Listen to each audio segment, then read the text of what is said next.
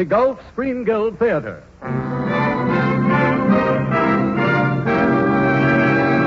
The director of the Gulf Theater and your host, Roger Pryor.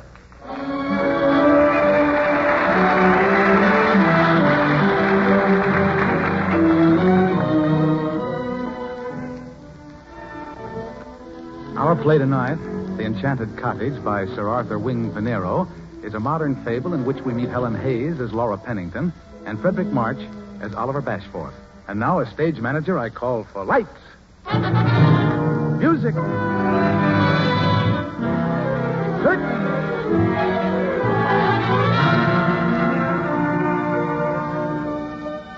The curtain rises on the living room of a country cottage in England. It's mid-morning, and Mrs. Minette, the housekeeper, is opening the door for some early visitors. Good morning, Miss Pennington. Good morning, Mrs. Minette. I brought Major Hillgrove to call on Mr. Bashford. Mr. Bashford's not down yet. Come in. Oh, may I, sir? Huh? Mrs. Minette will take your hat, Major Hillgrove. Oh, of course. Forgive me, Mrs. Minette, for appearing stupid, but the blind are sometimes socially awkward. Blind. The sofa. I didn't know. Over here, Major Hillgrove. Thank you. How is Mr. Bashford? Not one of his good days, Miss Pennington. You must be prepared for that. Excuse me, I'll get Mr. Bashford. There you are, Major. Yeah. So, that was Mrs. Minette? Yes. I say, does she look like a witch? Well, now you speak of it. Oh, but not like a wicked witch. Well, the townspeople say that a grandmother was seized by a mob in 1865 and burned for witchcraft. Oh, well, there's the story, yes, but surely you don't believe in witching. Well, we blind amuse ourselves with all sorts of odd fancies. And then, who knows? I think Mr. Bashford's coming. I don't know him very well, so perhaps I'd better wait in the garden. Oh. You can call me when you've finished, and I'll take you home. No, I won't be staying long. Wait here, please. Well, Hello. good morning, Mr. Bashford. This is Major Hillgrove. How do you do? You must forgive me for breaking in on you like this. Your housekeeper said you were a bit under the weather. It's this pain in my head. It'll split on me one of these days. Oh, I'm so sorry. Have you any phenacetin? Nothing does it any good. Oh, do let me get you some. I can go to the druggist and be back in 10 minutes. I'll hurry. You don't have to. Kind little person. My man's in bed with influenza. She gave me an arm across the path. I wonder why the plain women of the world are the kindest, Bashford. How did you know she's plain? You can't see her. I sensed it. By the way, since we're neighbors, I thought you and I might get together for a talk occasionally. I took this cottage for the sole purpose of being lonely. Sick man? Well, don't I sound like one? Where were you wounded? They are gone. August 18. Where did they get you? My leg, can't you see? Oh, that's right, you can't. Messed up my face with shrapnel, too. But it's my head that pounds and pounds and You pounds. made work right in time. Oh, for heaven's sake, stop that rot. What about you? Attack at Vimy, 13th of April. They gave me a permanent eclipse. Good Lord. What time is that? 11. I had an appointment. I'll miss the chap entirely. Suppose I lend you Mrs. Minette. She'll take you home. Mrs. Minette, I would appreciate it. Yes, Mr. Bashford. will you help Major Hillgrove across the park? Of course, sir. Thank you, Mrs. Minette. I hope you'll forgive my bad manners, Major. Will you come see me again? How about tomorrow? I'll look for you, Major. Good morning. Now, if you'll just warn me of the steps, Mrs. Minette, I think we'll get along famously. Yes. Yes. Oh, Mother. Yes, hello, Mother. Oh, no, please. Oh, please, let's not discuss that again. I tell you I'm perfectly all right. No, there's no use in your coming down here, Mother. But don't you see, I said, don't you...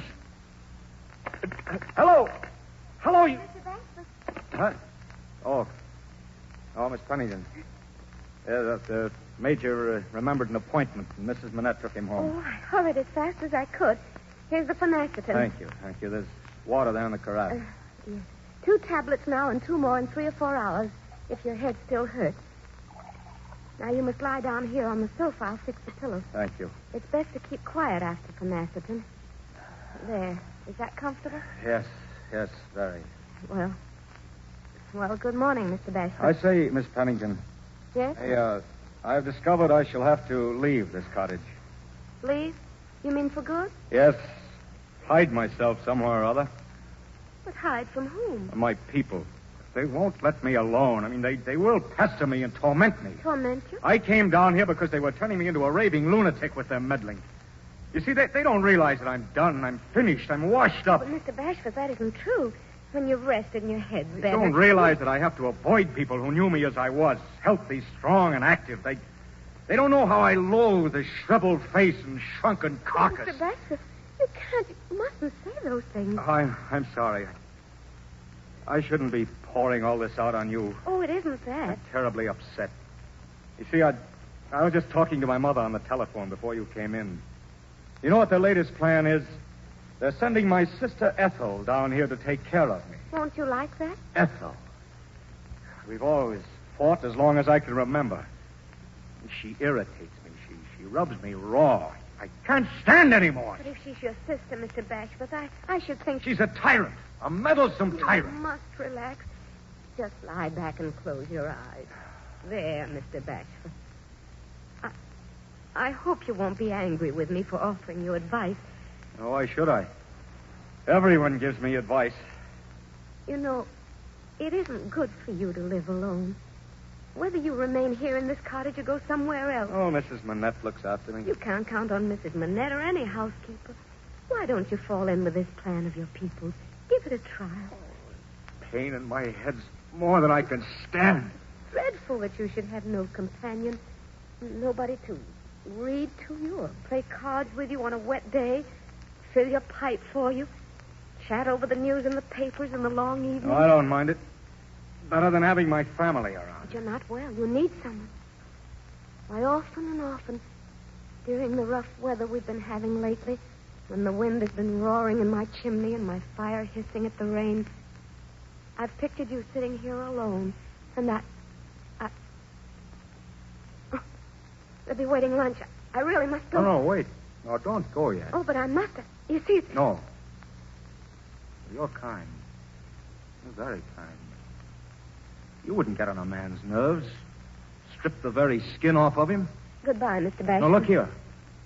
I am desperately lonely at times. And you must be, too. We're both in the same boat. Two misfits, you mean? Well, something like that. Miss Pennington, I know this may seem a rather startling idea, but why not give up your lodgings and move into my cottage? Oh, you don't... Oh, you're laughing at me. This is your idea of a joke. Oh, no, I'm dead serious. Oh, we'd be married first, of course. That would keep my silly mother and sister away. And my stepfather, too. Oh, it's fantastic. You don't know what you're saying. What I do? Oh, if you want to marry and keep your people away, well, there must be dozens of smart, pretty girls in London in your own Pretty set. girls. Those are the kind I can't face. Do I look like an eligible husband for a pretty girl? Oh, I see. You see what? You asked me to marry you, Mr. Bashford. Not only to protect yourself from your family, but because I possess the special qualification of being ugly. Miss Pennington, I didn't mean to... Doesn't matter. I think I'd better go. Miss Pennington, don't go, please. Please. Oh, how could you? How could you? Oh, please. I wouldn't have hurt you for the world. What I meant to say was that no woman would marry me except in pity. And the girls in my set, as you call them, are not the sort who devote themselves to an unsightly, neurotic wreck such as I've become. Oh, I am sorry I've hurt you. Oh, it was stupid of me to be upset. Of course, I know I'm plain, but it's a shock to be told about it so bluntly. I'd give anything to call it all back. May I make one suggestion, Mr. Bashford? Ever again you approach an unattractive woman in this way, remember that even unattractive women have their dreams. Dreams? Of forgetfulness, of oblivion. Dreams in which they're just as lovely and desirable as the loveliest and the most desirable of their sex. Remember that. And if you can spare them too complete an awakening, it's an act of charity. Miss Pennington, your name's Laura, isn't it? Laura. Yes, Miss Manette? The mail, sir? Leave it there on the table. Yes, sir. I suppose Miss Pennington is staying to lunch? Oh, no, I'm just going, Mrs. Manette. No, you must stay. Now, really, you must. Oh, no, I can't. No, please. Well, all right, if you want me to. Yes, Miss Pennington will stay, Mrs. Manette. Yes, sir. I thought she would. I say, did you see her face when she came in? I wonder if she was listening outside the door. Why should she? I don't know, but you know the story. They say she's a witch. Do you think she's planning to cast some kind of spell? Oh, no, that's poppycock, of course. Listen, What is it? Mrs. Manette. Good Lord, Mrs. Manette's laughing.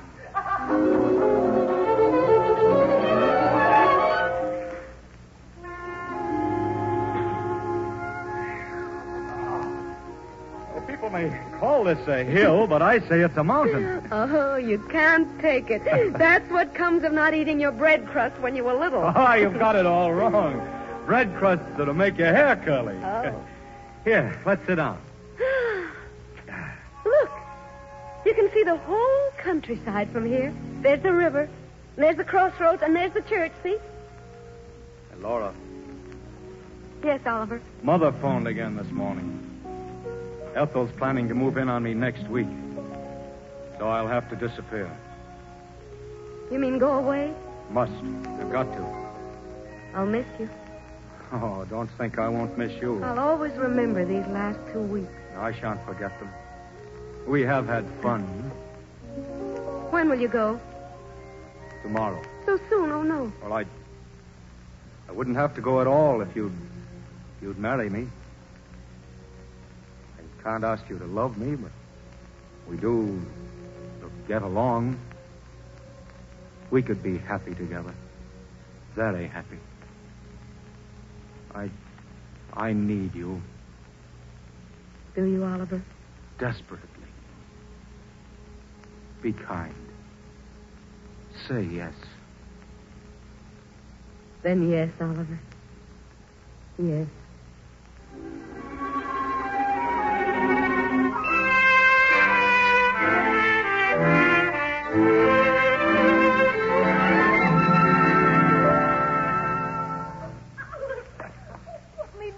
Oh, no. Something dreadful would happen if a bride wasn't carried over the threshold. There you are. I beg your pardon. Oh, Mrs. Manette. I didn't mean to frighten you. I'm so happy for you both. Thank you, Mrs. Manette. And now, if you'll rustle us up some supper. Oh, yes, sir. Yes, right away. Make it something special, please. I say, it's getting dark, isn't it? Better light the lamp, hmm? Oliver, did you notice how she looked at us? Mrs. Manette? Oh, don't bother about her. Yeah, that's better, isn't it? A lamp can... What's the matter? Nothing's happening. I don't know what. Can't you feel it? Yes. Yes, I can. It's in the air. It's all about us. Oliver, I'm frightened. Hold me. Tight, Oliver. Nothing can hurt you now, darling. Oliver. What is it? When you carried me just now, you didn't limp. You're standing so straight. And they've gone. Your scars. Look there in the mirror. Walk, Oliver. Walk, let me show you. Wait, Laura, don't move. Stand just as you are. I can't believe it. With the light falling on your hair like that. Striking sparks in your eyes. I hadn't realized. But you weren't like this. You've become... Yes, that's it. You've changed. What is it, dearest? Oh, Laura, you're beautiful. Beautiful. Beautiful.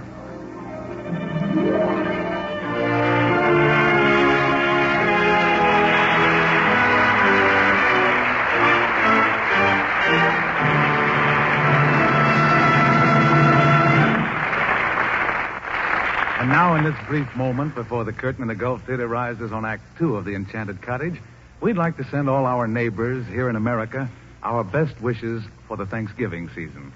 Each one of us must make up for himself his own list of things to be thankful for, but high on every list will be the fact that all Americans can call each other neighbor. That use of the word neighbor tells us an important fact about our country. It tells us that the miracles of modern communication, especially the family automobile and our coast-to-coast network of good roads, have made neighbors even of families on opposite sides of a continent. Perhaps you drove home to see your folks last Thursday, or possibly you're planning to take a trip in your car sometime soon. Well, just that kind of travel is what helps maintain sympathy and understanding between all Americans. And speaking for the good Gulf dealers along your way and for the Gulf oil companies, let me tell you how proud Gulf is of its share in the work of making automobile travel more convenient and more economical for all alike, in helping to keep all Americans neighbors. And so, the curtain's about to rise on the second act of The Enchanted Cottage, starring Helen Hayes and Frederic March. Lights. Music. Curtain.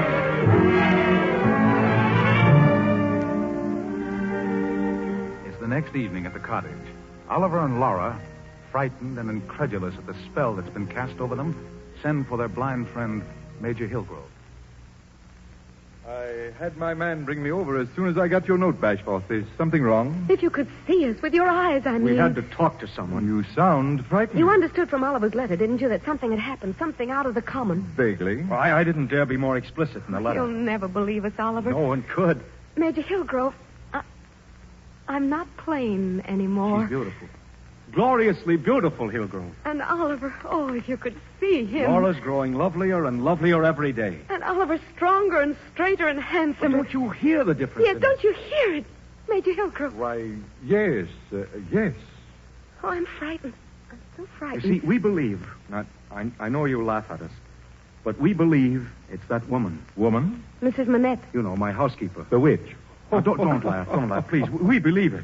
How else could this thing have happened? Unless we're under some sort of spell, enchantment. Tell me, Oliver, when did this... When did the change begin? Yesterday. On our homecoming. After the marriage. Almost as soon as we set foot in this cottage. Mrs. Manette was waiting at the door to welcome us. That moment was when the change began, Major Hillgrove. See, we thought it was some sort of illusion. But in the morning, over the breakfast table, we both saw clearly how we'd changed.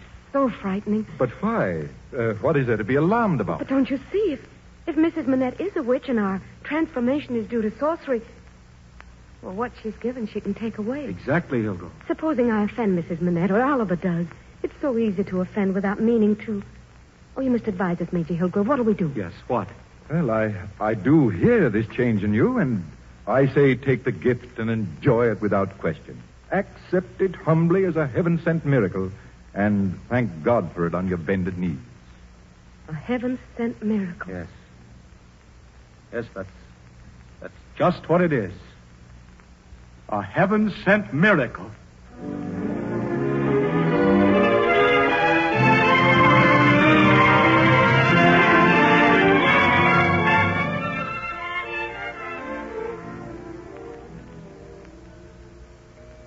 Bedtime, Laura? Tomorrow. How I dread it. Oh, you'll knock Mother and Stepfather right off their feet. You haven't told them about it. I mean, about the change. Not a word. No, I want them to see. And they shan't see until Major Hillgrove breaks the ice a bit. I hope your mother and stepfather will like me. Like you? Oh, darling. You'll be irresistible. Put out that light while I lock up the door, will you? Oliver. Hmm? I want to be married all over again. Good heavens, what for? I want to have a grand wedding with a bevy of bridesmaids and a page to carry my train. I want to be married by a bishop, a grave, portly bishop with lawn sleeves and all the rest of it. And I want to wear a dress of ivory satin and a Honiton lace veil and a magnificent pearl necklace, a present from the bridegroom. And I want... Oh, you're really doing it in style. Oh. We'll take it up with Mother and Stepfather tomorrow. Oh, yes, tomorrow. Well, you ready to go up? Yes, darling, ready.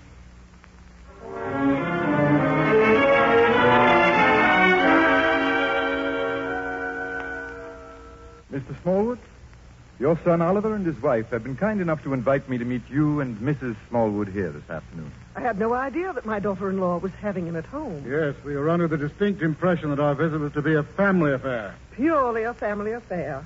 Oliver should be here to receive us. This is his duty. Oh, the young person he married. Well, Mrs. Smallwood, your son is in the next room The next room. with his wife. They're waiting for me to summon them. Really, I can't understand this extraordinary behavior. Well, they've asked me to prepare you for a very great surprise. I must say this sudden marriage was a bombshell. He's simply thrown himself away. We understand his wife is nobody and unsightly into the bargain. Well, that brings us to the point, Mr. Smallwood. Your daughter-in-law was a plain young woman. Why? Your son and Miss Pennington were married. They entered that door, he a shattered, wry-necked, half-crippled fellow, and she a little, meager, wasted thing whose only charm was a gentleman. Most unattractive. When they crossed that threshold, the change began. Change? What change? Do you believe in miracles, modern miracles, that may happen to you, to me, today, tomorrow, that may relieve misfortune, retrieve disaster, that may heal the sick, make the lame walk and the blind see? Well, really, I do. For I tell you that Oliver and his wife have been touched by a power which is beyond earthly power, and they're wonderfully, gloriously transformed. Transformed? Did you say transformed? Laura is beautiful, with music in every sound she breathes, and my ear tells me grace in every movement of her lovely body. And Oliver walks erect. He's limp. He's gone. I'll bring them in now.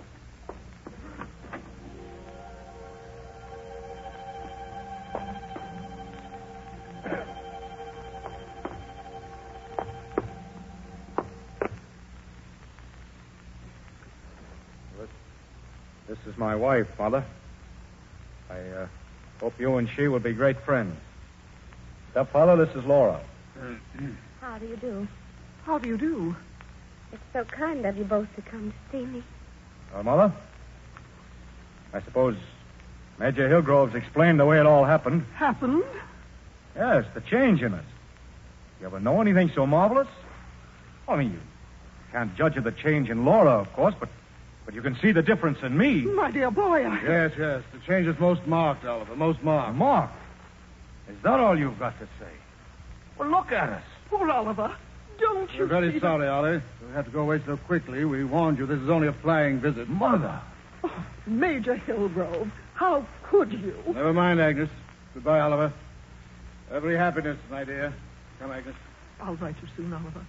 Goodbye, darling. Goodbye, Major Hillgrove. Major. Laura. What's the meaning of their behavior? What's the meaning of it? Oliver, don't. You are beautiful. You are. And you, Oliver. Laura, come here. Yes, Major. I want to touch your face. Yes. Yes, I see. Major Hillgrove. Am I beautiful? Am I? Well, why don't you answer her? Oliver, Laura, I'm afraid we've been under an illusion. Mrs. Manette. You called me, madam? No. Come here, Mrs. Manette. Yes, sir? Tell me, you've known Mrs. Bashforth for a long time, Yes, sir? and Mr. Bashforth for some months. Yes, sir? Then you are thoroughly familiar with their appearance before they were married. Yes, sir. When they entered this cottage after their marriage, were they just as you'd always known them? Yes. Yes, sir. Their outward appearance, their looks, there's been no change? Answer me, Mrs. Manette. No. No, sir. Look at them. Are they still just as you've always known them? Are they? Yes, sir. I knew you had to find out the truth this afternoon. I'm sorry, Oliver. Mrs. Manette. What is there to be sorry for? Shall I let you into a secret? Secret? Oh, yes. Yes. A man and woman in love have a gift of sight that's not granted to others. Keep your love, and you'll always be beautiful to each other. Scarecrow that I am. If my man could rise out of his grave and walk in this minute, even I would be pretty to him. Even I. Well, I'd better go home now, I think. Laura and I will take you, Major. Unless Laura's tired. I am tired. You'll forgive me, Major Hillgrove. Forgive you. Forgive me. Dear friend. Goodbye. Till tomorrow. Don't hurry, Oliver. I shan't be lonely. Come, Major. We'll be expecting you for lunch tomorrow, so don't disappoint us. Thanks. Oliver. Yes, Laura? What is it, darling? You forgot to kiss me. So I did. Darling. If there should be a child, there's a chance that it'll be beautiful, isn't there? Not a chance. A certainty. Because of you. Because of you. If it's a girl, it'll be the most beautiful thing in creation. If it's a boy, the sturdiest kid that ever breathed. Yes, it will. I know it will. You're lovely. You're lovely beyond anything I ever imagined. You're more wonderful than anything I've ever known. Those silly people. Why can't they see? We see. We know. That's all that matters. We know.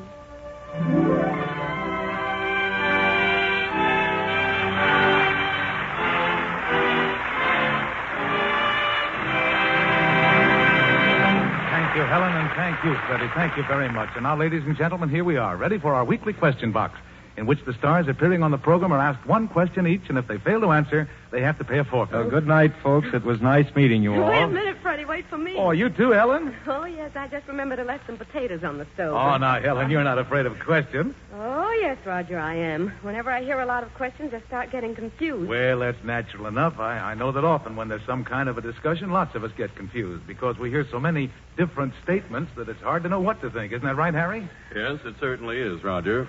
And you know, folks, a good many confusing things can be said. In fact, I fear sometimes are said about gasoline.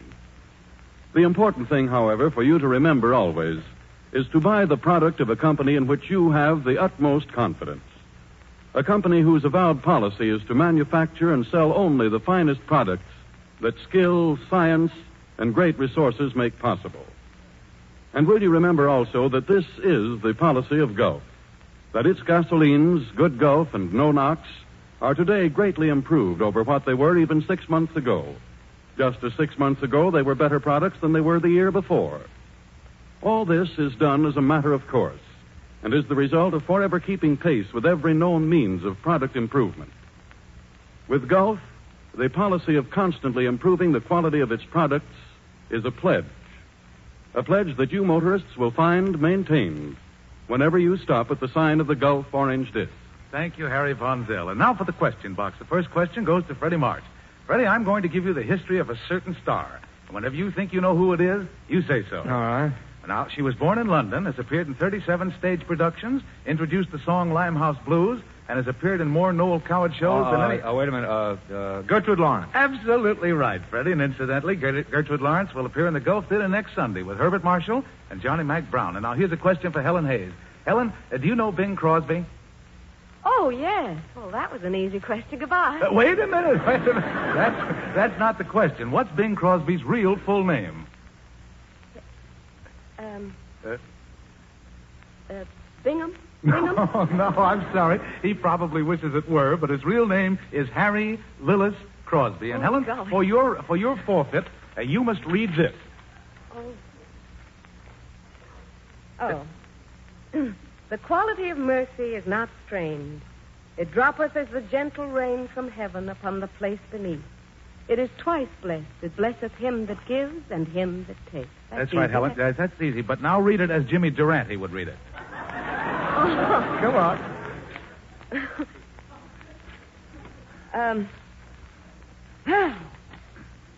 The quality of mercy is not strained.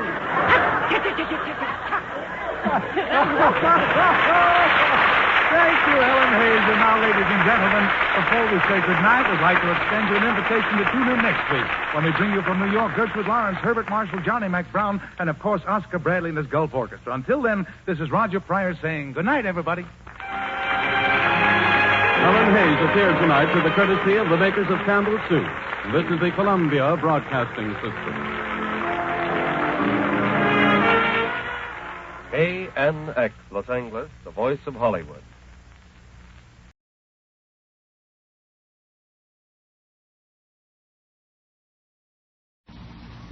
From Hollywood, Alan Ladd and Veronica Lake in a hard-hitting story of love and murder. The Blue Dahlia. Yes, transcribed by Ampex in Hollywood, the Screen Guild Players, brought to you each Thursday night by Camel Cigarettes.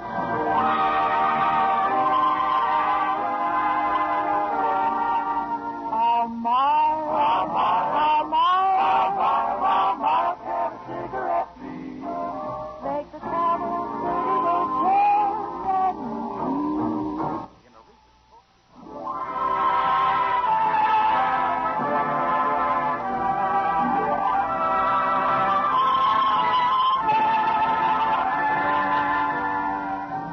night, Screen Guild Night, when Camel Cigarettes bring you your favorite stars in their greatest motion picture roles. Tonight, it's a thrill-packed, suspenseful murder yarn with the two great stars who made the picture so exciting. The Screen Guild players are proud to present The Blue Dahlia, starring Veronica Lake and Alan Ladd, with Will Wright and Gerald Moore.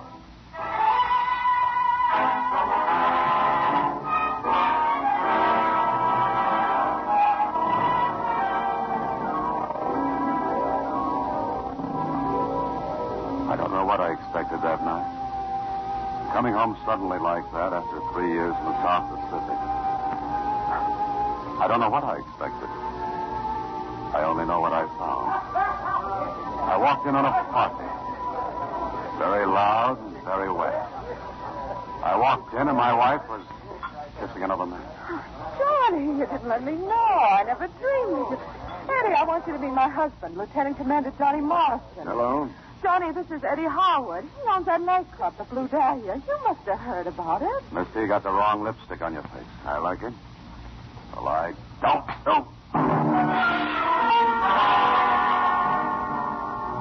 Well, that sort of broke up the party, I guess. He got rid of them fast and then came back to me. I remember I was standing by the table with little Dickie's picture in my hand. What are you doing with that? Just looking at Dickie. Why? Nothing. I need a drink. Helen, sit down and let's try to talk it out. I'd love to. I'm a girl that tries and tries. Why not begin by putting that glass down? Maybe I will when I finish this. You'll put it down now. Let go my wrist. Take your paws off me. Okay. Now put that glass down. Maybe you've learned to like hurting people. Well, I could tell you something about Dickie that would hurt you. A plenty. What about Dickie? You told me he died of diphtheria. What happened? I said, what happened? Tell me. It could happen to anybody. I went to a cocktail party. I'd taken Dickie along. We were in a smash out. Why, I ought to... Take it easy, mister.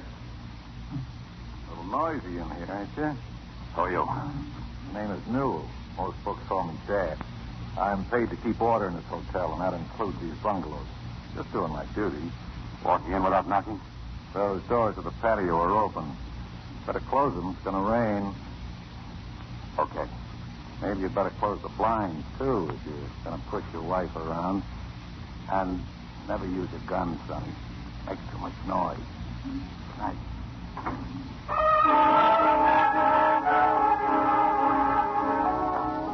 I'd had enough. I couldn't take any more. I tossed the gun on the table, picked up Dickie's picture, and walked out. I walked out into the rain.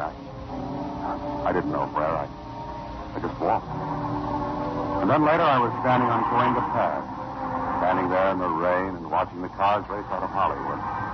And I guess I looked like I needed a lift because suddenly this convertible draws up and the door swings open and somebody says, Get in. Well, are you going to get in or not? You know, you could get wetter if you lay down on the gutter. Now you're making sense. I wasn't trying to get wet. And you shouldn't be taking chances with strangers. Funny. Practically all the people I know were strangers when I met them. I'm going to Malibu. Is that any use to you? What's at Malibu? Houses, people. I have friends there. Any hotel? There's an inn. Why? You pick up many people at night like this? Not many. Only one or two at a time. You're right. Right. It wasn't funny. I'm sorry. Nothing's very funny to me tonight. I know. Sometimes it all blows up in your face. What does? Life. Whatever you're doing, wherever you're going. I thought you were going to Malibu. I flipped a coin. Heads, I go to Malibu. Tails, I go to Laguna. What happens if the coin rolls under the Davenport? We go to Long Beach. It's not bad. Oh, you can smile. Yeah. But I'd have to remember something. Remember what? Whatever it is, I'd rather forget.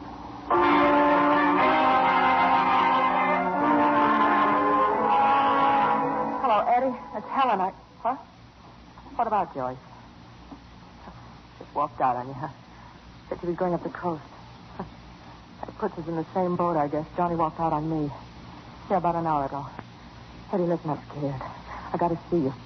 No, not tomorrow, tonight. You come right over, you hear? That's what I said, and that's what I mean. You'll be over here in 30 minutes. Or else.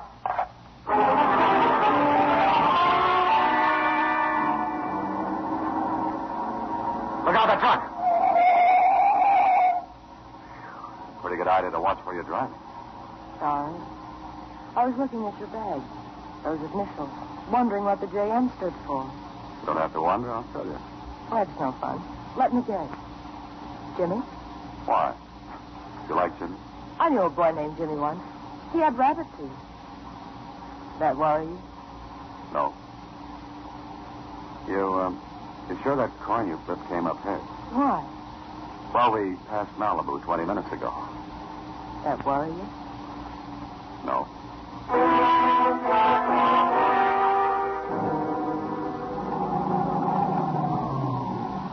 This is the little town I was telling you about. That's the inn. Sort of cute. I'd better go in and phone Malibu. They'll think something's happened to me. Oh, wait a minute, Don. I'm getting out, too. Why? This is the end of the line. Is it? It has to be. It's a long way back to Malibu. All it takes is time. What about you?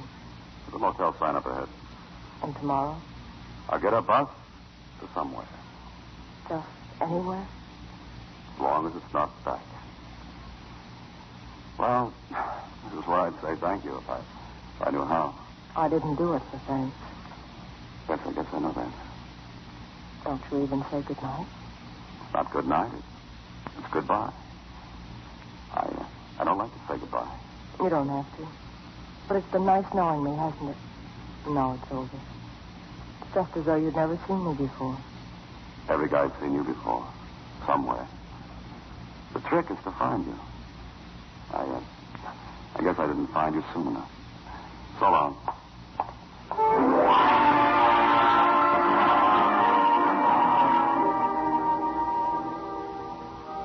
The motel was clean and comfortable, not as it mattered.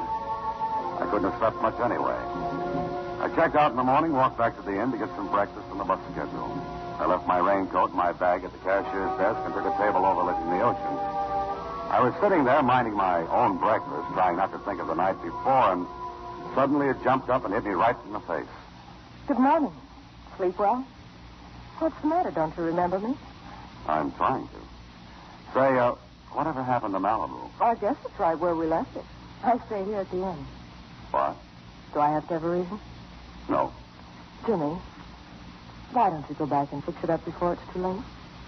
It's already too late. Fix what up? Whatever it is that sent you on a cruise to nowhere last night. Maybe you'd like me to mind my own business. Do you think you could? I could try. It's my wife. I had no idea it might be. And there's nothing to fix up. Even if there was, I wouldn't want to fix it up. How about you? Me? You weren't going to Malibu last night. You were just running out on yourself. Same like me. Maybe you're right. So, where do we go from here? We don't go anywhere. We said goodbye last night. Are you sure? That's the way it has to be. You win. I didn't say it was the way I wanted it to be. But still, you catch the bus up north. In an hour. I go back to Malibu. I can't think of anything better. That's right. Well, we could go for a walk along the beach first. Tide is out. Sure. You can go in waiting if you like. If I run upstairs to change my shoes, will you be here when I get back? Mm-hmm. Not like last night? No. Go ahead. I'll pay my check at the desk. All right. I'll only be a minute. You want to take this, miss? Oh, miss. Huh? Oh, I'm sorry. Trying to get some news on the radio. That awful thing last night. Now, there it is now. Wilshire Boulevard Hotel. It has not yet been established that she was murdered, but police have been unable to trace her husband, Lieutenant Commander John Morrison. Huh? Lately returned from South Pacific. Yeah, miss, you want to take this check? Oh, of course. Thanks. If I can have my bag now, please. Yes, sir. Here you are. Anybody else from Los Angeles? Bus is ready to leave. Anybody else? Wait for me. I'm going with you.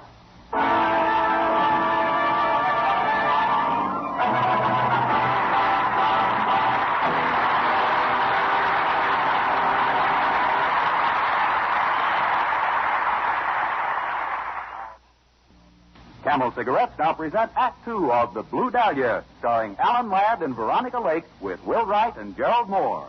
It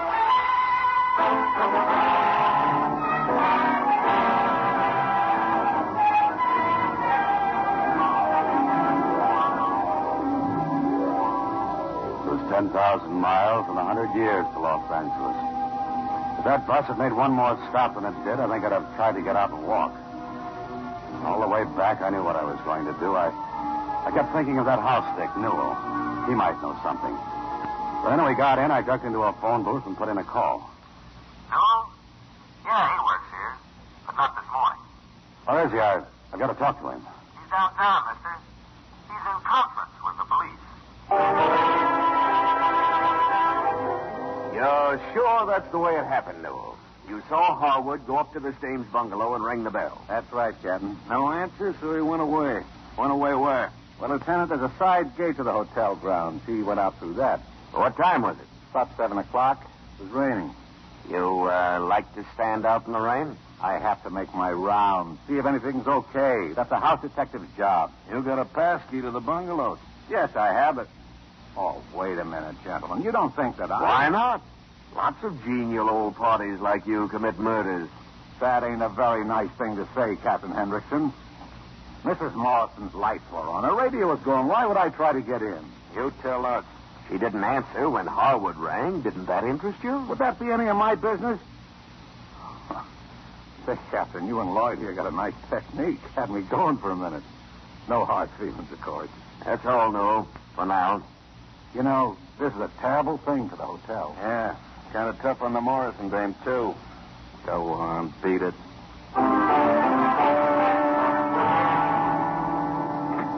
Good afternoon, Mr. Harwood. Newell. Who let you in? Well, a houseman's used to getting into places. I came in the back door. I thought... You thought what? I thought I'd better not be seen. I told the homicide boys a good straight story. I think they're satisfied, but you know those dicks. Tomorrow they might get the figuring I was holding something back. Were you holding something back?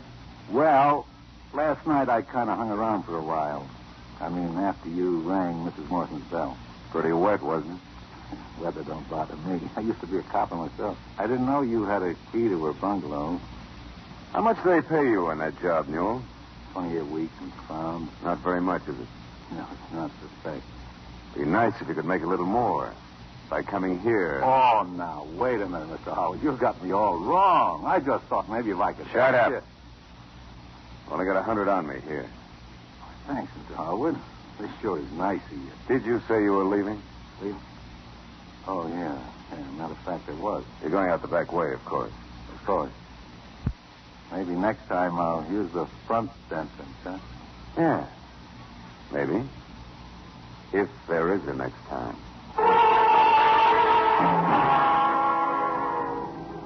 Me? I was running around in circles. I couldn't find Newell, so I went after Harwood. I put in a dozen calls for him that day. Always the same. Mr. Harwood isn't in. It was getting dark when I headed for his place, and I guess I wasn't the only one. Just as I was starting up the stairways into the lobby. Jimmy. Huh? What's you? What are you doing here? Never mind. Get in. Get in, please. Here we go again? Do you want to be caught? How do you know anyone's trying to catch me? You had a navy raincoat and your initials. I read the papers. Jimmy, are you mad at me for trying to help? The name is Johnny. All right, Johnny. Johnny's a nice name, too. But Jimmy didn't have the cops after him. I think you'd better talk. Where? Up in the hills someplace? Go ahead. It's your time.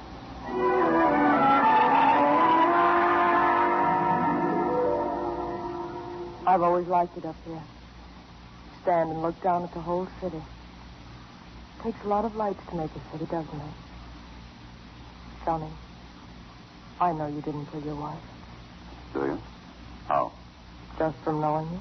You don't know me that well. Well enough. But you think you have to find out who did kill her, don't you? Something like that. Maybe you're wondering why I don't leave it to the police. Have I asked any questions? You got a tag out for me. If they get me, they won't bust their brains trying to pin it on anyone else. But I'll get him. The guy who killed my wife isn't getting away with it. He just thinks he is. You mean Eddie Howard? I didn't mention any names. Who else could it be? I wouldn't know. Would you? Wasn't he playing around with your wife? You seem to know a lot of things. Do I?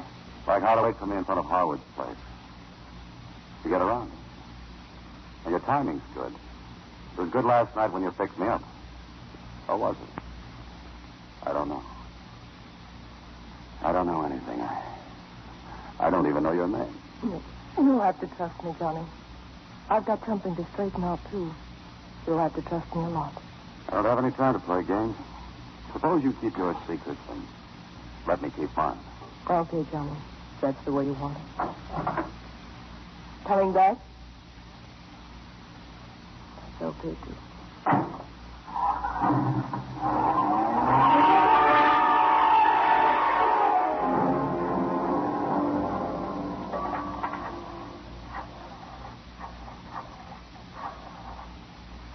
Hello. Mr. Howard, please. Mrs. Howard calling. Eddie? Yes, it's Bryce. Bryce?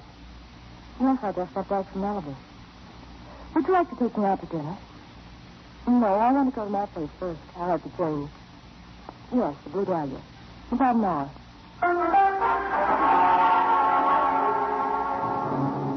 It was pretty dark walking down that hill alone. Somewhere along the way, I tripped and fell. Smashed the glass on Dicky's picture in my pocket. Right on the boulevard under a street lamp, I took the picture out of the frame. I don't know what made me turn it over, but I did. There's some writing on the back. Helen's writing, and it said, Johnny, if anything happened to me, Eddie Howard's real name is R. The New Jersey police would like to know.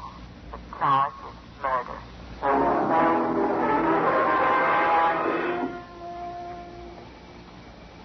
Just a minute. Yeah, make it snappy, Morrison, close the door. Nice to see you again, Morrison. Am I allowed to ask why? Cut it, Howard. You know why I'm here. I don't. Would you mind if I finish dressing while we talk? In here. I don't like to seem rude, but I have a date in a little while, and What's the matter? Nothing, Howard. I just happened to notice that picture on the ring. My wife. She's pretty, isn't she? Yeah, she is pretty. You know, I don't figure you, Morrison. You stand there and look at a pretty girl, and half the cops in L.A. are looking for you. Only half? Well, all I have to do is pick up that phone. Oh, I don't. I guess I'm not that kind of a rat. What kind of a rat are you? You rate yourself a pretty tough boy, don't you? Tough enough to find out who killed my wife. Everybody seems to think you killed her. Not everybody. I think you killed her. Don't be a dope. What reason would I have? Plenty. Take a look at this. A picture? Yeah. This one's pretty, too. See what's written on the back? Turn it over and read it. Mr. Bauer. Bauer. Might have known she'd stash it somewhere. Helen wasn't the kind of a girl that tossed this kind of information away. Should have found that out before you killed her. I didn't kill her. On the level, I didn't kill her, but I think I know who did. You better have proof. I expect to have it within an hour. Somebody's meeting me at the Blue Dahlia.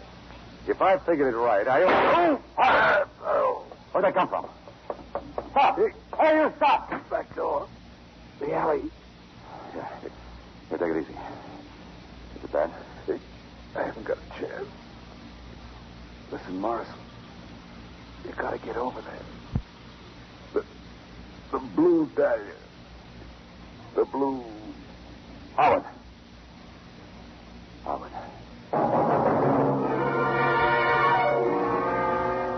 Hello, Chief. It's Lloyd. I'm at the Blue Dahlia. Say, that hunt of yours was right on the beam. We got a regular convention here. Yeah, they both came in. Yeah, okay, I'll wait, but hurry, will you? I'm kind of anxious for school to start. All right, now let's have it again, just for the record. Why did you come to the Blue Dahlia tonight? Speak up, Noel. Oh, this is silly, Captain. I told you once. Isn't that enough? We'll decide what's enough. Start talking. Okay. So Mr. Howard told me to come over. He used to hand me a few bucks every now and then, so I keep my mouth shut about him seeing Mrs. Morrison. Mrs. Howard, you'll have to excuse me. Under the circumstances... That's quite all right. I don't like this any better than you do. I'm afraid your likes and dislikes don't count at the moment, Mrs. Harwood. You still haven't told us where you were last night. Captain Hendrickson, you really don't believe I did it. All I know is you had plenty of reason. And it was a setup for you. The whole thing was easy. Easy? Sure, the gun was there. All you had to do was grab it, jam it up against her hat, and squeeze the trigger. He never even had time to scream, did she? How should I know I wasn't there? Then where were you? Why don't you tell us? Because he's trying to cover up for me. Johnny. Johnny who? Johnny Morrison. Hello, Morrison. Glad to see you. You're way off the coast. He didn't kill my wife. He was 75 miles up the coast. Says who? Says the clerk at the inn where she stayed all night. You can check it at any time you want. How do you know all this, Morrison? He was with me. Got at the inn. I stayed at a motel up the road. I'd given him a lift. Picked him up in the rain. You can check that, too. We will. Mrs. Harwood, you could have saved us a lot of trouble. Why didn't you tell us this before? Johnny was trying to find the murderer. He needed time. Sort of puts us in a hole, I guess, if your story stands up. Now all we got's Eddie Harwood. Yeah, well, you haven't got him either. He was washed out tonight. Better send somebody to his apartment. Right. Yeah, I'll put in an answer. Well, I guess that wraps it up for tonight. You mean we can go? Yes, but you and Mrs. Harwood better stay in sight till we check your story. After all, it is a coincidence. I mean, her picking you up. But it was raining. That's right, Captain. It was. It rained all the time I was making my rounds. Must have gotten pretty wet, no? Sure did. Maybe you should have left your umbrella on the porch instead of letting it drip all over Mrs. Morrison's carpet. I did leave it on the porch.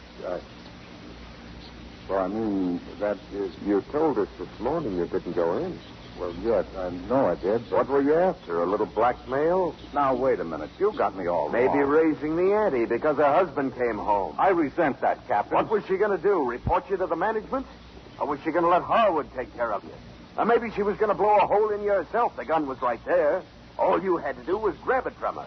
Even a cheap little squirt like you could do that. Cheap, huh? Sure. A smile, a pat on the back, and a couple of dirty bucks. That's what they thought, her and Harwood both. Well, maybe they found out a little different. Maybe I could be expensive for once, even if I end up in a... No, don't anybody move. You're crazy, Noel. Put on the gun. One more or less wouldn't matter now. I'm getting out of here, and I'm going alone. And if anybody wants to...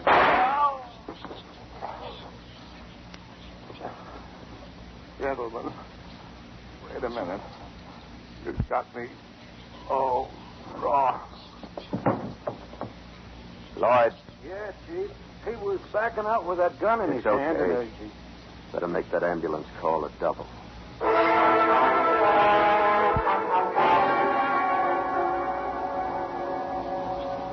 Well, here's my car, Johnny.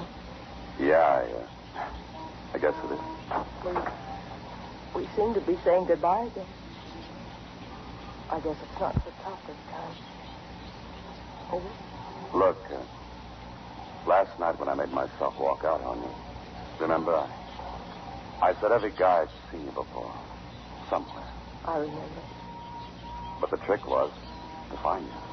I remember that, too. Get in. Thanks.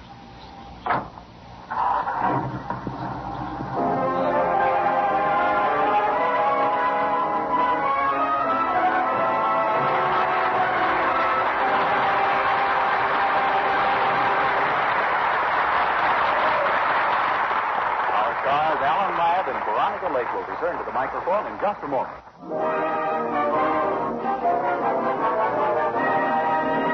Now that we've settled back to comparative calm, here are our stars, Alan Ladd and Veronica Lake, to accept a final word of thanks for their exciting performances. Well, Vern, it's always a pleasure to appear with the Screen Guild players. All of us in Hollywood know how much this radio program contributes to the Motion Picture Relief Fund and to its country house and hospital. And we all consider it a privilege to share in that work.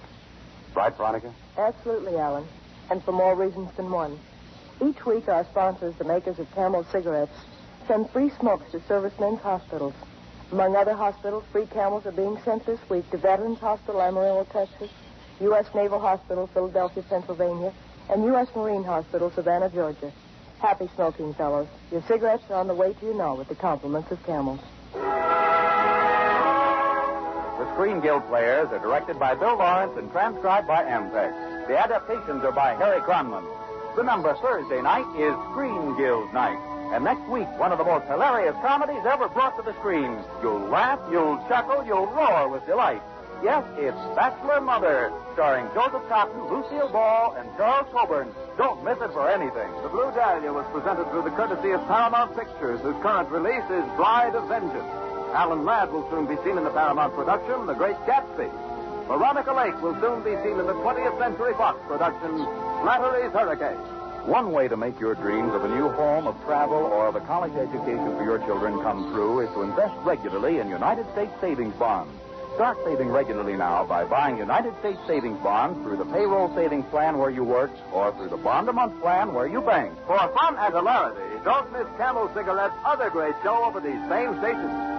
Tomorrow night, the Jimmy Durante Show with Don Amici. And remember, Thursday night is Screen Guild night. The greatest stars and the greatest stories brought to you by Camel Cigarettes. This is Vern Smith speaking.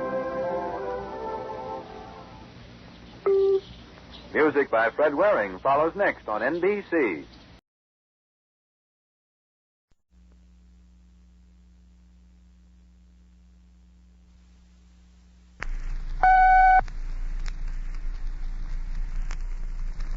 The United States Steel Corporation, 500,000 employees and stockholders, presents the Theater Guild on the Air.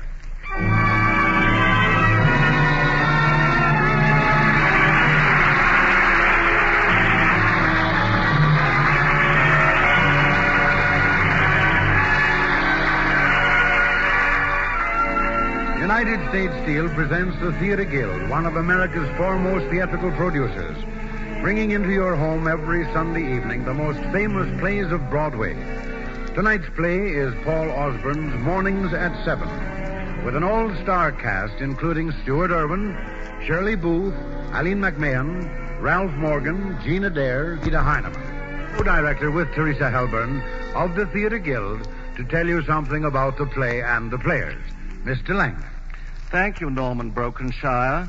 Ladies and gentlemen, our play tonight is a gay comedy of family life. We've chosen it for you because we think you will all be amused by the funny quirks that exist in the Bolton family. No doubt many of you will recognize some of your own cousins, your uncles and your aunts in the family we're going to introduce you to tonight. Our hero is Homer Bolton, a belated Romeo, 38, badgered and bewildered. And what happens when he tries to break loose from his mother's apron strings is the story of our play. Our cast tonight is from the theater's Blue Book. Stuart Irwin is the baffled Homer. Shirley Booth, the trusting Myrtle. His three aunts are played by Eileen McMahon, Gina Dare, and Ida Heinemann. His father and mother by Will Geer and Leona Roberts. And his two wacky uncles by Ralph Morgan and Howard Smith. And now, on with the play. The curtain rises on the Theater Guild production of Mornings at 7, presented by United States Steel.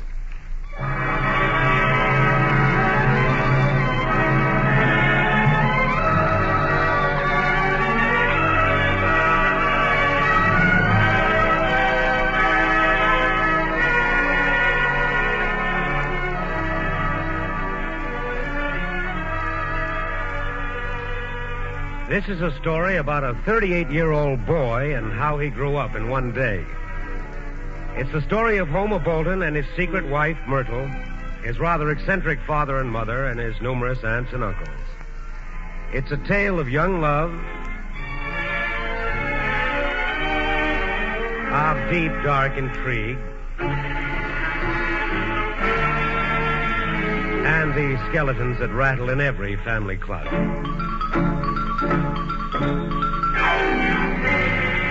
All in the town of Perth Amboy, New Jersey. And it opens in the day coach of a speeding train. Hurry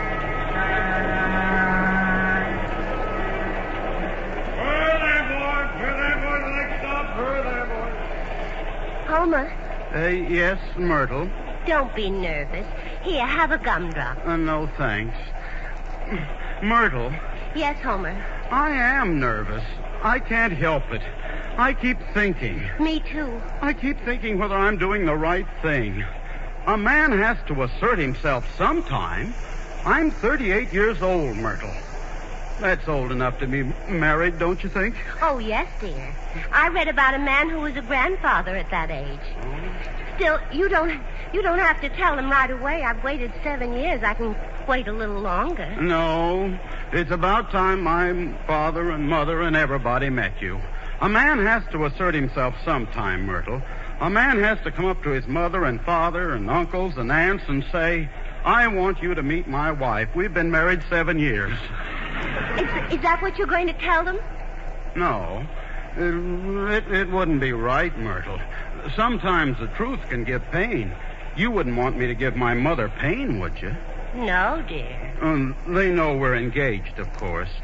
They just think that after 7 years, they ought to meet my intended. Well, that's no more than fair, Homer. Yeah. I only hope they'll like me. You want a piece of chocolate bar? No, thanks. We must be careful not to make any slips. You know, like about Sundays when they thought I was working overtime. Oh, yeah. If they thought I'd been lying, it would be too painful to them. I wouldn't like to give my mother pain, Myrtle. You know, she almost died when I was born. It was a very difficult case. She always tells me about it. I know you love your mother, dear. Sure I do. That's why it's been so hard lying to her, telling her I was working overtime when I came home late. But I remember my obligations, Myrtle. I came home there to sleep every night. Yes, dear, you did. I didn't mind the traveling, even when it rained. Homer, dear, why couldn't you have just said that you met a girl who works in the same office with you in Jersey City and you married her? I just told you. My mother depends on me. Oh. She'd be lost if I wasn't around. If she couldn't buy my neckties and underwear and all. I'd like to buy your underwear sometime. Oh, please. Myrtle, this is very embarrassing to me. I'll have a gumdrop, please. Here you are, dear. I've never told you about my father, Myrtle. He's a strange man, not normal like me. He has spells. I mean moods. Moods? Mm-hmm. What kind of moods? No, moods. He thinks he's a failure in life. It upsets him sometimes. Oh, well, he can't be such a failure. Not the wonderful man that built our house for when we get married. See, I feel so funny saying that when we're really married. Myrtle, quiet. We're not there yet, silly. Oh, gee, I just love that house, Homer, even if I've never seen it. I've told everybody in Jersey City how the garage is right underneath and you don't have to get wet. Mm-hmm. And that garbage disposal in the sink that grinds everything up. Mm-hmm. Oh, Homer, dear, can I see it? Will you take me to... Someday we'll be living in that house, Myrtle. Will we, Homer? Uh-huh. Well, there, boy. Come into the bird there, boy. Oh, dear, I'm so nervous. Do you want to go over them again, Homer? Myrtle, we've been over them 6 times. Well, let's see now. Aunt Cora, Aunt Esty, Uncle Thor, Aunt Harriet. Not Harriet, Ari. Oh, dear. Aunt Ari. Mm-hmm. Uncle Daniel. David, not Daniel. Dear David, not Daniel. Ari, not Harriet. Oh, dear, I mustn't forget. And I mustn't forget, we're not married. No. Oh, dear.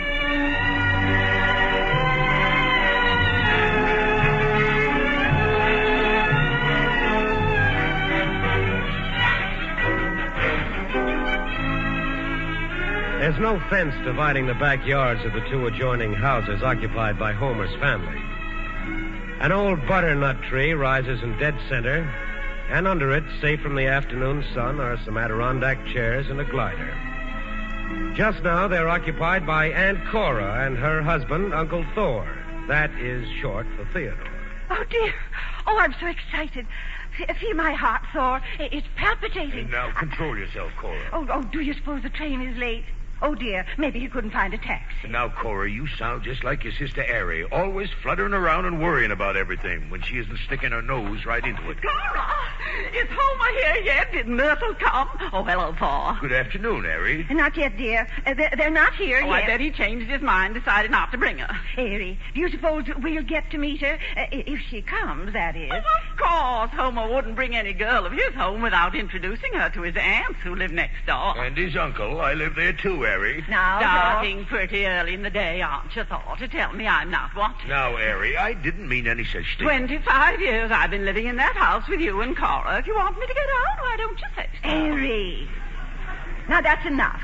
Now, please don't be starting that again. And you too, Thor. Carl would be mighty pleased to see his son married and living in that house he built for them. Carl will, but what about Ida? She ought to get rid of that crazy mother love of hers. It was all right when Homer was a baby. 7 years he's been engaged to Myrtle. I see myself waiting 7 years for any man. Harry, you've been waiting all your life for one. Don't you worry, Thor Swanson. I could have had plenty of men if I'd wanted them. Sure you could, Harry. Don't think I don't see the way men look at me on the street. I know what they're thinking. Sure, Harry. I was only trying... Oh, you're a fine one to talk. Look at you. That button on your coat is hanging by a thread. I wonder your own wife wouldn't take care of you. Oh, now, I sewed that button on this morning, Harry. Well, then you didn't do a very good job of it, I must say. Take it off, Thor, and I will sew the button on, Harry. But why, dear, if I can do it so much better than you, I don't see why I shouldn't. Where are you? It's Ida. Here we are, Ida. Dear, I've been looking all over for you. What's the matter, Ida? It's Carl. Oh, he's not going to have another spell. I mean mood, is he? I don't know. I'm not sure. He's standing there in the middle of the room, and he won't budge. I have to go around him to get to the sink. That's it, all right. No doubt about it. Ida, why does your husband always have to pick a time like this? Well, don't you see? It's Myrtle. He can't face her. Don't you see? That's the way it always is. Any new person comes into the house that he wants to make an impression on. Oh, they're coming. Oh, dear. Oh, they're just at the front of the house. They're here, Homer and Merle. Oh, dear, I'm so excited. My son's fiancé. Oh, I've got to run. Look. They're getting out. That's her. That's Myrtle. My goodness. He's helping her out of the taxi. Look, Thor. By Judas Priest, he is. Imagine that. Well, he's certainly doing a good job of it. My goodness, look how he's got hold of her arm. You can't tell me there isn't something going on there. Maybe we'd better phone Esty. She's his aunt, too, as much as we are. It's only fair. Oh, and she'll want to meet Myrtle, too. Come on. I'm coming, Thor. So they're going to phone Esty. The 4 Gibbs sisters all together in one spot. If that ain't enough to bring on one of Carl's spells, I don't know what is.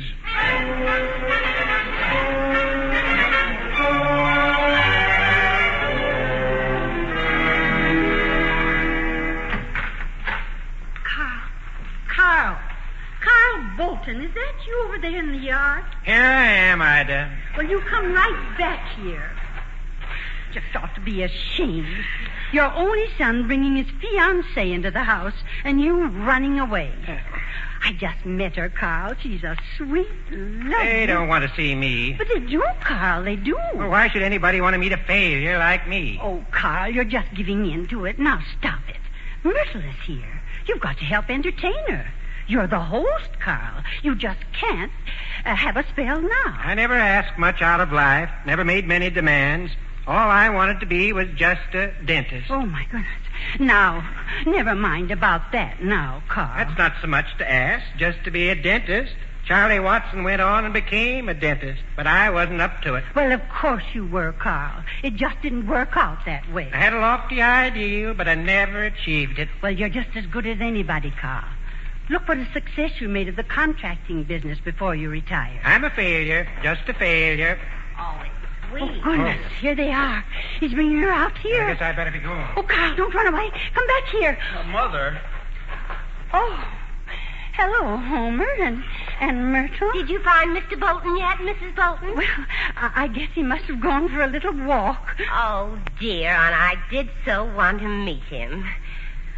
Oh, I love your backyard, Mrs. Bolton. It's just like Homer described it. And what a beautiful maple tree. Butternut, Myrtle. Butternut, I mean. Butternut. And your sisters live right over there, don't they? Right in the next house. And we all sit out here all the time and talk. Oh, well, I should think you would. It's simply heavenly. I'm glad you like it. Well, I certainly do. It's simply heavenly. That's all there is to it. It's nice of you to say so. Well, I mean it. I have mosquitoes sometimes, Myrtle. Yes, there are mosquitoes sometimes. How dreadful. But I don't think we've had quite so many this year as usual. Have you noticed that, Homer? Not so many. That's right. Isn't it interesting the way those things go? Huh? You know, one year you'll have a lot of mosquitoes, and the next year, not so many mosquitoes. Or a lot of caterpillars one year, and the next year, not so many caterpillars. I wonder why that is. Well, I don't know why it is. Do you, Homer? No, I don't know why that is. Well, I'd better be about supper. See you later, Myrtle. Yeah. Oh, I like your mother, Homer. She's nice. She is nice, isn't she? Homer, do you think your mother liked me? She didn't say anything. I guess so, though. Homer? Yes, Myrtle? You're not mad at me about anything, are you? No. You act so funny here. Huh? Are you sorry you brought me after all? No, I guess not. Kiss me. Myrtle, they'll see you from inside. Oh, when are you going to take me to see our house, Homer? You know, the one your father built for us when we're married. Oh, sometimes. It wouldn't look right if I took you now. Why not? I'm your wife, amn't I? Shh, don't say that. Well, Homer. Yes, Myrtle. Where are you going to sleep tonight? In my room, of course. Where am I going to sleep? In the guest room. Why? I just wondered. I don't see what that has to do with anything. Oh. Why do you always say, oh, like that? It's just like the way you say it when I leave you in the evening to go home. Oh. I can't understand it. Every time something like that happens, you get a funny look in your eye and you say, oh. Kiss me, Homer. Oh, I can't. My father's walking around out here someplace, and he might see us. Engaged couples kiss? Not in public, they don't. Not in front of a man's own father and mother. Homer, are you sorry you married me? Of course not. That is, no, of course not. Only, well, I've seen so little of you. I'm not used to it. I mean, it makes me uncomfortable. Oh, I mean, Why did you marry me, Homer? I don't know. And I'm not sorry either. It's only that, well, I'd like to be married to you, Myrtle. But I like to be home with my mother, too. It's pretty confusing, isn't it? Yes, it is. I tell you what, Myrtle. Come back here in the shadow of the tree and I'll kiss you. All right, Homer. And then I've got to go in the kitchen.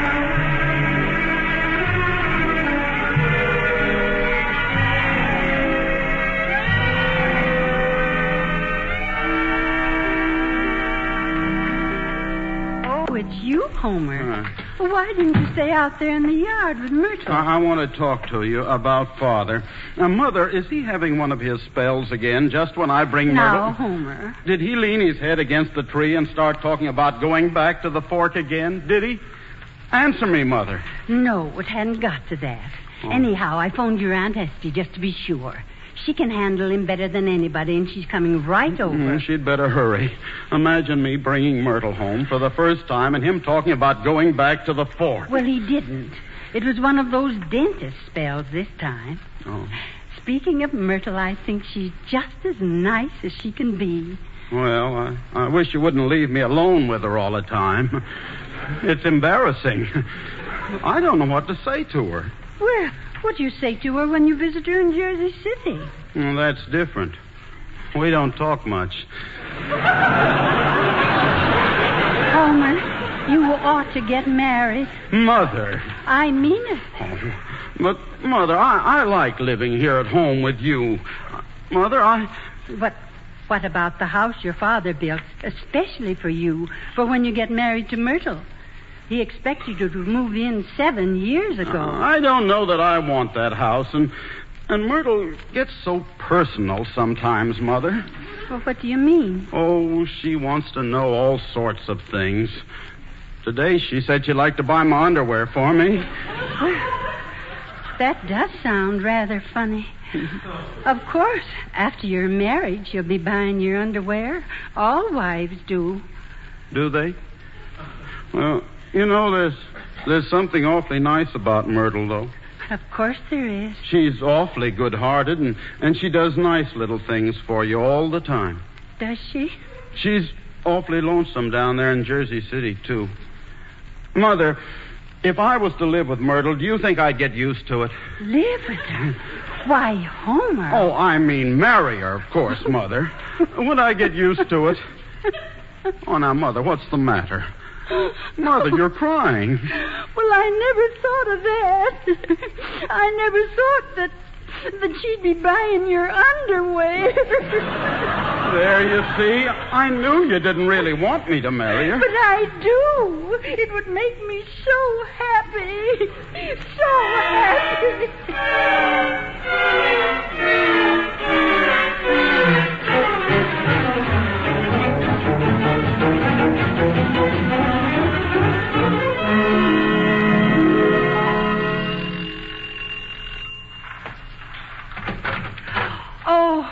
Oh, it's you, Esty. Thank goodness you've come. Well, hello, Cora. It's Carl again, Esty. Yes, I know. Ida phoned me, too. Is it a bad one this time? Oh, not too bad. Just one of his dentist spells. Mm-hmm. First comes the dentist, and then the where am I, and then the fork in the road. Now, Esty, Carl's not going to have a where am I spell. Well, what I want to know is, what kind of a girl is Myrtle? Esty, you may be the smartest of us four sisters, but you're wrong this time. She's really nice. Is she? Well, I can't help it. Somehow the idea of Homer's having a girl. Oh, my goodness, I haven't laughed so much for a long time. Oh, that's right. How is your husband, the famous college professor? Oh, Cora, now, you know David made me promise never to come here again without his permission. The beast. And your own sisters, you didn't promise. Well, I had to. He said if he ever caught me over here wasting my time with you morons, that's what he calls you, morons, I'd have to live upstairs on the second floor. Mm-hmm. Stay there for the rest of my life. I snuck out. Live on the second floor in your own house? Yeah, and he'd live downstairs. Esty, he's trying to scare you. David's just jealous. Isn't it terrible? Esty, you know, sometimes I think I understand David. Why, Cora. Yes, I do. It must be nice to be all alone with the person you live with. Why, Cora, what are you talking about? Shh.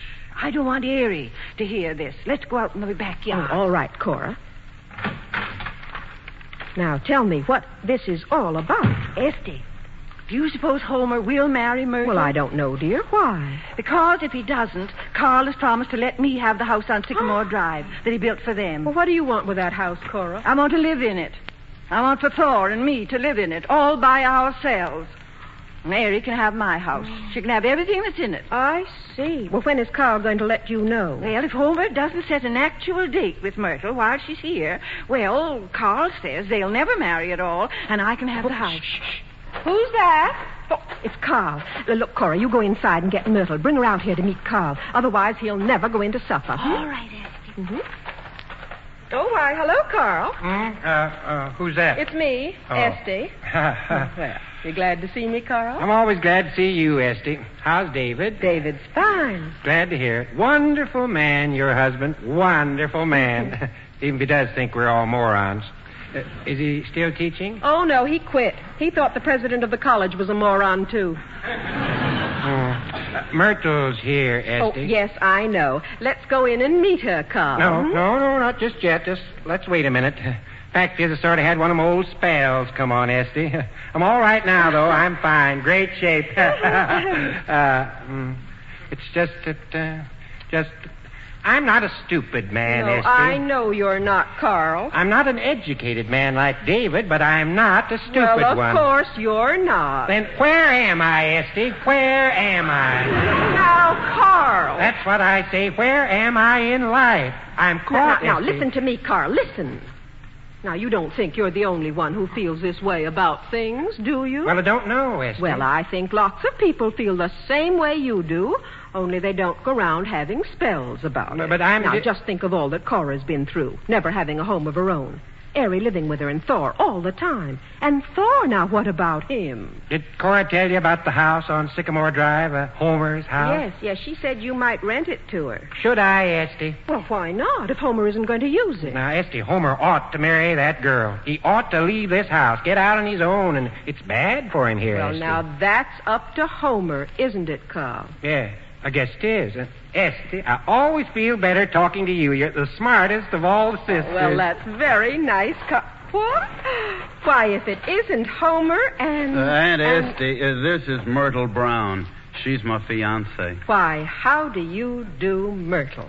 I'm very pleased to make your acquaintance, Aunt Esty. Well, now. My, you're pretty. Well, you really are. Why, well, that is thank you. And Myrtle, this is my father. Father, this is Myrtle. Oh, I'm very pleased to make your acquaintance, Mr. Bolton. Well, so you're going to be my daughter-in-law. Well, what do you know about that? Say, you are pretty. Darn pretty. Well, what are we waiting for? Take my arm, Myrtle. We're going into supper.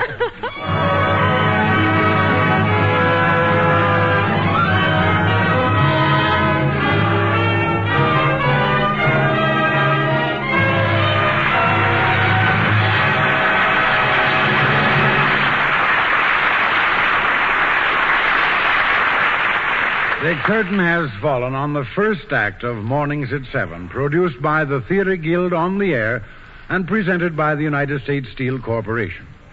Now, before we bring you the second act, here, speaking for United States Steel, is the well-known reporter of the American Broadcasting Company, George Hicks. Good evening.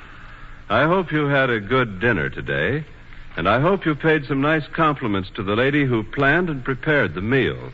She always deserves them. But right now, I'd like to pay some well-deserved compliments to the folks who made your meal and mine possible, the farmers of America. The men and women of this country's farms have always worked hard to keep this great nation well fed. But during the war and today, their production responsibilities have increased in many ways, and they've met those responsibilities magnificently. Our armed services were the best fed in history. Our allies, both fighters and civilians, received food in huge quantities. And our home front, too, was kept very well fed indeed. This fine record was due to hard work and better planning by farmers. But it would not have been possible without the wonderful advances that have been made in labor-saving and crop-saving implements. Yes, modern farm implements of steel have vastly increased the farmer's production, lightened his labors, and raised his standard of living. Steel implements help him to do a better job of preparing the soil, planting, cultivating, and harvesting. Steel fences the farmer's land. Steel shelters his animals, crops, and equipment. And steel brings many comforts, many time and labor-saving conveniences to his home and family. Perhaps the most important of all in helping our farmers do more work at less cost and in fewer hours is today's steel tractor. Without the powerful, efficient, and versatile tractor, it would have been impossible for America's farmers to do the incredible production job they're doing and have done so well. Tonight, U.S. Steel pays tribute to the American farmer. Without his labor, skill, and sacrifice, the war could not have been won. Without his vital production, the world would not move on to the better days that we all pray lie ahead. So let us never forget this deeply important fact. Yesterday, today, and tomorrow, our farms are the backbone of our nation. We pause now for station identification.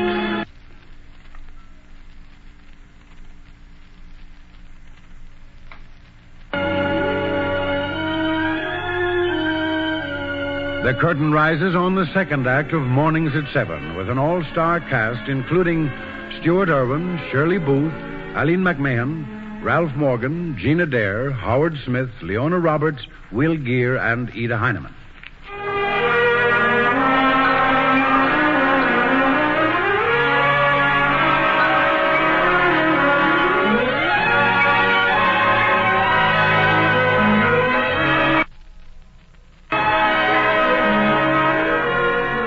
Well, Myrtle has finally met Homer's rather unusual family. All, that is, except Uncle David, Aunt Estie's husband. He hasn't appeared yet. Things have gone with unexpected smoothness so far, but the evening is young yet. Right now, they're all seated at the dining room table. The cold cuts and potato salad and chow chow have been honorably disposed of. And so has the apple pie a la mode. Everybody have enough ice cream? Oh, yes. Cora? Eric? What about you, Myrtle? Oh, no, thank you, Mrs. Bolton. Oh, it was a lovely supper. Homer? Carl? More ice cream? No, thanks, Mother. My mother is a swell cook, isn't she? She certainly is. Wasn't the apple pie wonderful? It was wonderful. Perfect. Well, now, if you'll excuse me, everybody, I've got to leave now. Oh, Esty, must you? Oh, David will be simply furious. He'll skin the hide off me. That's what he'll do. Esty, does he strike you? Oh, no, of course not. He just draws himself up to his full height and looks down at me, and then he talks. Goodness, how he talks. What's he say, Esty? Well, it isn't what he says so much. It's just, well, it's the way he says it. Well, thank you, Ida, for a lovely supper. Oh, Myrtle, I was very pleased to have met you. Likewise, I'm sure. Sneak out again, Esty, and come and see us. And if David says anything, you just tell him. Goodness me, who can that be, I wonder? Will any one of you congenital idiots inside kindly open this door? It's David, my goodness, it's David. Esty, it's him. Esty's not here, David. She's not here. Go out and tell him, Carl. He'll believe you. Open this door. I demand admittance. Go on, Carl. I will not tell a lie Esty, to my run friend away and David. hide. Must I smash the lock? No, David, don't. Must I have recourse to the obsolescent approach of the primeval gorilla? David, don't. I'll open it. Well, good evening, my dear relatives. By marriage. David.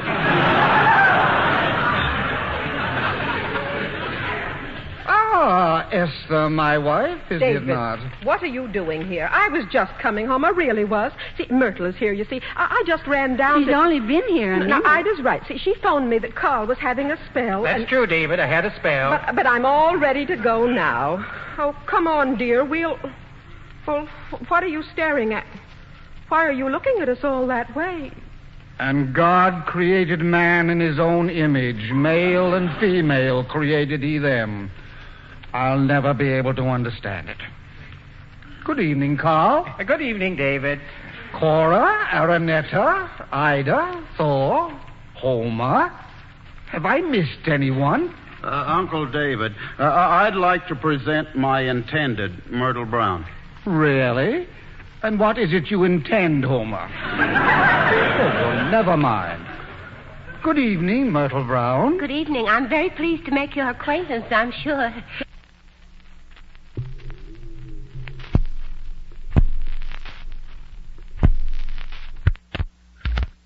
Are you? Why, I wonder. Oh, well, never mind. Well, here we are all together again. Our own little circle. I must say you all seem very much the same. Well, that's very nice of you, David. Yes, you're all just about the same. A little older, perhaps.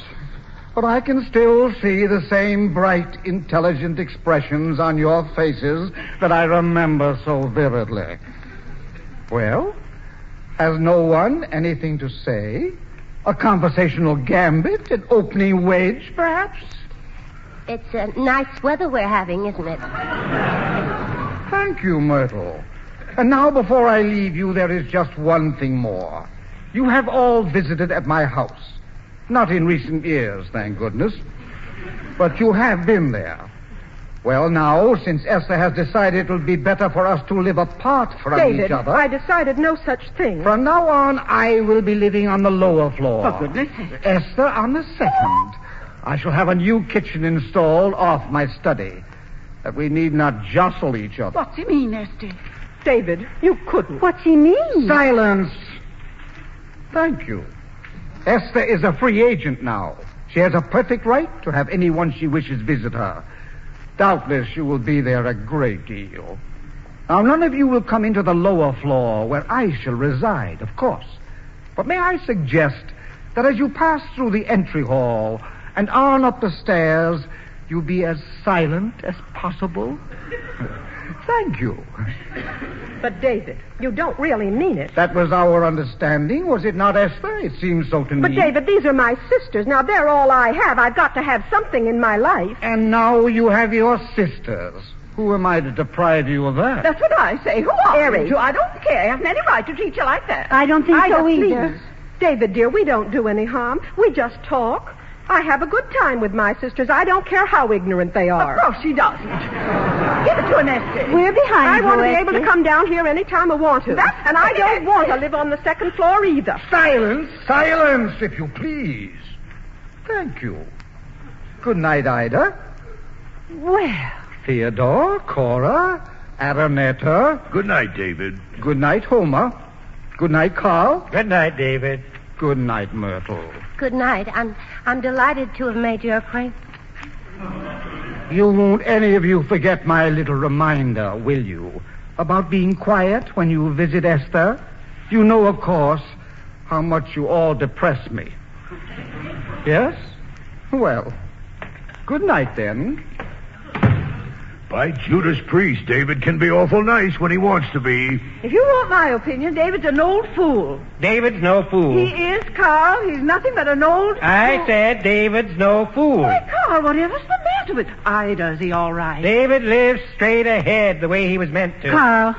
David knows where he is. He didn't branch off. Carl, now stop that. Stop this instant. Esty. Carl, please now. It's Esty. David thought it all out way back there at the crossroads. Then he went straight ahead. Oh, Carl, please. It's Ida, your wife. Please don't have a spell. Not now. He lived his life just the way he planned it, but I branched off. Oh, don't, Carl. Homer. Here I am, Mother. Now, Father, you listen. Don't you see? I took the wrong turn. I got lost. Now, get hold of yourself, Father. You wouldn't want murder. I got lost, and I've got to go back to the farm. Oh, Carl. Don't say that. Now, Father, stop it. I've got to take the other way. Father. I've got to go back to the farm. Oh, don't say that, Carl. Don't say it. Father, stop it. You're hurting my mother. Now, you stop it. I've got to go back. Oh, stop it. Stop it. Stop it. I didn't mean... I just mean that I got to go back to the fork. I've got to go the other way, that's all. I'll sit down now. Oh, Carl. Oh, never mind, Mother. Oh, Homer, dear, it came so quick. I knew it would. I knew he was working up to it. Going back to the fork. Going back to the fork. I never did know what that means. Oh, that's all right, Mother. I'll be here. I won't ever leave you, Mother. Never. As long as I live, I'll never leave Homer, are you forgetting Myrtle? you. Who? Oh, Myrtle? Well, gee, Aunt Esty, it's confusing. That's what it is. Oh, that's all right, Homer. That's all right. Don't worry about me. Don't worry about... Don't worry about me. Come with me, Mother. I'll take you to your room. Don't you worry. I'll take care of you. There, Mother. There. Well, indeed. He ought to be ashamed of himself. Esty. Yes, Cora? Esty. Homer will never marry Myrtle now, will he? I don't think so, Cora. Well, it's been a long day. I guess I'll go to bed. Me, too. You can sleep in the spare room next to mine, Esty. Oh, can she, Harry? Why not? It's empty. If you'd rather I didn't, Cora. Oh, no, Esty. Oh, I'd love to have you stay in my house. It is my house, you know, even if I have so little to say about it. Cora, I'll leave your house. I'll never set foot in it again. Harry. Esty, dear, would you like to sleep in the spare room? Well, thank you, Cora. I didn't mean to cause any trouble. Oh, no trouble. No trouble at all. Good night, dear. Good night, Thor. Cora, how dare you? You insulted me. Good night, Harry. Aren't you coming to bed, Cora? No, I'll just sit here for a while with Carl until he feels better. Good night. Carl. Carl, do you feel better now? I'm all right now. That was a bad spell you had tonight, wasn't it? Pretty bad. Carl. Yes, Cora. Did you hear what Homer said? No, I guess I didn't. I guess I wasn't listening very hard. Homer just as good as said he'd never leave his mother, that he wouldn't marry Myrtle. He did. Oh, it's too bad. Too bad. Carl. Yes, Cora? Since Homer isn't going to marry Myrtle, can I rent the house you built for them on Sycamore Drive? Why do you want it so bad, Cora? Carl, have you ever lived with a third person in the house, a relative? Have you ever had this third person take over the whole place like it was her own? That it gets so she's jealous of every minute you spend alone with your own husband? That's what I've had, Carl. Ever since I've been married, I've had it. Lord knows I like Harry. I love her, and she's my sister, I know, and I'm sorry for her. Sorry she's an old maid, but Carl, I can't stand it anymore. I can't stand it, I tell you what. I didn't know it was as bad as that, Cora. I never would have asked you, dear, to let me have the house if I didn't know that Homer and Myrtle won't be living in it. Well, how'll that help if I rent you Homer's house, Cora? Oh, don't you see, Carl? Then Thor and I will move into it, and Harry can have the old one. I'll give her the house and everything in it. I'll make a present of it, and she can have everything. All I want is to be left alone with my husband in my house. Cora, you can have the house.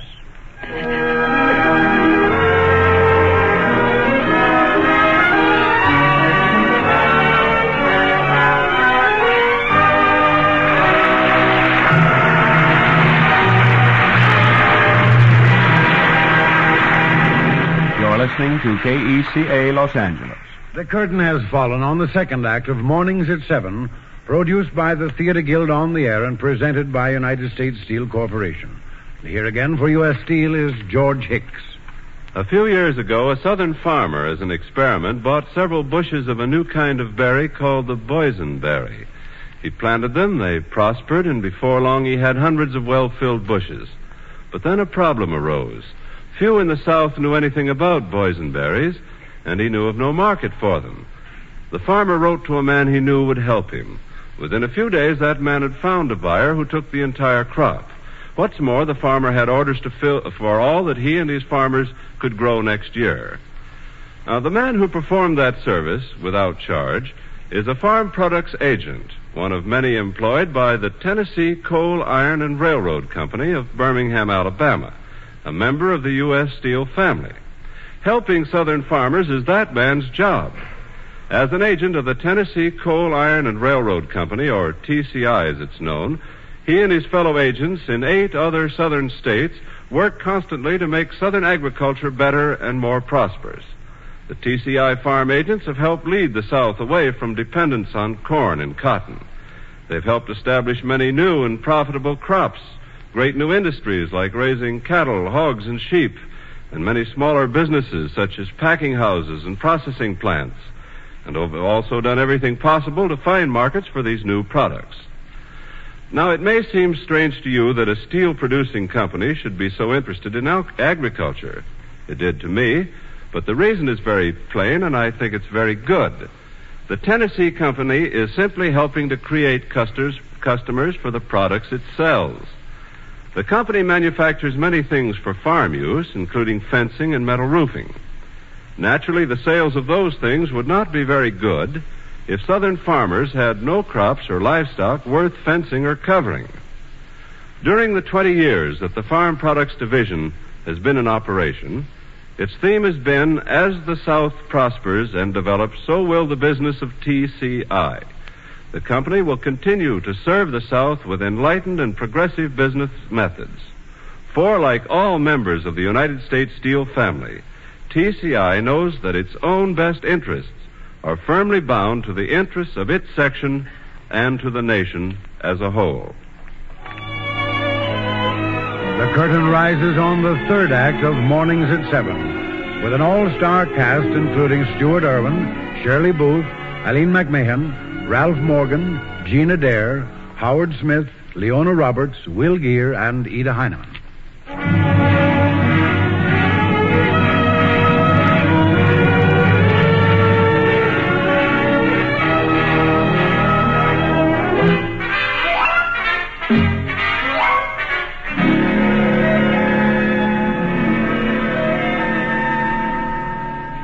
Well, we're still back in Perth Amboy, New Jersey.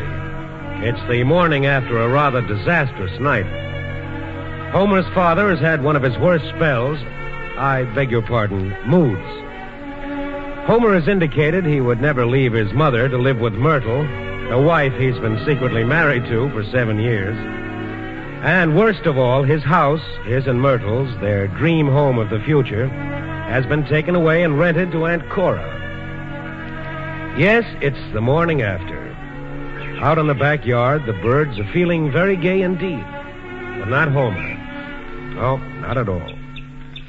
Oh, there you are, Homer. Yes, Mother, here I am. Oh, Homer, I'm terribly sorry about your house. Really, I am. I don't want to talk about it, Mother. I've got to think. Do you feel awfully bad? How do you think I feel? But, Homer, last night you said you weren't even sure you wanted it. Mother, that was my house, Myrtle's and mine. Father built it for us. Yes, it was, Homer, but... And now it's not my house anymore. Now Myrtle and I haven't got a house anymore. I don't suppose Carl thought you'd care, since you and Myrtle aren't going to use it. We could go up and look at it, couldn't we? We could talk about it to each other, couldn't we? Now what are we going to talk about? Oh, dear, I'd do anything to get it back for you. What I'm going to say to Myrtle when she gets up, I don't know. It'll just about break her heart. She's told all her friends in Jersey City about her beautiful home. Well, now she hasn't got one anymore. We just took it away from her. Pretty small business, I must say. Invite a girl to stay overnight and then take her home away from her when she's asleep. Pretty small business. I don't know what the world's coming to. Oh, I'll talk to Carl about it, dear, as soon as I can. He's inside with David drawing up plans about a new kitchen. What's it all about? That's what I ask myself. What's what all about? All of it. Why hasn't Myrtle a home of her own? What's it all about that I'm 38 years old and still living here? Why haven't I got a home of my own? But living here with us is what you always wanted, dear. Why have I wanted it? I'm a man. Of course, Homer. Then what's it all about? Myrtle cried half the night last night. I heard her. And while she's crying her eyes out, they take our beautiful home away from us. I'm so sorry, Homer. I've got to think these things out. My poor boy, my poor dear. Go away, Mother. What? I said go away. I've got to think these things out. Oh, Homer.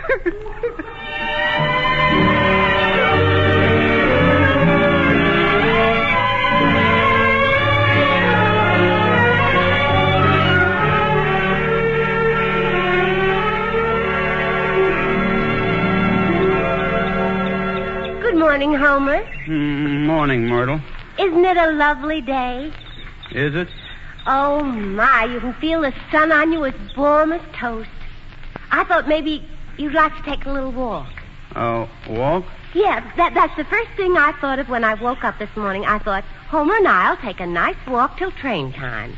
Maybe we'll even go up and look at our new house, even. Huh? Of course, if you don't want to. It's just that I didn't sleep so well. I don't feel like walking. Oh, what a shame. I thought about things all night.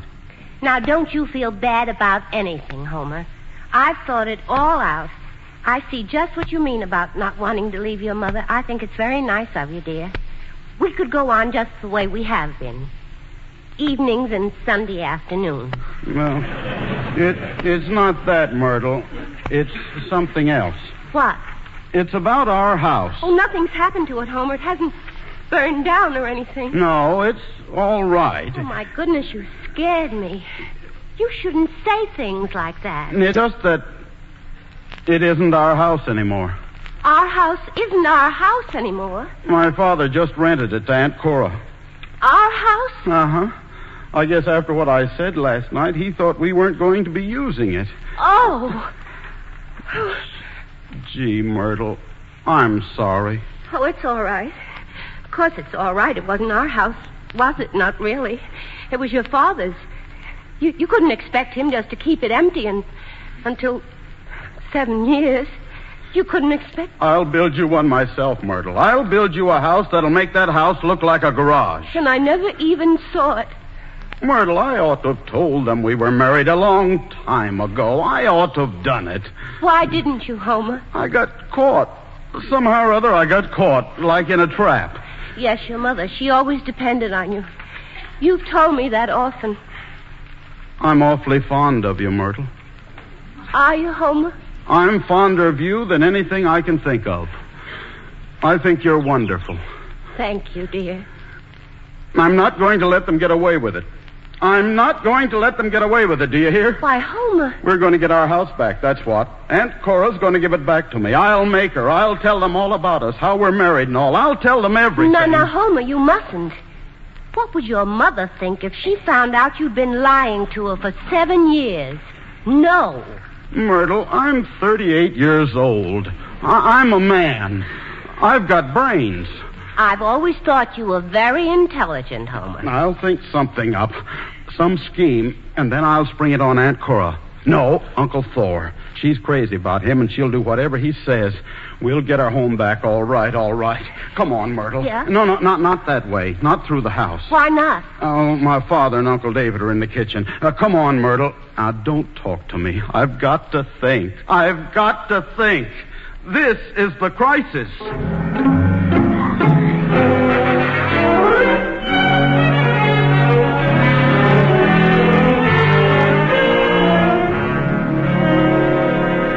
David. Yes, Carl? Of course, it's just a supposition, David. That's right, Carl. Just a supposition. Now, let us suppose that right now, at this moment, you are a dentist. Let's assume that. All right, David, all right. This kitchen is your office. You've got all your instruments, your chair, your tools. X-ray machine. X-ray machine, everything. And you're working on a patient. He's sitting there in the chair, and his mouth is wide open. I've got the little mirror in my hand. You've got the little mirror in your hand. And suddenly, do you know what you're going to say to yourself? What? Where am I? What am I doing here? I'm caught, just as you do now. And how are you going to answer yourself? You can't say, where am I? I'm a dentist. What am I? Yes. But that's not what you ask yourself, Carl. You ask yourself, where am I? Where am I in life? What's the meaning of it? And that's a very natural question, Carl. It's a question that a man like you must inevitably ask himself. But the answer, David, what's the answer? Ah, that's another thing. That's what we must find out. Oh, good morning, Esther, my wife. Good morning, Ida. Carl, where are you going with that bag of tools? I'm going back with David, Ida, helping put in a new kitchen downstairs off his study so he won't have to jostle Esther. You're coming back for lunch, aren't you? Well, Ida, don't know as I can say. You see, David's been explaining things to me about where I am and all. Maybe I'll stay up there with him a few days and find out. Now, what have you been telling him, David? Nothing, Esther, nothing. We have been discussing the subdominance of the ego. We are achieving a very interesting thesis. Carl? Yes, Ida. Carl, I've always been a good wife to you. I've always been faithful, and Esty, they're going to leave us. Well, let them. For heaven's sakes, let them go and find out where they are once and for all. Esty. I said it. If they get to be as old as they are without knowing, the Lord knows it's high time for them to find out. You see, Carl, as I was saying, there are some people who never ask themselves the question, where am I? There are some people who don't have to. I know where I am. I'm on the 2nd floor. And to tell you the truth, I'm beginning to like the idea pretty well. Good morning, everybody. Oh, good morning, Thor. Why, David, how nice of you to answer me. My dear brother-in-law by marriage. My greeting was not in the form of a salutation, but rather one of farewell. Perhaps my meaning would be more explicit were I to say, I bid you good morning. Come along, Carl. Well, now. That David is a wonderful man, Esty. Those big words he uses. I can listen to him all day. Ida, let's go out in the yard and get some sun. You coming, Thor? No, thanks. I'm waiting for Cora. She went down to have the gas turned on in Homer's house. See you later. That David. Perhaps my meaning would be more, I bid you good morning. Wonderful. Wonderful. Uncle Thor. Oh, hello, Homer. I've got to talk to you, Uncle Thor. It's urgent. Well, go ahead, Homer. It's about my house. I've got to have it back. You see, I'd like to marry Myrtle. By Judas Priest, good for you, Homer. It's about time. You see, I've got to have it back. Well, Lord knows I don't want to live there. But you'll have to talk to your Aunt Cora. Well, then there's another reason. Good. Tell it to your Aunt Cora. No, I can't tell this to a woman. What? It's about Myrtle. She's going to have a baby. What? Uh-huh. A baby? Uh-huh. You mean, you and she? Uh-huh. Well, for gosh sakes. Well, what the heck do you know about that? Well, I'll be double done. Here, let me look at you. Well,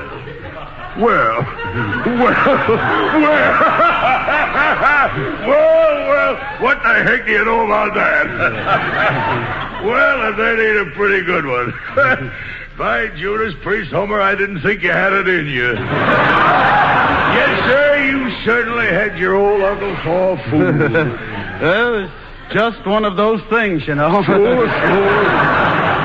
Don't really know how it happened.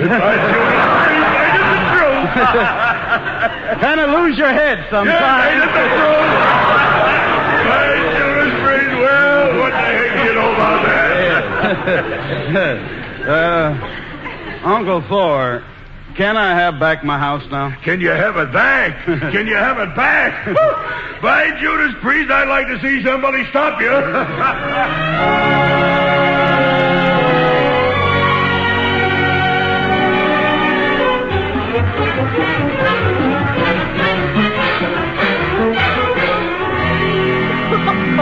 Cora, are you sure? Of course I'm sure, Esty. Homer told Thor himself. For goodness sake, Esty. I gave him his house back. Oh, well, I give up. I've seen a lot of things in my time, Cora. First the telephone. Now everybody said it wouldn't work. Now Homer.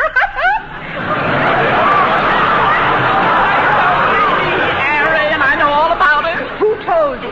Merle and I told Ida. Now everybody knows. Oh, Harry, how did Ida take it? Oh, she's pleased as punch. Can't wait till Carl comes back to... You don't have to shush. It's only me. Ida. Oh, isn't it wonderful? Who'd ever think that my Homer... Oh, if only Carl were here. Well, I see the four sisters are talking it over. If you could keep quiet for a minute, Homer and Myrtle would like to say goodbye. Yes, we're leaving now. Bags all packed and everything. Homer, where are you going? On our honeymoon. Aren't we, Myrtle? Yes, dear. And Aunt Cora, it was just lovely. Just lovely of you to give us our house back.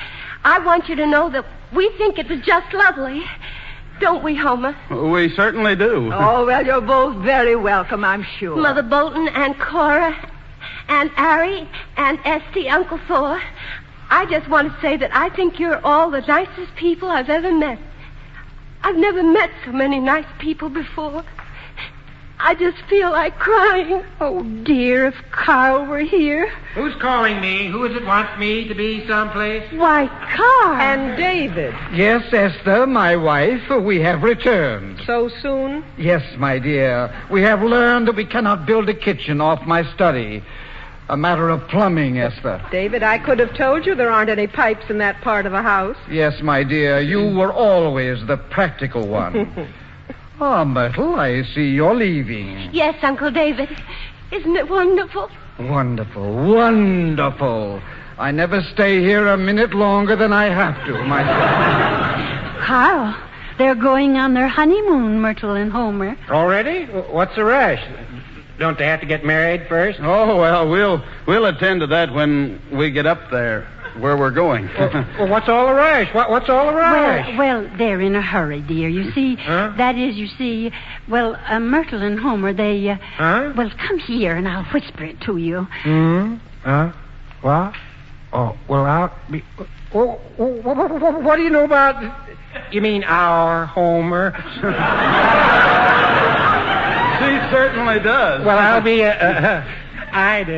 Ida. Yes, Carl. Where am I, Ida? Where am I?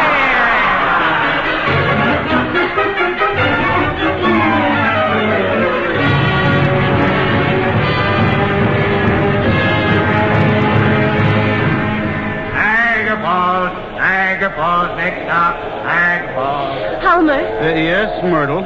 Have a gumdrop? No, thanks. Oh, you were wonderful, dear, the way you bent them to your iron will.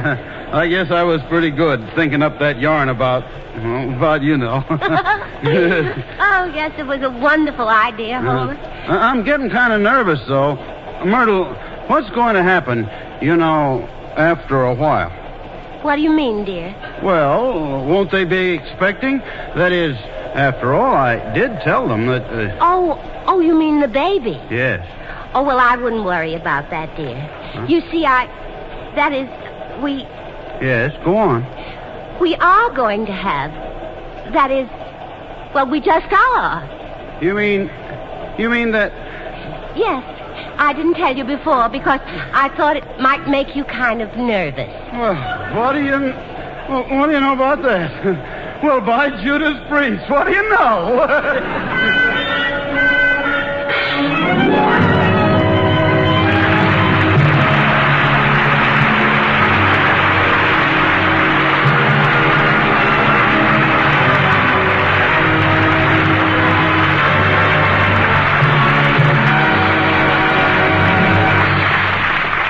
The curtain has fallen on a Theatre Guild production of Mornings at 7, presented by U.S. Steel and starring Stuart Irwin, Shirley Booth, Eileen McMahon, Ralph Morgan, Gina Dare, Howard Smith, Leona Roberts, Will Gear, and Ida Heineman. And here again is Lawrence Langner to tell you about next week's Theatre Guild play to be presented by the United States Steel Corporation. Mr. Langner. Ladies and gentlemen, next week we're bringing you Alfred Lunt and Lynn Fontanne in Elizabeth the Queen, Maxwell Anderson's great historical drama and one of the Theatre Guild's greatest successes. It's the story of the love of England's most colorful queen and Lord Essex, who loved Elizabeth not wisely but too well, and who paid for his folly with his head. Mr. Lunt and Miss Fontanne will be playing the roles which they originally created on the stage, under the direction of Philip Muller, and in which they won ovations at every performance throughout the long run of the play in New York and on the road. We are very happy to be able to bring this famous play to your homes next Sunday and hope you'll all enjoy it. The United States Steel Corporation hopes you'll be with us next week at the same time when we will bring you Alfred Lunt and Lynn Fontanne in Maxwell Anderson's Elizabeth the Queen. If you'd like program notes and cast list of tonight's Theatre Guild on the air, prepared for each broadcast with information about the play and the players, simply address U.S. Steel Corporation, Radio Department, 71 Broadway, New York, 6. The staff for the Theatre Guild on the air includes Homer Fickett, Director, George Condolph, Producer, and Armina Marshall, Executive Director of the Radio Department. Music for tonight's play was composed and conducted by Harold Levy, and the play was adapted for radio by Arthur Aaron. Your announcer, Norman Brokenshire.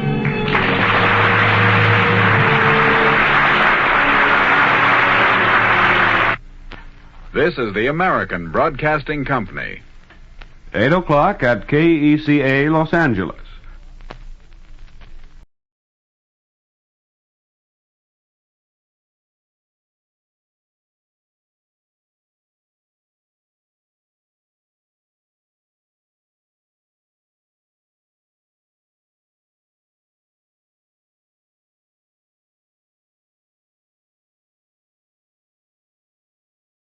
The United States Steel Corporation, 500,000 stockholders and employees, presents the Theatre Guild on the air.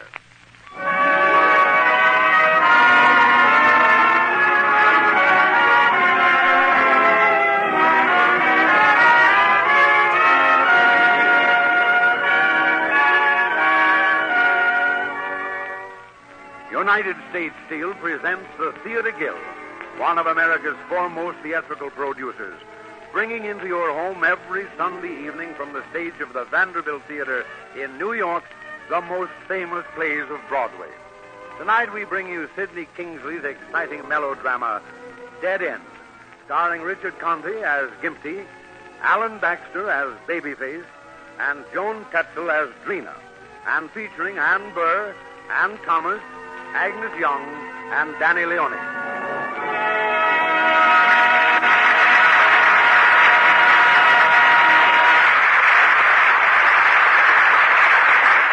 And here is Lawrence Langner, co-director with Teresa Helburn of the Theater Guild, to introduce the play.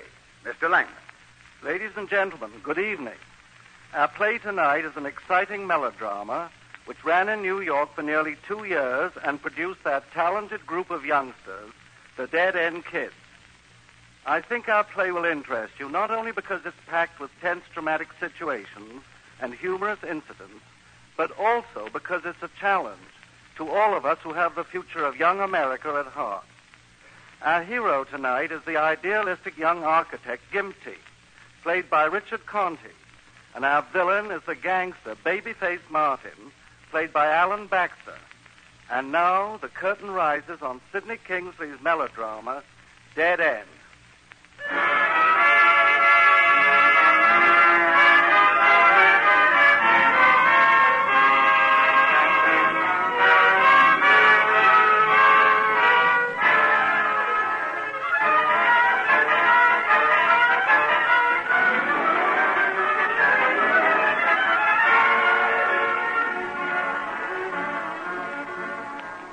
This is the dead end of a New York street, which runs into an old abandoned wharf on the East River.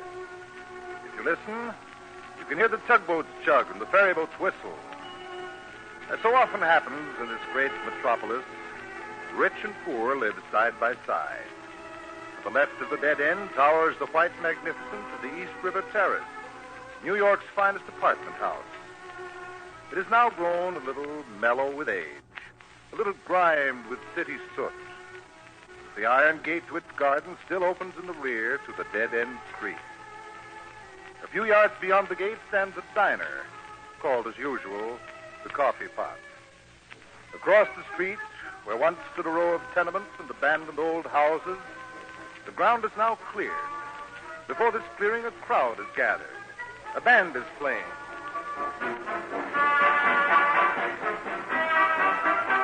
On a platform draped with bunting, a speaker is talking. It's a big day for the dead-end neighbors, rich and poor alike. They're waiting for someone. The speaker, sensing this, says, And so, I give you your neighbor and friend, the dreamer, whose vision has made this project possible. I give you Peter Quinn. I'd rather you call me Gimpy. That's the name you've known me by, you people among whom I've lived most of my life, with whom I've shared my joys and sorrows. This is a day of joy for my wife and me. For today on this spot, the dream we both nourished for so many years is about to come true. Who among you does not remember when this place was a slum so hideous that it twisted the souls of the boys who once played in that dead-end street? Do you remember those boys? Some of them stand among you now, grown men. Some of them wear uniforms. But back in 1933, at the height of a Great Depression, when the banks were shut and men sold apples on street corners, I sat in the sun on a wharf because I had no office. As I worked on the drawing board in my lap, I would watch those boys dive into the scummy river and listen to their tough tenement talk.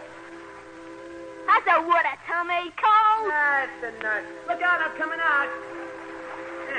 Hey, you threw your shoe shining, Angel? Yeah, I didn't get no customers all morning. Boy, am I gonna make a hole in that water. Watch out below! Ah, that guy stinks. Watch me, I'm gonna do the backjack. Hey, TV, watch me. Yo! How was that? I bet you dive like a floozy. What the hole in your nose for? I'm coming out and knocking the Oh, yeah? Lay off it, TV. Hear me spit? What kind of kid can fight back? TV's got a cough. If you want to know who's the leader of this gang, just start them. Just start them. Shut up, Tommy.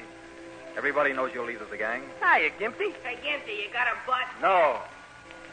You used to be a nice kid, Tommy. What's happened to you? Your sister's worried about you, too. Trini, she's trying to make a sissy out of me. Besides, don't let her kid you, Gimpy. When she comes down here, it ain't me she's looking for.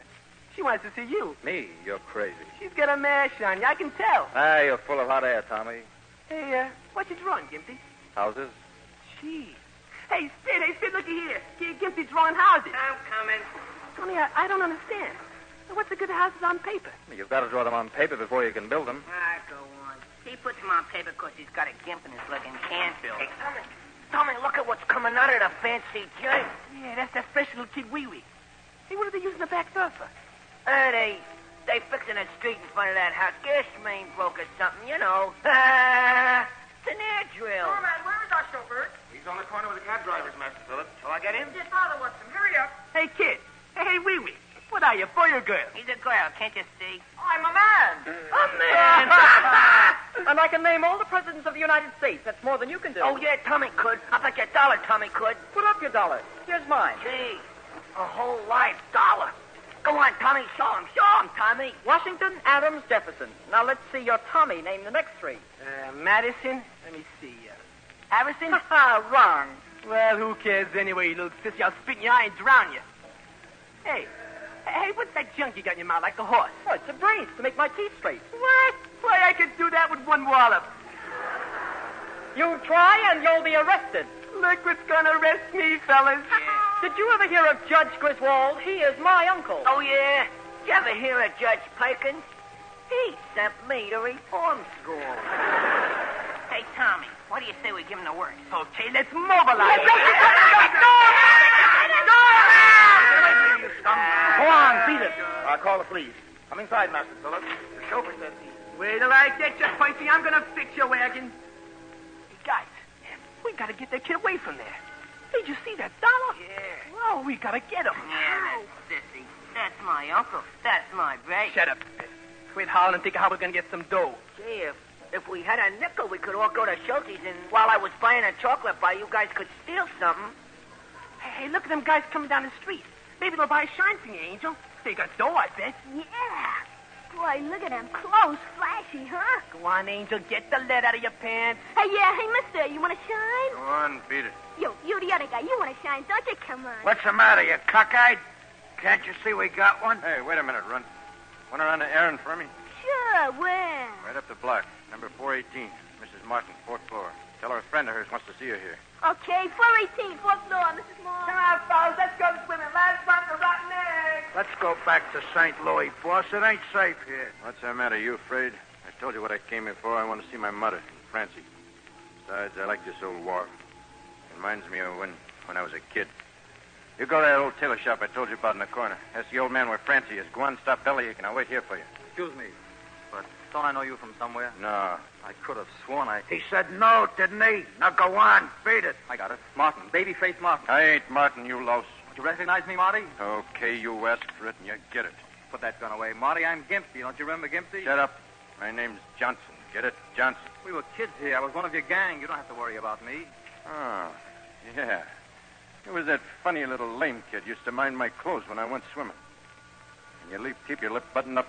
I always used to, didn't I? Listen, boss, you can't trust nobody. He ain't nothing to worry about. Go where I told you. Beat it. Okay. It's your funeral as well as mine. Hey, Marty, what did you do to your face? Operation. Plastic, they call it. Guess you read about me, huh? You're the headliner these days. Now you're talking. Hey, that's something new over there, ain't it? East River Terrace, one of the swellest apartment houses in town. You have to have blue blood and $1 million to live in there. The sign gate leads to the garden. You can see the private dock for yachts over there. Well, what do you know? Flossy, huh? Say, what's your racket, Gimpy? I'm an architect. What's that? I design houses. You don't say. Little Gimpy, and look at him. An architect. Well, I always knew you'd come through. Not like these other slobs. You must be in a big dough, huh? 9 out of 10 architects are out of work.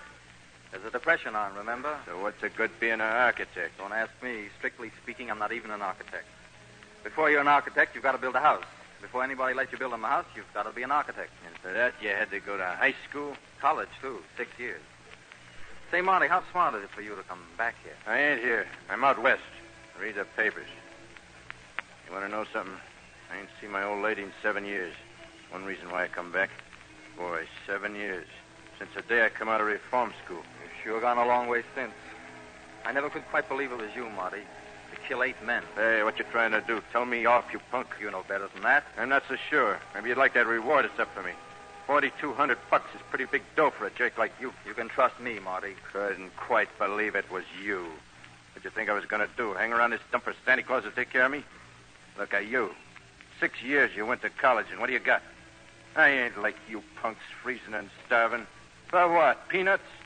Yeah, I got mine, but I took it. Aren't you ever scared? Me? What of? You can't live forever. Sure, there's times I get the jumps. Times when I get a terrific yen to stay put.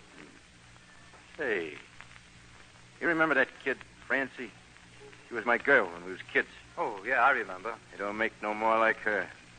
Gee, I got a terrific yen to see that kid again. All I'm asking is a time, mister. I told you nothing doing. Now go on, beat it. Ah, you cheapskate. You didn't give me a dime anyhow. I went there for you, didn't I? Did you get her address, Hunk? Your mother ain't home. The kid said her door was locked. Nah, Francie. What about her? The old geezer in the tailor shop said he didn't know, but he give me an address of some aunt of hers. She might know. Well, go and get it. Go on, hurry up. Grab a cab. Where'll you be? In the coffee pot in the corner. Make it snappy. Remember what I told you, Gimpy? Keep your lip buttoned up. Pikers! You cheap pikers! Shut up, Angel. And stay away from those guys, you hear? Ah, what for? Because they're not going to do you any good. Keep away from them, that's all. Hey, get me dough? Nah, they're a couple of cheapskates. Hey, guys, see that new kid that moved in on a block? Where, Angel? I don't see him. Hey, he's coming down the street. Come on, hurry up. You better get out of water. Wow, there. it's cold. My TB is coming back. Ah, you and your TB. Shut up, sis. Hey, you new kid. Come here. Come on. Don't be so slow.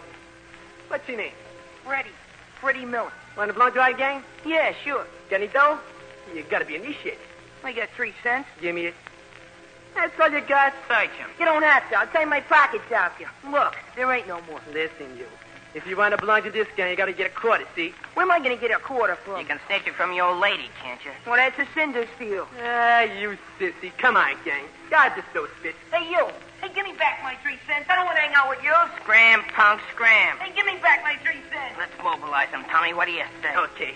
Hey, you kid. You want your money back? Well, come and get it. Grab him, Tommy, grab him. On the ground, on the ground, Cole, on the ground. Rip it in his face, Tommy, rip it in. Tommy. Matter of fact, I'll slap you one. That's all I say. All right, kid, you can get up now. Scram. What are you, Trina? Wait till I get you home, Tommy. I'll scram you. Get out of here, I'll bust you one. That's fine talk, Tommy. Bust you one.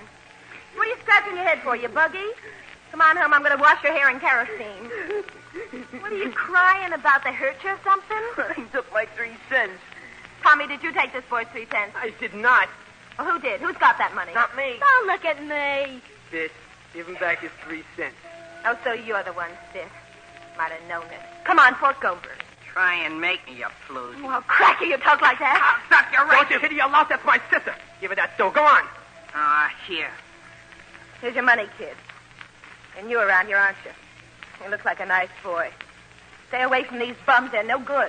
Come on. Let's go swimming. Last one is the rotten egg. Tommy! Tommy, come out of that water. You can't go running around with a head full of livestock. Come on. I'm good and ready. Quit bothering me. Oh, doggone you, Tommy. Sure got a tough job on your hands, Trina. Hello, Gimpy.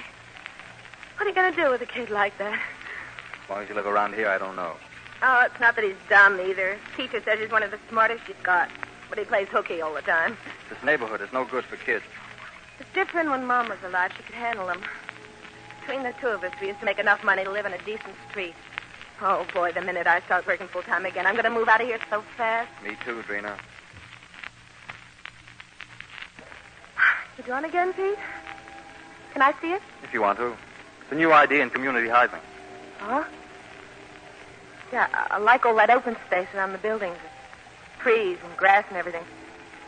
Yeah. Those sure pretty houses, Pete. What's the good? Is anybody going to build them? What's the matter with you?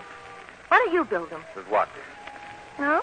Supposing you had to wait 5 years, maybe 10 years. If you believed in them, they'd be worth fighting for, wouldn't they? I believe in them all right. You know what, Pete? You need the right woman beside you. Like who, for instance? I don't know. Bet there's plenty that'd be willing. What good would she be, the right woman beside me? For one thing, she'd see that you'd fight. You think so, Drina? Yeah, I know it. As a matter of fact, Drina, I've got some pretty big plans. Someday I want to tear this block of tenements down and put up my houses instead. You see, I figured that the neighborhood a kid grows up in has a big effect on the kind of life he leads. I've seen this neighborhood do terrible things to kids. Babyface Martin lived around here once. A little while, but a good kid. This place made a murderer out of him. Yeah, when we were in school, they used to teach us that evolution made men out of animals. They forgot to tell us that they can also make animals out of men. Gee, Pete. I like to hear you talk. Hey, Tommy, come here a minute. What for? I want you to hear this. Hear what? All about evolution. that? Well, it's like this, Tommy. 1,000 million years ago, we were all worms in the mud. And evolution made us men. And women, too. I wasn't even born 1,000 million years ago. No, but your great-great-great-great-great-grandfather was. And evolution turned him from an animal into a man. That's nice. It's like God. It is God. Once it made dinosaurs. Animals as big as that house. As big as that? Wow. Then it didn't like its work, so it wiped them out. Boy, I'd like to see one of them babies. Once evolution gave snakes feet to walk on. Then it took them away. Evolution says, now, men, I made you walk straight. I gave you reason. I gave you dignity. I planted a God in your heart. Now, let's see what you're going to do with them. And if you can't do anything with them, I'll take them away and men will crawl on their bellies like snakes. Or die off altogether like dinosaurs. Hey, Gimpy, there's your girlfriend coming out of that gate. Hello, Pete. All okay. You know Adrena McGrath. Hello. No. Hey, you live in that joint? Tommy, mind your own business. Yes, I do live in that joint. What are you, a millionaire? No. Then what are you doing coming from there for? Tommy, stop being so nosy. Will you beat it, kid? Scram. Get out of here. Yeah, and head for home. I'm going to wash that mop of yours. Hey, Gimpy, that evolution guy, did he make bugs, too? Yeah. You hear that, Adrena? God makes bugs and you want to kill them. Is that nice? So long. He's very logical. Yeah. That part's all right. But he's lousy, too, and that part isn't. I don't know what to do with that boy. Where I just don't know. Oh, Pete, last night I was talking to Jack's friends. I thought they might find some work for you. This man gave me his card. He said you might come up and speak to him. Oh, GK, thanks. Del Block. He's a good architect. You want to know something funny? Last night I was going around the house like a chicken with his head chopped off, and Mom asked me why. So I told her. Told her what? About you. How we'd got to talking here and meeting every day and what great friends we'd become. Kay, I told her that I worship you. You didn't. Well, I do. Do you mind? Mind? You fool. Did you tell her all about me? About me and Jack, I mean? Yes. She said you sounded like a very real person. Oh, I'd like to meet her sometime. Why not now? I'm afraid she's out for the afternoon, but maybe I can get her to come down here day after tomorrow. I may be leaving tomorrow. Tomorrow? Jack's taking a little party on a fishing trip. He invited me to go along. How long will you be gone? About 3 months. That's a long time. Yes. Why the back way? What's happening in front? Oh, I'll tell you, Mr. Hilton. You see Hello, Jack. Hey, what are you doing out here? Oh, I just came out. This is Mr. Quinn, Jack, Mr. Hilton. Peter's a fine architect. You ought to see his design. How do you do? Oh, what a day I've had, Kay, arranging things at the office. But everything's all set now. The boat's in shape. We're ready to shove off, Kay. Hey, Gimpy, watch me do a back check. You too, Gimpy's girlfriend. Watch my back check. Hey, what's going on here? Nothing. Come on, let's go in. I have a headache. I want to stay out a few minutes. But we've a million things to do. Come in and take an aspirin. Well, you go ahead. I'll be right along. I'd like to know what the big attraction is out here. Please don't make a fuss. Well, then stop acting like a prima donna. I've been tearing around all day like a madman. And here I come home and find you behaving like a... Jack! All right, stay there. Is that the guy? Yes. He's not really as bad as that. He's just so darn jealous. But to anybody else, all right. But you, he can't treat you like that. He really loves me. He wants me to marry him. Pete, I've known what it means to scrimp and worry and never be sure from one minute to the next. I've had enough of that. Oh, let's get away from here. Couldn't we go to your place? No, we couldn't. You wouldn't like it, Kay. I lied to you before. My mother's home, all right. But the truth is, I'm ashamed to let you see the place. It's a dump. A dump, I tell you. Now you know. Pete, that's silly. Come on. We'll go there now. Hey, I'm coming out. She'll hold the head off. You coming, guys? Sure, I'm coming. Wait for me. Hey, you, Tommy. What? It's the new kid. So you come back, huh? What do you want? Snitched a quarter for you. Okay, Freddie. Okay, give it here. Now you're in a gang, see? Hey, listen, you guys. Anybody gets funny with Freddie gets funny with me, see? Oh, gee, thanks, Tommy. See? He learns fast. I remember the first time I moved around here. I was wearing white socks and I wouldn't curse or snitch at none, so you all thought I was a sissy. I had to beat the pants off you first before you let me in the gang. Here they are, Daddy. Those are the boys who wanted to hit me. Shut up, you tubber lad. You touch it again and I'll break your neck. Nuts to you, boy. Next time, Philip, you hit them back. I'm going to buy you a set of gloves and teach you how to box. Will you, Daddy? Oh, that will be such fun. Come here, guys. I got a scheme how we can get that kid. Yeah. How? First, we get him in a hallway. What hallway? That empty house across the street. And then? Hey, you kids. Seen that other guy I was with? Short one named Hunk? Nah, he ain't been around. Hey, you. Who's the leader of this gang? Hey, what about it, you runt? Want to make something out of it? The 2nd Avenue gang sent me over here. They want to know if you guys want to fight their gang. Sure. Okay, fellas. Hey, you want to fight the 2nd Avenue gang? Sure. Okay, they said on their block, Saturday. Okay. Saturday, fellas? Right. 4 o'clock? 4 o'clock. Okay. We'll be up there Saturday, 4 o'clock. And, boy, you tell them we'll kick the stuffing out of them. Yeah, you stink on us. Yeah, you too. Hey, listen. Tell them no bottles of rocks, you hear? Just sticks and bare knucks. Flat sticks, no bats. Sure, and they're gonna kick the pants off you. Oh, yeah? Now get out of here before I bust you one scram. Next to you. I bet you kids are going to lose that fight. Who said so? I do. Because you don't know how to fight a gang. If you listen to me, I could give you some pointers. Let's hear your pointers. Well, first thing is to get over there earlier than you said, see? Hiya, Gimpy. Hello, Johnson. If you get there earlier, they won't be ready for you, see? And I tell you what you want to do. 3 or 4 of you gang up on a guy. And one of you can get behind him and slug him with a stocking full of sand. And if they're licking you, pull a knife on him. Gee, that ain't fair. We made up no knives. Say, what are you trying to tell these kids? Shut your trap. Listen, kid, there ain't no fair and there ain't no square. It's winner take all. It's easier to lick a guy by pulling a knife. Tommy, don't listen to that stuff. You'll get in trouble. Listen, Gimpy, you looking for a suck in the puss? No, but I'm not going to have these kids... You're not going to what? Better hold your lip. What's the matter, kid? Ain't you got a knife? Angel's got a knife. He can loan it to me. Nothing doing. You won't give it back. Give Tommy that knife or I'll crack you one. Hey, look, I just give Tommy a quarter. Why don't you sell him that knife, Angel? What do you say? All right. Hey, let's see the quarter first. Yeah. All right, here's the knife. Look, Tommy, you don't know what you're doing. Give me that knife. Give it to me. Leave him alone. Get out of here, you monkey. Go on, get. You think I'm going to stand here and watch you make criminals out of these kids? Tommy, I want that... Maybe you'll learn to keep your trap shut. I don't like guys that talk out of turn. Beat it. All right. All right, Johnson. Remember what I told you, kid. Pull a knife on them. They'll squeal and run away every time.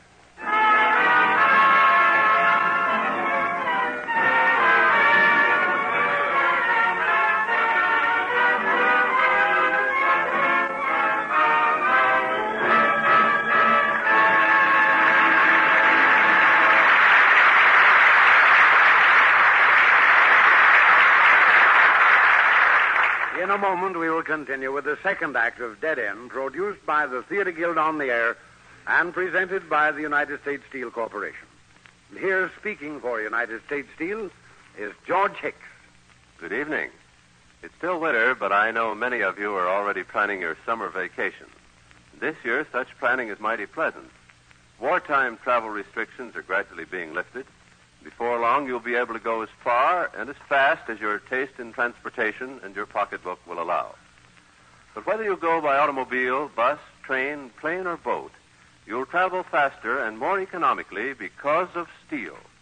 And you'll travel with far greater comfort and safety, too. In fact, there's probably no phase of modern living in which the vital importance of steel is more readily apparent than it is in traveling. And for an especially shining example, take a look at some of those magnificent new steel luxury coaches or sleeping cars. But don't forget that these exciting steel beauties, like every other passenger and freight train, run on steel rails, of which there are approximately 800,000 miles covering America today.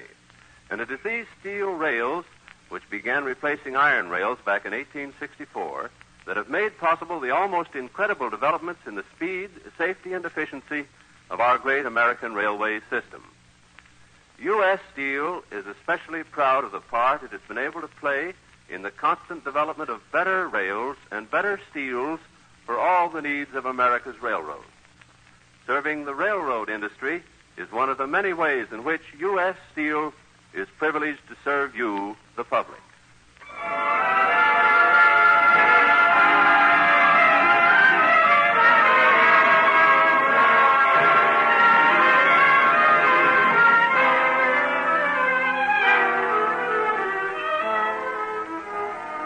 And now the curtain rises on the second act of Sidney Kingsley's drama, Dead End. Tommy, yes, Wee-Wee. You know what to do, TB? Sure. I stopped him and I asked him something. What are you going to ask him? I don't know. Ask him about his watch. Oh, He's yeah. always showing it off. Now, spit. When we get inside the empty house, you hold the door, see? Angel, you and me will stand on the sides and grab him. Got it straight? Got it. Okay. All right. Now, when I give the word, you scatter. Hey, I guess I'll be running up to First Avenue, fellas. And you guys come along? No, I gotta go home. Yeah, me too. Well, so long, Tommy. Hey, wait. What time is it? 4:30. Oh, thanks. Gee, that's a nice watch you got there. What kind is it? Oh, it's called a chronograph. You want to see it? Boy, that's almost as nice as an Ingersoll. Want to hear something? That's a TB cough. I got TB. I bet you never knew a kid with TB before. Hey, fellas, come on in this empty house. I got something to show you. What is it? I'm coming. Ain't you coming, TB? Oh, sure. You want to come, wee-wee? Hey, Tommy, can I bring wee-wee? Nah, he can't come. This is only for the gang. Oh, why not? He's a good kid. Come on along, wee-wee. I'll make him let you in. Don't bring that sissy over here, I tell you. Too bad they won't let you see it, wee-wee. Boy, it's something great. You never seen anything like that. Oh, I don't care. My brother and I are driving to the country. Hey, fellas, let him come and see it, will you? He's okay. Open the doors, Tommy. Well, all right. I guess we can let him in, huh, fellas? I don't know. All right, let him in. Will you come in, wee-wee? I'm expecting my father in the shoulder. All right, it's your loss. Close that door, Tommy. Hey, wait. Hey, open the door. I'm coming in. Open the door. Now you're talking, kid. Hey, let me go. Let me out.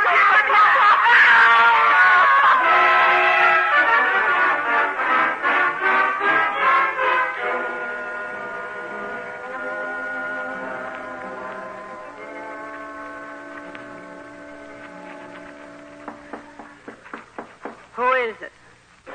Well, you coming in, or ain't you? Hello, Mom. Still washing clothes, huh? It's me, Mom. I had my face fixed. You no good tramp. What are you doing here? Ain't you glad to see me, Mom? That's how glad I am. That's a great hello. Slapping me in the face with a wet wash. Dog. You stinking yellow dog.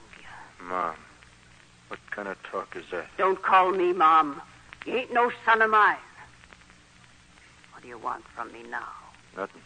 I just wanted to see you, that's all. And get out of here before I crack your face again. Get out of here. Why, you old tramp, I killed a guy for looking at me the way you are. Yeah, you're a killer, all right. You're a murderer, sure. Ain't I got troubles enough with the cops and the newspapers bothering me? Just leave me alone, will you? You never brought nothing but trouble. Just go away and die. But leave me alone. You need any dough, Mom? Keep your blood money. You're gonna rat on me? Gonna tell the cops? No. They'll get you soon enough. Not me. Not baby-faced Martin. Baby-face. Baby. I remember when you was a baby. I should have smothered you in your crib. Murderer. Now get out of here.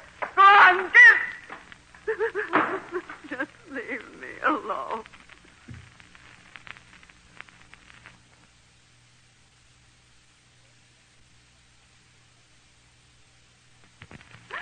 Leave me alone.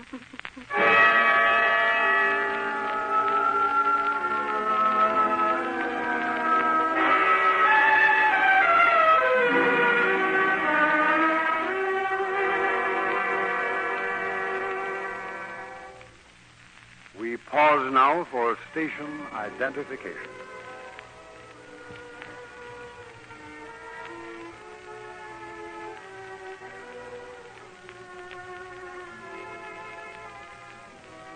You are listening to Dead End, the Theatre Guild on-the-air production of Sidney Kingsley's powerful and realistic stage and screen success, which first brought fame to the Dead End Kids. Our stars tonight are Richard Conte as Gimpy, Alan Baxter as Babyface, and Joan Tetzel as Drina, while Ann Burr is featured as Kay, and Thomas as Francie, Agnes Young as Mrs. Martin, and Danny Leone as Tommy.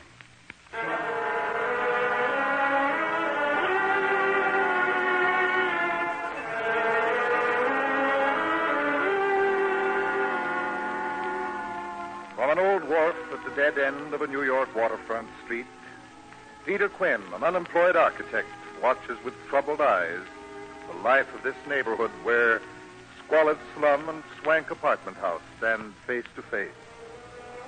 His particular concern is focused on young Tommy McGrath, whose leadership over the tough dead-end kids makes him an apt pupil for the vicious teachings of gangster babyface Martin. But now, in the corner diner, Quinn sits with Kay, the girl from the swank apartment. 2 more coffees, Joe. Here. You know what I did this morning, Kay? I went around to see Del Block about that job. What happened? Well, we had a nice chat. He showed me some of his work. Good stuff. Then he asked me if I knew where he could find a job. Can you picture that? In the year 1933, a guy who built some of the finest skyscrapers in New York asking me where to find a job. No wonder they're singing, "Brother, can you spare a dime?" Pete, this neighborhood's getting you down. It's not good for a man as sensitive as you. Can't you move away? Where? How? Oh, I wish I could help you. You do help me, Kay. You'll never know how much. Kay, I know this is crazy, but if I could find a job or something, will you marry me? First, I want you to know that I love you, Pete. That is as much as I'll let myself love anybody. But I'm going away with Jack tonight, because if I stay, you and I will only end by making each other miserable. We better call it quits now, Pete. You don't have to go with him, Kay. Nobody can make you. Don't, Pete. I know I'm right. I've got to pack my things now. Don't go with him, Kay. I love you. I'll do anything to make you stay. Isn't there some way, something? What could we do, Pete? It's hopeless. Will I see you on the wharf tonight before I leave? I don't know. Kay, listen to Here's me. the gate. Goodbye, Pete. Kay. Try to come tonight. Will you, Pete?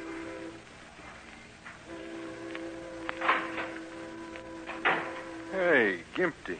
That's some pretty fancy-looking skirt you got there. High class, huh? You having fun with it? Well, for crying out loud, what's the matter? Can't you talk? Cut it out, Martin. Listen, you jerk, why don't you get wise to yourself? Those dames is easy. I said cut it out. Look what wants to fight with me. Crooked like Gimpy. Years ago, I think you was something. But you're rotten, see? When I think of what you taught those kids yesterday, I want to see you wiped out. Why, you lousy... No, maybe you'll shut up. That's all you can do is reach for your gun, isn't it? Well, why don't you shoot? That would bring the cops running. All right. It would bring them right to you, wouldn't it? You better watch your step, Gimpy, or you'll wind up with a gimp in your neck as well as your leg. I'm not afraid of you, Martin. I'm not afraid of you with that gun anymore. It's you, babyface, who'd better watch out.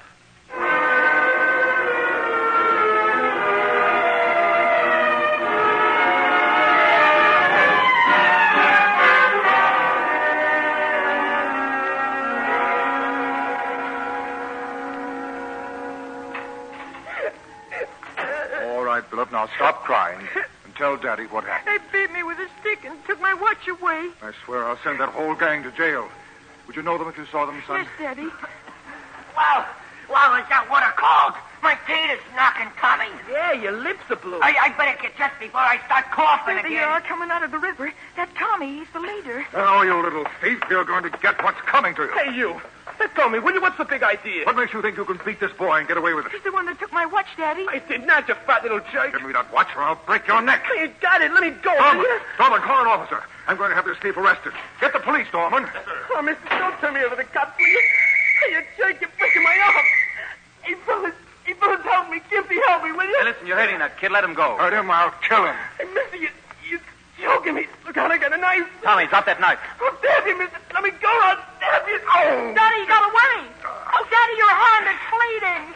What's the matter, Mr. Griswold? Catch that boy. Oh, go on. Run after him. He stabbed me. Yes, sir. Are you hurt? Can I help? This is a little late for that now. Give me your handkerchief, Philip. Here, Daddy. What's wrong here? I've been stabbed in the hand, officer, by one of these young hoodlums out here.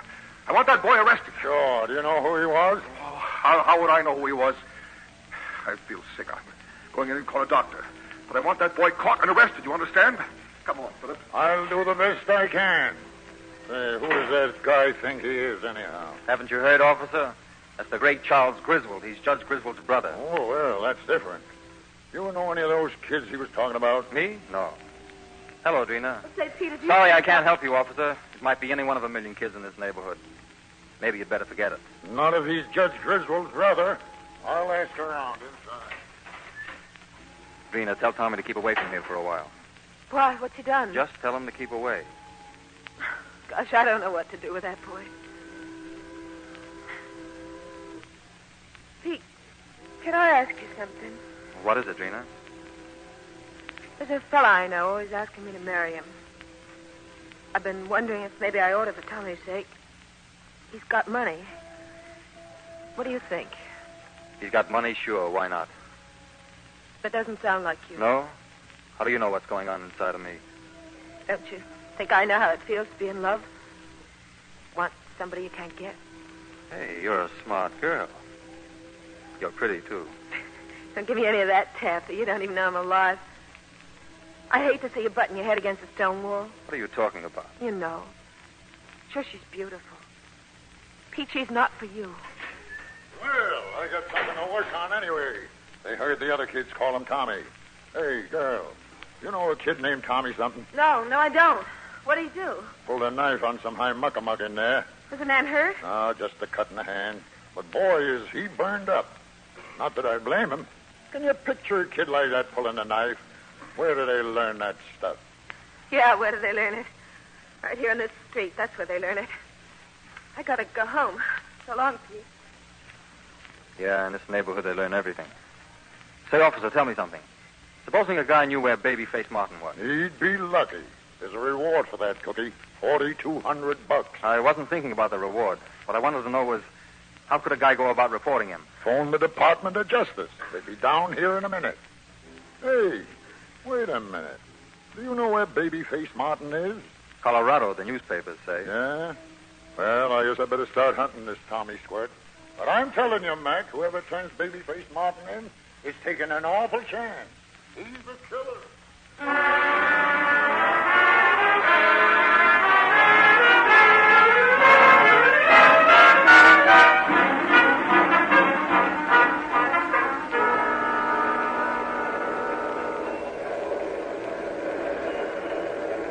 This must be the joint, Chief. Yeah, 722. That's the number that Anna Francie gave me. She said it was under the elevator. Gee, what a dump. It's worse than a dump, if you ask me. Shut up. Keep a lookout while I go inside.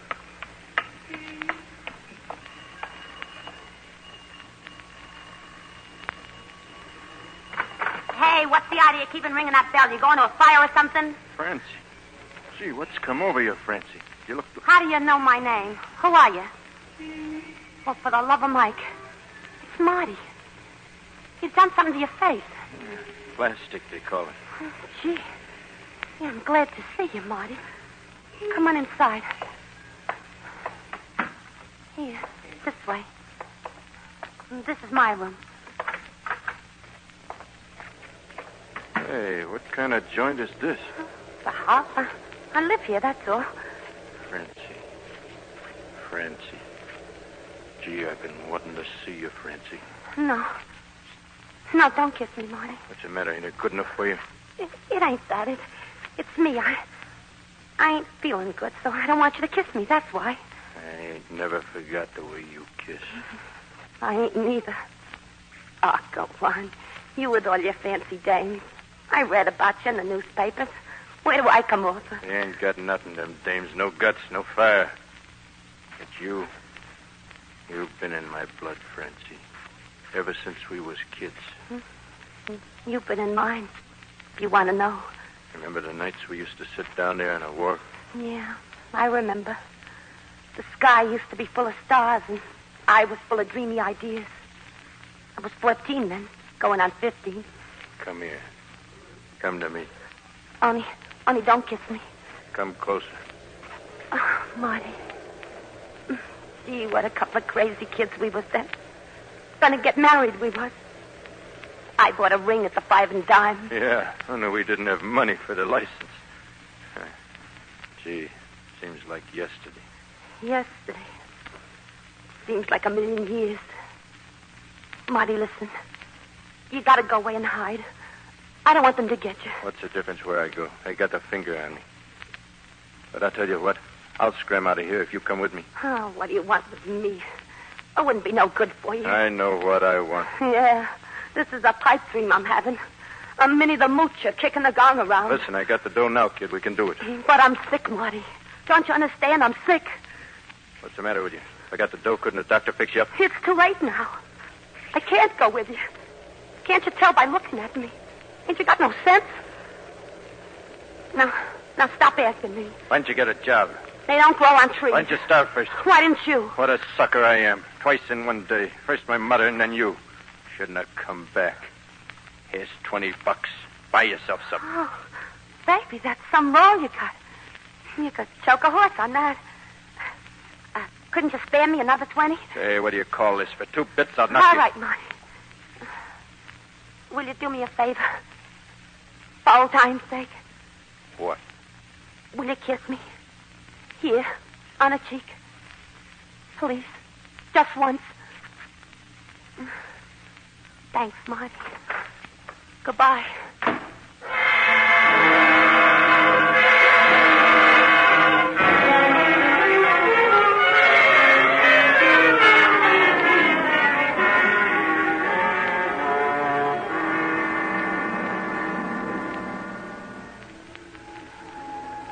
What are we hanging around this bait for, Marty? Too many people know you're here. Let's go back to St. Louis. What do you say? I'm thinking. You know, Hunk, there's a pile of tin in that flossy apartment house. So what? Maybe we can pull a snatch. Kidnap one of these rich kids. There's one called Wee Wee. We're too hot. What's the matter? You scared? Stop your yammer and find out about the mugs in that joint. Especially that Griswold guy. We gotta move fast. Okay, you're the boss. Make it snappy. I'll be waiting here. Hello, babyface. What do you mean yelling my name out like that? Get your hands up, Martin. The Department of Justice wants you. I ain't Martin. My name's Johnson.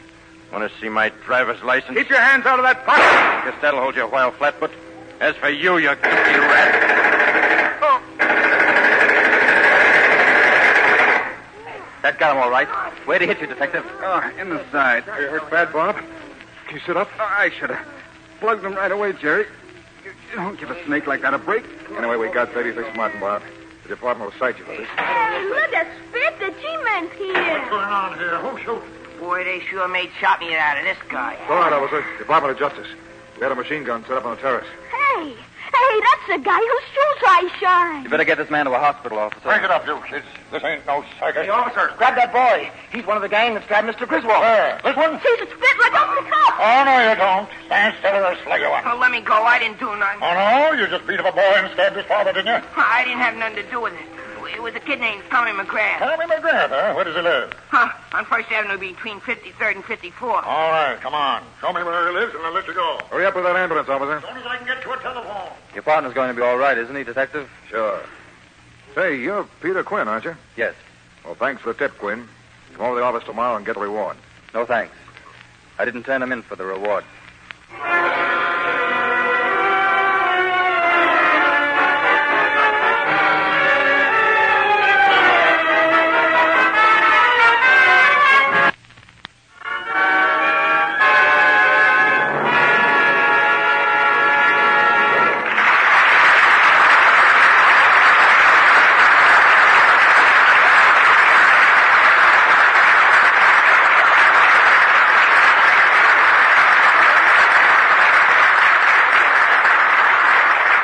In a moment, we will continue with the third act of Dead End, produced by the Theater Guild on the Air and presented by the United States Steel Corporation.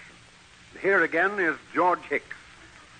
Experience has shown that taking care of military equipment is an expensive task. Artillery, for instance, deteriorates quickly unless it's carefully protected. The regular method has been to take the cannon apart, to coat the parts with heavy grease, store them in a warehouse, and then recondition them every year. The cost of this care would be more than the value of the guns in a few years. Today, the Army uses a new method. They take the guns and can them. And I mean that literally. The cans are big steel containers. The equipment is put in, and the container is welded shut. The air is taken out, and inert gas like nitrogen is pumped in. No moisture or oxygen is left, and so there's no corrosion or deterioration. The biggest field guns can be stored in this way, and it's estimated that without any further care, the equipment will stay in excellent condition for 50 years. The containers can be stored outdoors anywhere from Alaska to the Panama Canal, where they can withstand any temperature from 60 degrees below zero to 170 above. And when there are no landing facilities, they can be floated ashore from ships. These steel containers, which may have a great effect on all the shipping and storage in the future, were developed in cooperation with the Army by the American Bridge Company. This member of the United States Steel family has helped build bridges in every part of the United States from the Hudson River to Oakland Bay, as well as many skyscrapers like the Empire State Building and Chrysler Building. Helping to build the things of steel which our country needs is the business of this member of the industrial family that serves the nation, United States Steel.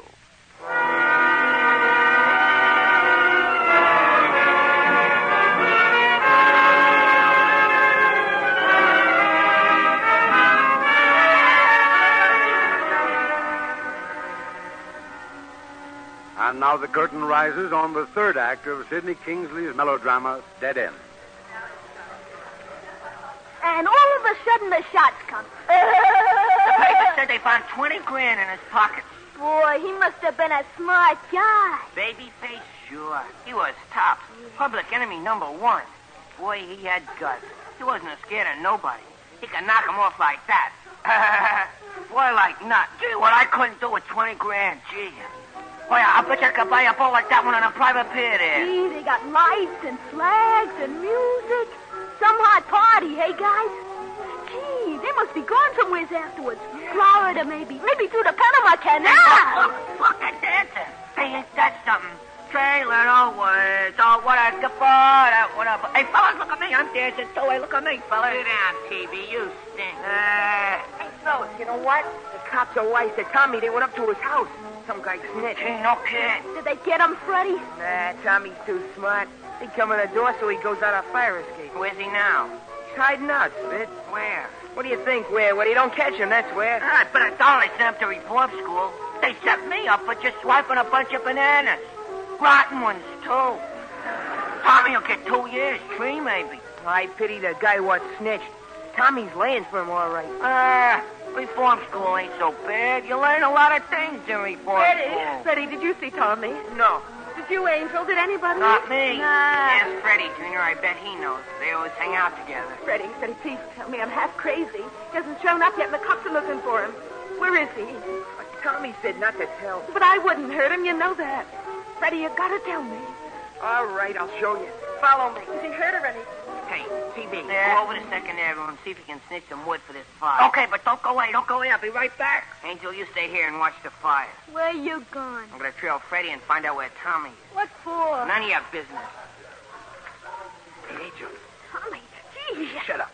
Where's Spit? He went somewhere. What you gonna do, Tommy? Run away. But first, I'm going to catch the guy what snitched. You know who it was? Me? No. Don't you lie to me, I'll kill you. I ain't lying, Tommy. Cross my heart not to die. Okay. I think I'm wise anyhow. Now listen. I'm going to hide in that empty house across the street, see? If you let on I'm here, I'll put your teeth down your throat. Ah, Tommy, you know me. Okay. Now when Spit comes back, you tell him like this. The guy I stabbed was down here looking for Spit to give him $5 for snitching on who done it. Got that straight? The guy what got stabbed was down here looking for Spit to give him $5 for snitching on who done it. What are you gonna do to him, Tommy? See this knife? I'm gonna put the mark of the squealer right across his face. Gee, wow. Remember, I'll be watching you.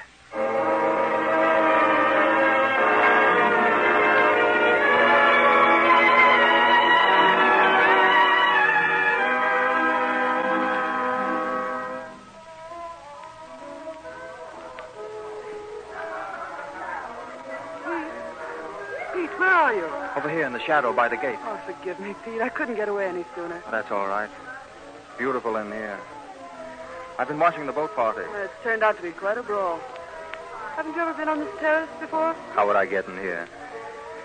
Gee, this is the way people ought to live. He's not likely to come, is he? Jack, he's tight. Sit down. Kay, did you hear what happened this afternoon? Oh, you mean the shooting? Yes. I told the police. Well, you should have, Pete. He was a killer. I didn't do it for the reward. I know. But the reward means you can move away from here. Huh, that's funny, isn't it? A man gets killed and For once, somebody gets some good out of it. Kay, what about us? Oh, no, Pete. You don't know me. It wouldn't last. I'm afraid I'd leave you and go back to Jack. Yeah. Looks like I've just been kidding myself, doesn't it? Drina knew. Goodbye, Pete. Will you wave goodbye to me when the boat leaves? I'll be on the old wharf. Thanks. Take care of yourself.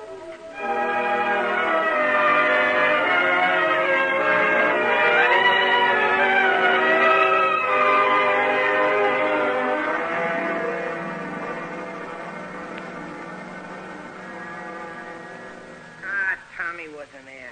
That Freddie don't know what he's talking about. Hey, Spit, there was a guy Hey, Angel, look what there's an orange crate. Oh, let me jump on it, TV. Okay. Wow, boy, that place's like a house on fire. Hey, look, the boat's starting.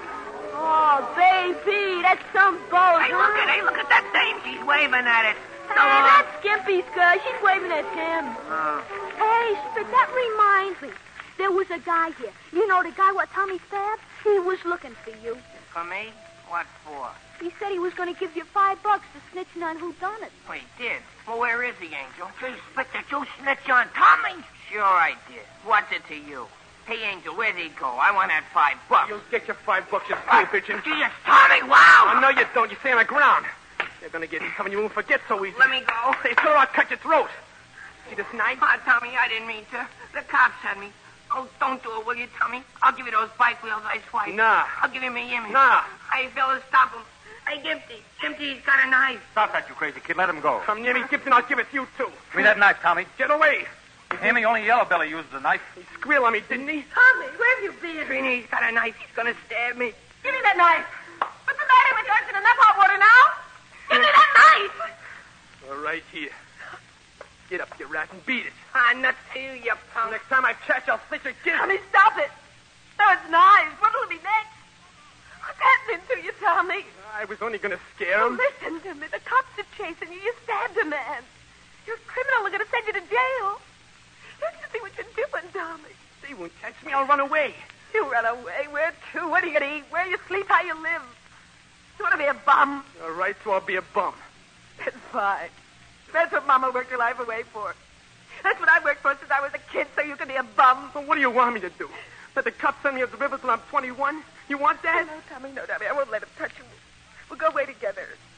You couldn't do that, Trina. You're a girl.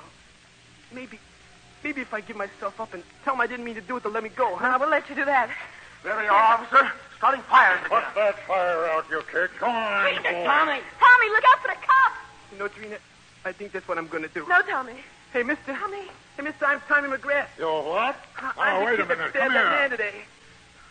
He was choking me and breaking my arm, so I Let him stabbed go, him. officer. He didn't know what he was doing. He's only a baby. Pull that to the I jail. won't let you take your hands away. Don't you try that. Hey, Mac. Take her away if you get hurt. Drina, stop it. That won't help. Here, come to me. All right, kids, let's go. Don't worry, Trina. I ain't scared, Trina. Of course not, darling. I'm coming with you. Trina, wait. Who is it? It's me, TB. Now, look, Trina. Look, there's a guy at reform school named Smokey. Smokey, can you remember that? Smokey. Now, you tell Tommy to be nice to him, because this guy, Smokey, he knows a lot of swell rackets for Tommy when he gets out. What am I going to do? What am I going to do? I wish I was dead. What'd I say? I didn't say nothing. What'd I say? Shut up. Drina, I just had an idea. Stop crying and listen to me. I'm going to take that reward. I've got a good use for it now. Tomorrow we'll go down and hire the best lawyer in town and get Tommy free. You think we can? I know we can. Oh, Pete. Oh, Pete, you're so good. You know, Drina, I guess we needed something like this. We're going to make something out of Tommy now, you and I together. You watch. We'll get him out and put him on the right track, and then we'll go to work on this neighborhood. If it takes me my whole life, I'm going to tear those shacks down. Now, I'm going to the police station with you, Drina. Will you, Pete? If you're there, they won't hit him or anything. Well, they respect you, Pete. Everybody does. All right, Drina. We'll go together.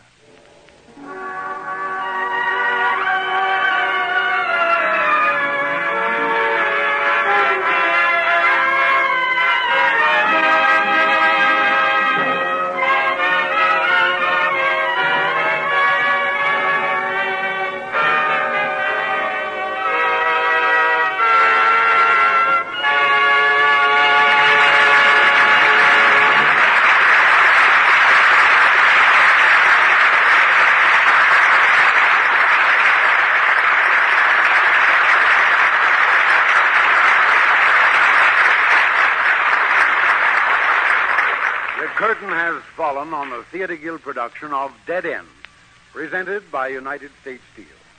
Our stars were Richard Conte as Gimpy, Alan Baxter as Babyface, Joan Tetzel as Drina. Featured with them were Ann Burr as Kay, Ann Thomas as Francie, Agnes Young as Mrs. Martin, and Danny Leone as Tommy. Richard Conte appeared through the courtesy of 20th Century Fox Film Corporation, producers of Sentimental Journey. And here again is Lawrence Langner to tell you about next week's Theatre Guild play to be presented by the United States Steel Corporation. Mr. Langner. Ladies and gentlemen, our play for next week is George Kelly's The Show-Off, once described by the famous critic Hayward Broun as the best comedy yet written by an American. Its hero is Aubrey Piper, perhaps the most garrulous character in the entire history of the American theater. Aubrey is a backslapper, a non-stop talker, a human phonograph record. He's an unquenchable optimist and an unmitigated liar. In fact, he's the forerunner and the only living competitor of the public address system. Playing Aubrey next Sunday night in a show-off will be Alfred Lunt. Just now, Mr. Lunt is talking humorously, but not too much for the customers, in Oh, Mistress Mine, New York's greatest comedy hit.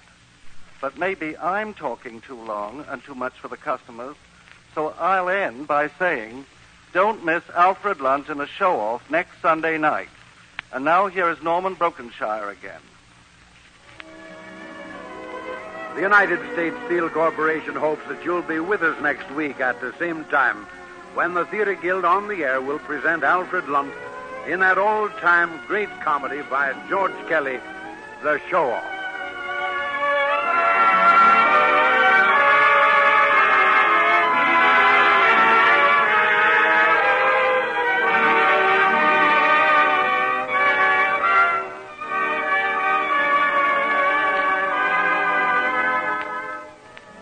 The staff for the Theatre Guild on the Air includes Homer Fickett, director, George Condolph, producer, and Armina Marshall, executive director of the radio department. Music for tonight's play was composed and conducted by Harold Levy, and the play adapted for radio by Paul Peters. Your announcer, Norman Brokenshire.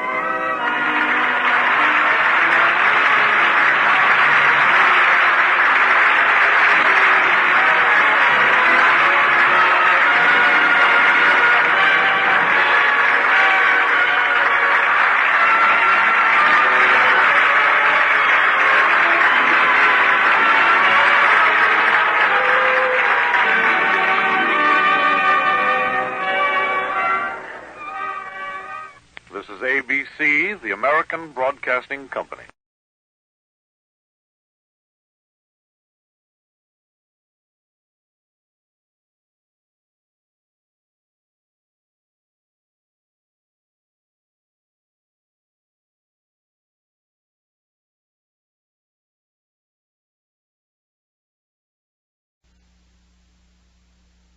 Alice Faye, Herbert Marshall, Humphrey Bogart.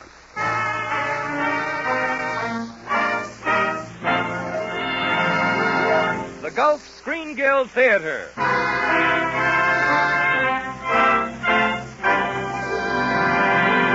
Your host, the director of the Star's own theater, Roger Pryor.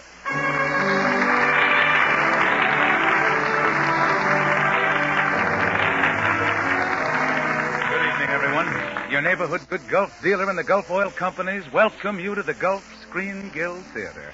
There's standing room only in the Gulf Theater tonight.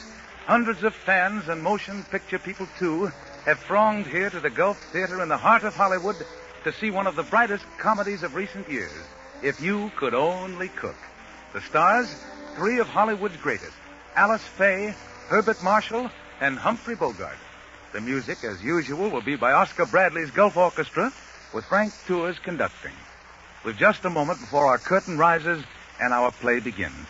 Just time enough for me to mention that for years, America has led the world as a great nation of automobile owners. Millions upon millions of private cars and thousands of miles of good roads have made this country more and more travel-minded. Now, with the completion yesterday of the greatest flight of private planes in all history, America proves that she can become supreme on the airways as well as on the highways. A great flight of more than 1,200 light planes has just been made. An amazing cross-country tour, totaling more than 3 million miles in all, and without a casualty. This tour, along the famous 4 Gulf Airways to Florida, sponsored by the Gulf Oil Companies and directed by Gulf's Major Al Williams, is a great tribute to the skill of the individual pilots and to the high quality of the Gulf gasolines and Gulf motor oils used exclusively for the trip. Thus, once again, the same Gulf quality that you get when you stop your car at the sign of the Gulf Orange Disc has helped make another first in the history of transportation.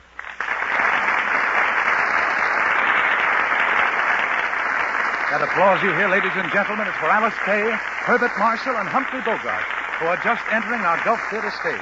They step to the microphones, and we present If You Could Only Cook, with Herbert Marshall as Jim Buchanan, a somewhat harassed automobile executive, Alice Faye as Joan Masters, a young lady looking for a job, and Humphrey Bogart as the big-time racketeer Dan Nolan.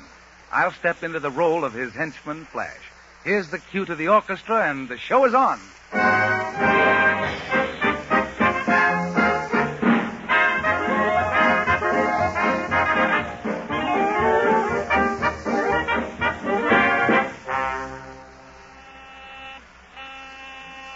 Buchanan Automobile Company. Mr. Buchanan, one moment, please. I'll connect you with his secretary. Mr. Buchanan's office. I'm sorry he isn't in. Who? Oh, Miss Fletcher. But he isn't in, Miss Fletcher. Sure, I know he's going to marry you next week, but until then he's his own boss, isn't he? Look, he erupted out of a director's meeting half an hour ago. Well, you might reach him by carrier pigeon. You see, every time he gets upset, he takes himself for a walk in the park. What's that, Miss Fletcher? How do I know what park? Go away, pigeons. Shoo, go on. I haven't any peanuts. Go away. Make yourself a nice pigeon nest and sit in it. You know, you birds are just as stubborn as my board of directors. Only you sound a little more intelligent. You're welcome. All right, since you insist upon this board meeting, I'll tell you what I think of each one of you. You, Flanagan. I was designing automobiles while you were still selling insurance. And you, Mr. Collins. You're still living in the day when a buggy whip was standard equipment on every horseless carriage. Mr. Lannon, you're a fool. Brown, you're an idiot. Jones, you're an nincompoop. You forgot the little moth-eaten pigeon here on the end. Huh? Who? Oh, I beg your pardon. I didn't know there was anybody else on the bench. Don't mind me. If you want to tell these pigeons off, go right ahead. I really haven't... Well, I have nothing against pigeons. I know. You've lost your job and you're mad at the world. Isn't that right? Here. Better look this over. Look whatever. The want ads. Help wanted mail. Oh. Well, you see, I don't really want... Oh, you'll never find anything if you don't look. You don't want to go on relief, do you? Well, I'd like to avoid that as long as possible. What kind of work do you do? Oh, typist, secretary. What's your particular line? Automobiles. Grease monkey, huh? Bet you look cute in a uniform. Well, see anything in the paper you like? No, there's nothing that really appeals to me. Well, when you've been out of a job as long as I have, you won't be so particular. Gee. I wish I was a couple. A couple of what? People. The only good ads are for couples. Here, just look at this one. Yeah, you're right here. Cook and butler, $175 a month. Wow. Now, if you could only cook. But I can. I'm a marvelous cook. Say, wait a minute. Can you buttle? Buttle? Yeah, you know. Very good, sir. Dinner is served, madame. You coach, sir. Well, there's nothing difficult about that. Well, then, what are we waiting for? Come on. No, wait a minute. No, not so fast. Look, it's a job, isn't it? Yeah, I know, but we're not a couple. Well, that is, we are a couple, but not in a legal sense. Anyway, I haven't said I'd do it. But you have to Well, do it's too fantastic. I'd like to talk it over. Oh, save your talk for the interview. It's the chance of a lifetime for both of us. Wait till I look up the address. But look, I don't even know you. We right can't here do a it is, thing here it is, here it is. Apply to D.F. Nolan, Nolan Manor, Longhaven. Come on, let's go. Now, wait. Nolan? Did you say D.F. Nolan? Uh-huh. Why, my dear girl, Nolan's the biggest racketeer in the city. I wouldn't care if he had 6 heads. He's still paying $175 a month. Come on, what do you say? Wait. I'll take it up with my board of directors. What do you say, Mr. Flanagan? And you, Mr. Collins? Oh, you think I shouldn't go, huh? Well, you can all go jump in the lake. You mean we're going after that job? You bet we are. And let's hurry before some other couple beats us to it.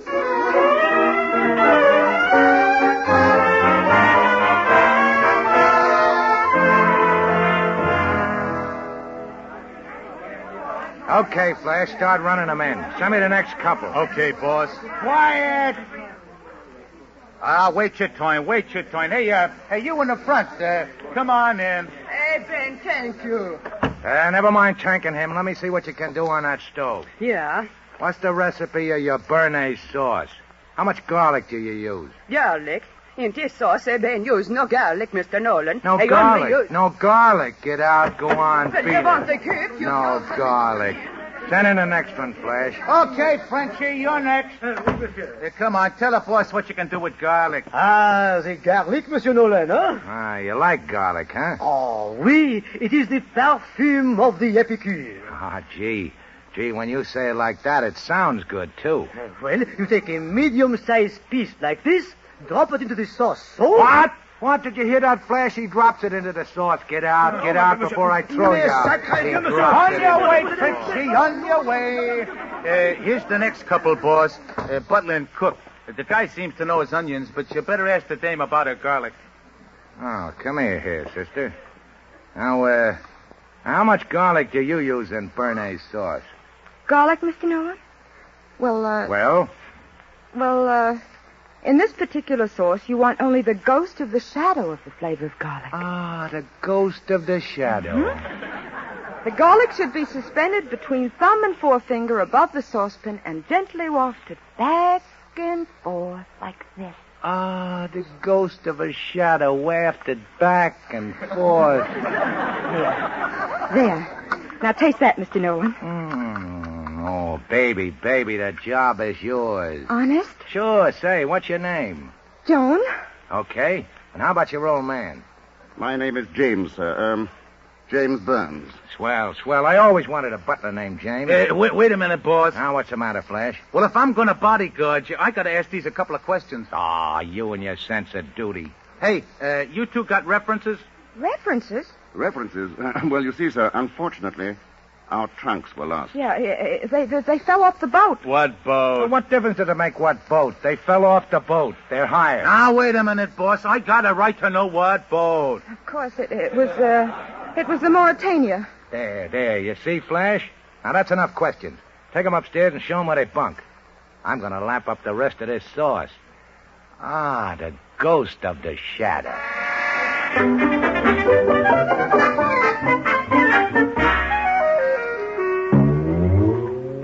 Mr. Flash, you don't mean there's only one bedroom? Well, sure, there's only the two of you, ain't there? Don't tell me you got a flock of kids. No, there's just the two of us. Well, then what do you expect? Oh, I suppose where you worked before you had a whole suite, huh, Toots? Hey, that's good. Toots suite. Very funny. Good night, sir. You don't get it. I said whole suite, Toots. Toots suite, huh? Thank you very much. Good night, sir. Okay. The boss wants his breakfast at 8. That's the trouble with these servants. They ain't got no sense of humor. Well, Joan, it was nice while it lasted anyway. What do you mean? Well, I mean, obviously we can't stay in the same room. Oh, I know we can't. But there's a balcony right outside that door. We'll take turns. One of us sleeps in here, and then the other one... Gets pneumonia, huh? All right, give me the blanket. Oh, Jim, you aren't angry. Angry? Why, I'm as happy as a bird. And I probably feel like one sleeping on the balcony. Well, I know I rushed into this thing, and I hope you won't be sorry. You see, things have been going so badly for me, I just had to do something. No job and no money. Honestly, I was desperate. Why, you poor. I guess we better not talk about it tonight. But I do want you to know how I feel. Well, here's your blanket. Thanks. Well, good night, Mrs. Burns. Sounds funny, doesn't it? Good night, Mr. Burns. Oh, you won't have to lock that door. Oh, thank you.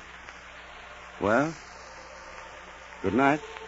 Well, I hope it'll be cozy for you. What was that? I said I I hope it won't be too cold for you. Oh. Well, good night. Good night. Well, good good night.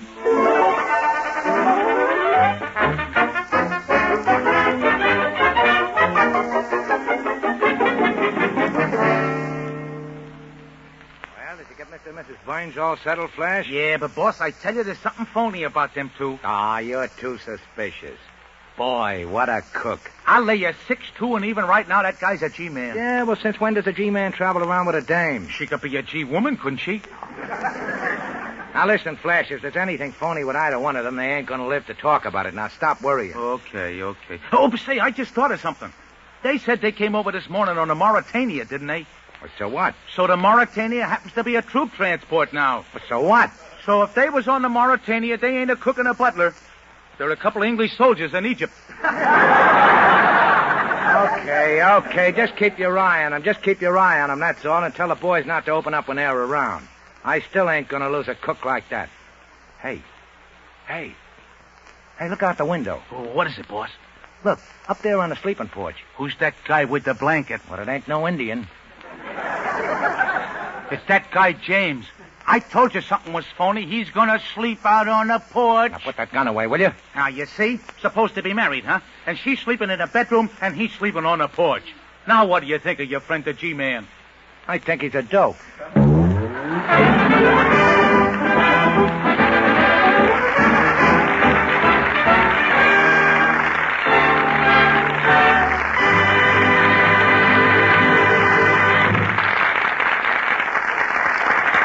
So ends Act 1 of tonight's play here in the Gulf Theater. The Gulf Curtain will rise immediately after our usual brief intermission.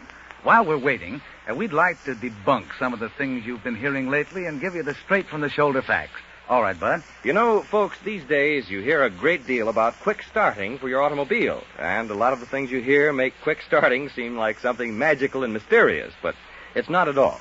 Just remember this. Quick starting depends primarily on two things: your motor oil and your gasoline. When you step on the starter, your motor oil can either help your motor turn over or hinder it. And your gasoline will either fire immediately or it won't. That's the whole thing in a nutshell. And that is why we urge you to use Gulf's quick-starting team, Gulf Pride Motor Oil and Gulf No-Nox Gasoline. Gulf Pride Motor Oil because it's free-flowing, and therefore helps your motor turn over even in the coldest weather. And Gulf No-Nox Gasoline because it fires in a flash, even in icy cold cylinders. Moreover, Gulf Pride Motor Oil and Gulf No-Nox give you a smooth, quiet-running motor. So if you want a quick starting, stop at the sign of the Gulf orange disc for Gulf Pride Motor Oil and Gulf No-Nox Gasoline.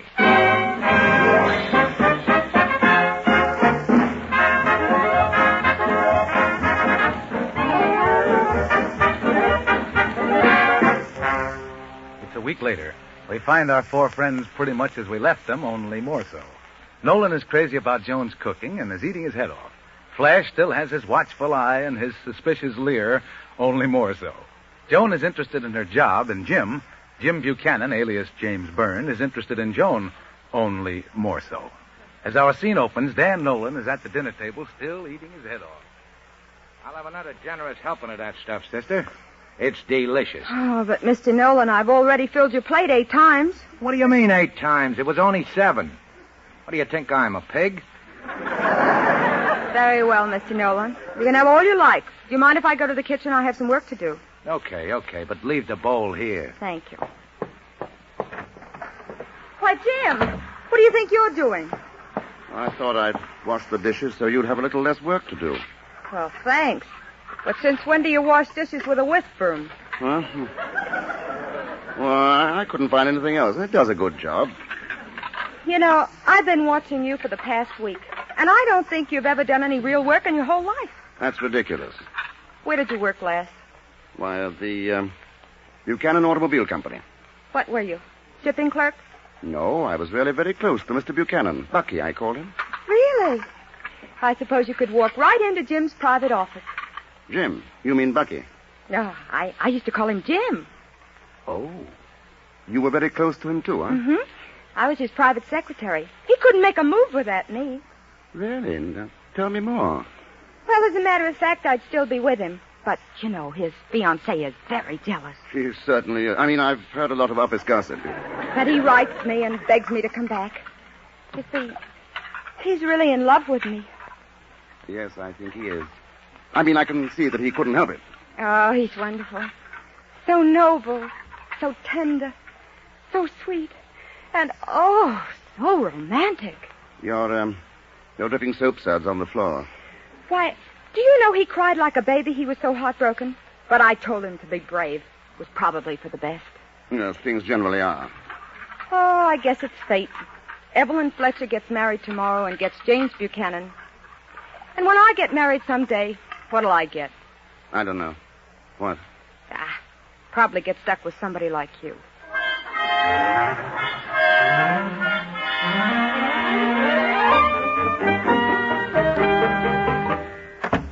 You sent for me, Mr. Nolan? Yeah, Joan, sit down. Sit down. I want to talk to you. Go on, sit down. Well, really, Mr. Nolan, I've got lamb chops in the oven and lamb chops. Yeah, but business before pleasure. Now, this is important. Is there something wrong with my cooking? No. It's divine. It's divine. It's the nuts. You're a swell cook, and coming for me, that's something. Thank you. Now, what I got to say is about that old man of yours. James. Oh, has he done something wrong? He ain't doing right. Say, you and him been married long? Well, yes, quite some time now. Are you happy? Oh, of course. Well, then how come he sleeps out on the porch? Answer me that. Well, you see, he's a fresh air fiend. That ain't what I call him. Say, come here, baby. Mr. Nolan. Mr. Nolan, please. Now, look. Why don't you get rid of that dope? A beautiful doll like you ought to have buckets of diamonds and a couple of mink house coats and a pack of yachts. Oh, Mr. Nolan, my lamb chops. Lamb chops. And now, look, Joan, I ain't so hard to take, am I? Mr. Nolan, please stop that. Now, don't you do that, come Mr. on Nolan. now, Johnny. Come on. Mr. Nolan, if you please. Huh? Hello, James. Perhaps you two would like me to be alone. Jim, we were just... All right, Joan, you get upstairs and pack.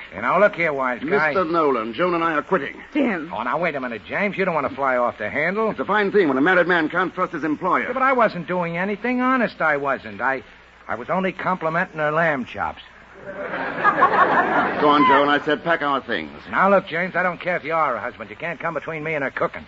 Maybe I was a little rough, but let's not get excited over a little thing like that. Now, look, I'll double your salary, see, and I won't even talk to Joan anymore. Now, what do you say to that? Absolutely not. We'll think about it, Mr. Nolan. Oh, now, please. If you'll just stay, I'll be good. Honest, I will. And double the salary.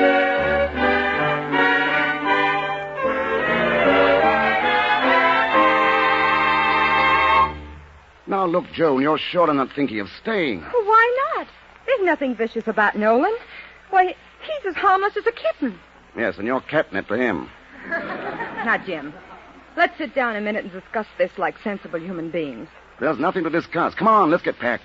But why? I don't see any reason for it. No reason. Do you think I can go on working for a man who makes passes at my wife? Your wife? Certainly. What kind of a husband do you think I am? Why, we're not even married. Oh, that's right. No. I seem to be forgetting that. Joan. Yes, Jim? Joan, Well, I don't know exactly how to say this. Yes, Jim. Well, what I mean is, what if this fellow James Buchanan, the one you said was in love with you, what if he were to come to you... Oh, he won't. No, but suppose he did. What if he decided that he couldn't marry Evelyn Fletcher tomorrow? He was too much in love with you. Oh, Jim Buchanan would never do a thing like that. What makes you think he wouldn't? Well, he's just not that sort of man. Jim told this Evelyn he'd marry her, and he will. He'd never back out on a deal. Well, but what if he knew he was madly in love with you? But he'd never be happy with the other girl. Well, he'd keep it to himself. That's because he's honorable and fine. That's what I loved about him. You don't know what you talked yourself into. Now, look, let's not talk about James Buchanan anymore. What was it you wanted to tell me, Jim? Not a thing, Joan. Not a single blessed thing.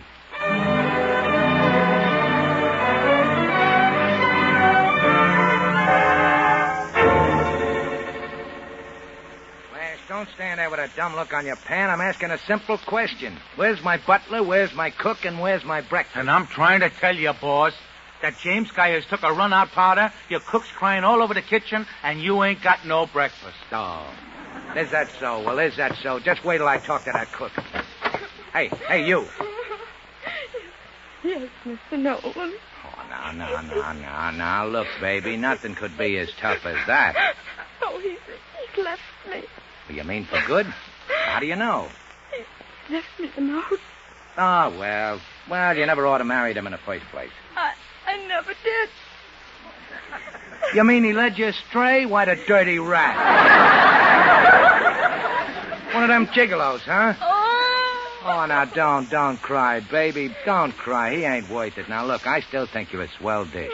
And that deal is still open. Now, how'd you like to go on cooking for me for the rest of your life? How'd you like to be Mrs. Dan Nolan, huh? Oh, you don't really mean that, Mr. Nolan. It's only that your kind stomach's gotten the better of your good heart. Oh, no, it ain't. I've always dreamed of coming home after a hard day at the rackets. And curling up before the fire with a good cook. Oh, you're very kind, but I couldn't marry you. No, I get it. You let me down easy. You're still in love with that James mug, huh? He's not a mug. He's sweet. And he went to Harvard. Yeah, but look, if that ain't a skirt for you. Hey, Flash. Yeah, boss. Say, who do you think's got his picture in this paper? Say, look, Pantywaist, stop reading Superman and listen to me. Oh, no, this ain't Superman. No, it's James. James? Yeah. Well, you mean our James? Yeah, look, he's getting married today to a society dame. Yeah, let me see that. Evelyn Fletcher and James Buchanan. You see, his name ain't even Boyne. Boy, does that buoy me up. We'll be married today at the wedding chapel. Now, what'd I tell you? His name's Buchanan. No, it ain't. His name's Mudd. Now, you get the boys, Flash, and tell them to meet me in half an hour. I'll show that guy he can't do this to the cook I love.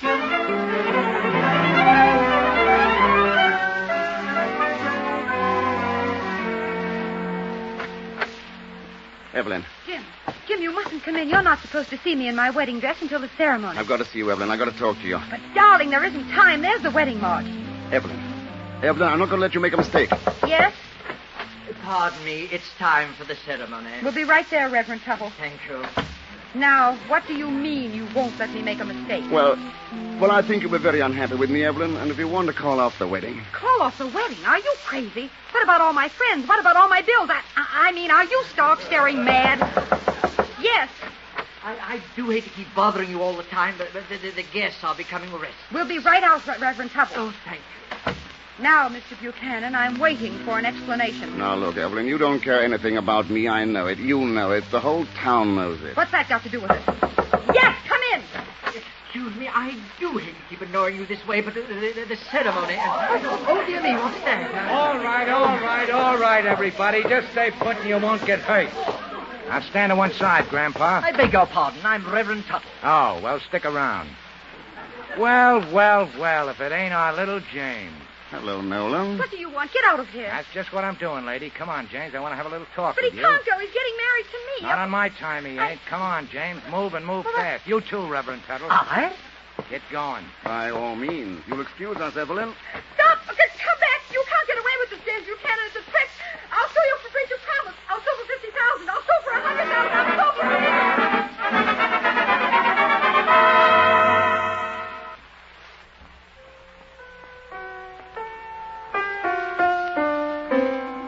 That's enough, Flash.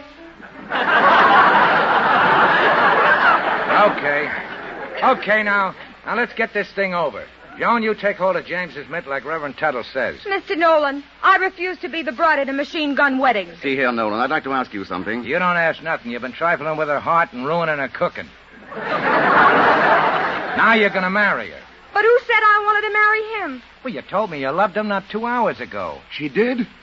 Did you say that about me? Sure, right in here in this room. Now, go ahead, Reverend. Make it short. Do you, James Buchanan, take this woman to be your lawfully wedded wife? Buchanan? Did you say Buchanan? Sure. Jimmy Burns and James Buchanan are one and the same guy. I mean to love, to honor, and... Buchanan? You're James Buchanan? And cherish. And will you please keep quiet? Yes.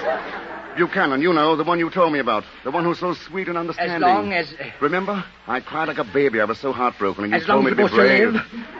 I do. Oh, how could you? Please, I can't go on with all this disturbance. Keep talking. Oh, please, sir, there's no need for gunplay. Do you, Joan Masters, take this man to be your lawfully wedded husband? Go away from me. Leave me alone. Joan, wait. You've got to listen to me.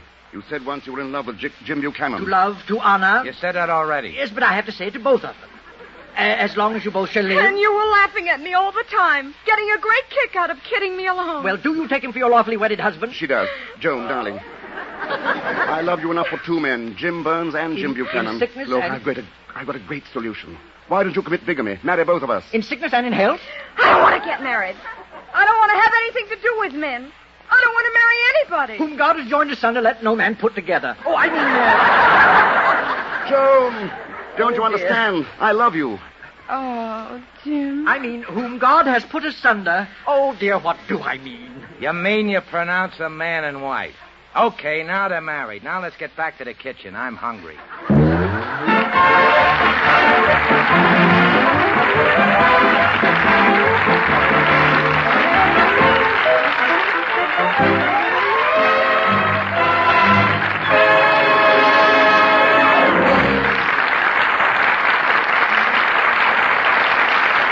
And that, ladies and gentlemen, was the Gulf Screen Guild Theater's production of If You Could Only Cook. From the applause, there's no doubt that the audience here in the theater loved it every bit as much as we enjoyed bringing it to you. And we're happy, too, that we were able to present Alice Faye, Herbert Marshall, and Humphrey Bogart in their first broadcast together. As you know, their performances, and the performances of all the stars who appear in the Gulf Theater, are donated. And in return, Gulf gives generously to the Motion Picture Relief Fund to help in the great work of building a home to provide for the workers in the picture industry who can no longer provide for themselves.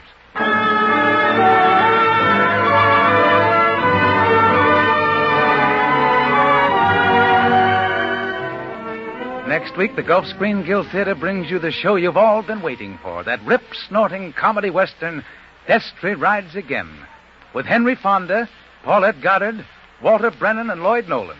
So be sure to tune in next Sunday night at the same time when the Gulf Screen Guild Theater presents Paulette Goddard, Henry Fonda, Lloyd Nolan, and Walter Brennan in Destry Rides Again, with music by Oscar Bradley's Gulf Orchestra, with Frank Tours conducting.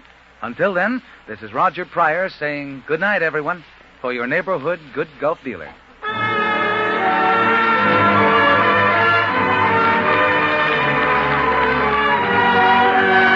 Herbert Marshall may currently be seen in Warner Brothers' The Letter. Alice Faye has just completed Road to Rio at 20th Century Fox. Humphrey Bogart's latest for Warner's is High Sierra. Buddy Easton speaking. This is the Columbia Broadcasting System.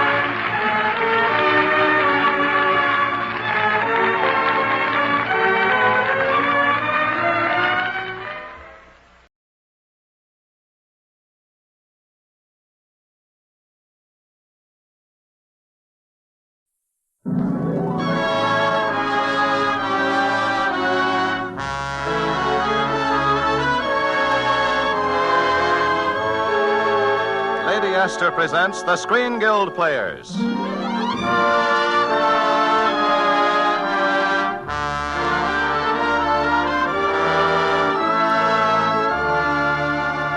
The Screen Guild play tonight, The Human Comedy. The starring players... This is Mickey Rooney. And this is Frank Morgan.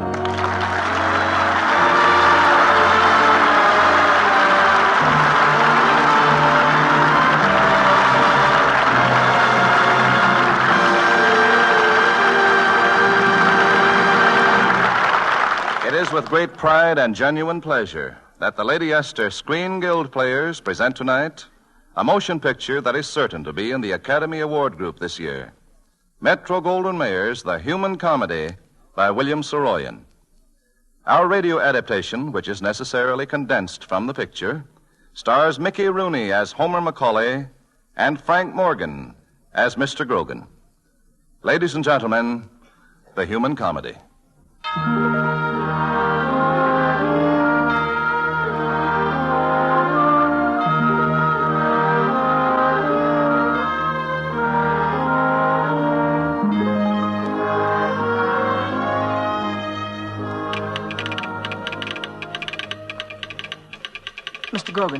Mr. Grogan, wake up. Wake up, please. Mr. Grogan, they're calling you, Mr. Grogan. Oh, what? What's Mr. that? Mr. Grogan, your telegraph key is going. They're trying to get a message through. That was Homer who just roused me from my untimely nap. Homer Macaulay, our new messenger boy. He's working nights now, attending school by day, because his father is dead, and his brother Marcus has gone off to war, and his family needs the few dollars he can make. You'll challenge my assertion, naturally, but I contend that Homer is a lucky boy. And if you ask me why, well, listen to my telegraph key. That's no ordinary sound, you know. That's the heartbeat of our little town. Its joys and hopes, its sorrows and despairs. A moving record of the things men do and of the things they don't. Success. Contract signed. Return tomorrow. Failure. Wire, $20. Urgent. Start. Baby arrived last night. And finish. Father died this morning. All of it. Everything. Good and bad, light and dark. All of it there in the music of that telegraph key. Real music. Straight from the world. Straight from the hearts of people. The music of life itself. Yes, I assure you, Homer Macaulay is a lucky boy. Here in this office, he's going to learn about life.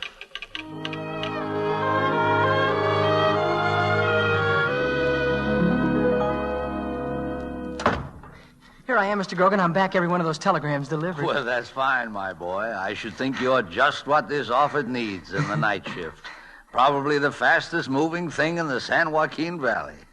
Well, I've got a bicycle, of course. Yeah, of course. How do you like being a messenger? Oh, I think it's great, Mr. Grogan. You go different places, meet different people. Yes, a fella gets around a bit. How did you sleep last night? Oh, I was pretty tired, but I slept all right. Little sleepy in school today, I presume. Yes, sir. What subject? Ancient history. It's a pity they don't make those old things more interesting. Bring them up to date. But, Mr. Grogan, if they bring them up to date, Yes, don't you well, say there are a few things I want to tell you, my boy. Now, don't go too fast. No, sir. Get there quickly, but not too quickly. Yes. Be polite to everybody. Take off your cap in the house. Yes. And above all, don't lose a telegram. No, sir. If anything else comes up, just ask me about it. Oh, well, something has come up, Mr. Grogan. Yeah? About the singing telegrams. Oh, there's nothing to them, my boy. You've got a pretty good voice, haven't you? Well, they used to let me sing in the First Presbyterian Church when I went to Sunday school. Well, that's fine. That's exactly the kind of voice we want. Now, let's say someone sent me a birthday greeting. Huh? No one would, you understand. I haven't anyone. But just let's say they did. Now, let's see how you do it. Well, I'd do it something like this. Mr. Grogan? Yeah? Happy birthday to you. Happy birthday to you. Happy birthday, dear Grogan. Happy birthday to you. Well, thank you, my boy, and the same to you. Thank you, sir. Only, you wouldn't say dear Grogan. You'd say dear Mr. Grogan. No illusions of grandeur, you understand, just the company rules. Oh, yes, sir. Happy birthday to you. No, that's just once. That's enough. Well, it's 10 o'clock, my boy. Time for a little Epicurean diversion. And I have right here in my desk 2 supreme examples of the culinary art. Well, they look like pies to me, Mr. Grogan. Well, and pies they are. Let us feast on them together, my boy. From now on, you and I are friends. Yes, sir. I toast you in coconut cream. Your very good health. And the same to you, sir. You understand, Homer, friendship is an active state. On occasion, I shall ask you to run an errand, or join me in song, or sit and talk with me. Run an errand, sing a song, talk. I can do all of that. Is there anything else, sir? Yes, well, there's a rather delicate matter. In the event of drunkenness... Huh? Mine, not yours. I shall count on you to see that I am able to perform my duties here. Me? Oh, what could I do? Well, if I do not respond when shrugged, a splash of cold water in the face. This is to be followed by a cup of black coffee. Yes. In the street, however, the procedure is quite different. If you behold me lost in the embrace of alcohol, you will greet me, but make no reference to my condition. I'm rather a sensitive man, and I prefer not to be the object of public solicitude. Cold water and coffee in the office. Greetings in the street. You have it all clear? Yes, sir, but I guess there's more to this telegraph business than I thought there was at first.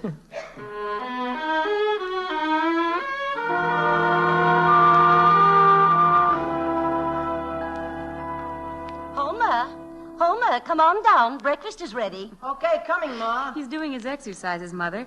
Leg developers. You'd think he got enough delivering telegrams. Morning, Bess. Morning, Ma. Gosh, I'm hungry. Homer. Oh, I wouldn't forget to say grace, Ma, not me. Be present at our table, Lord, be here and everywhere adored. In paradise with thee, and let me win the 220 low hurdles. Amen. Bess, will you pass the cream, please? Homer, except for the hurdles, you didn't even know what you were saying. Oh, I know, all right. I may say a little fast because I'm hungry, but I can say it slowly, too. After all, it's just the spirit of the thing. What the words mean. And what do the words mean? Well, they mean what they say. And what do they say, Homer? Well, be present at our table, Lord. Well, Ma, Lord means a lot of things, and I guess all of them are good, but be here and everywhere adored. Well, that means be to love the good things here and everywhere else, and these creatures bless the creatures. That's you and Bess and Brother Marcus in the army, myself and everybody. And bless means to bless. Bless. Yeah. Well, maybe to forgive. I don't know, love or to watch over, something like that. Grant that we may feast in paradise with thee. Mom, doesn't that mean that if you're right, you feast in paradise every time you sit down at the table? That's about right, Homer. But what about the 220 low hurdles? Oh, well, that's in the track meet this afternoon. I just got to win it, Mom. And, well, maybe I need a little help.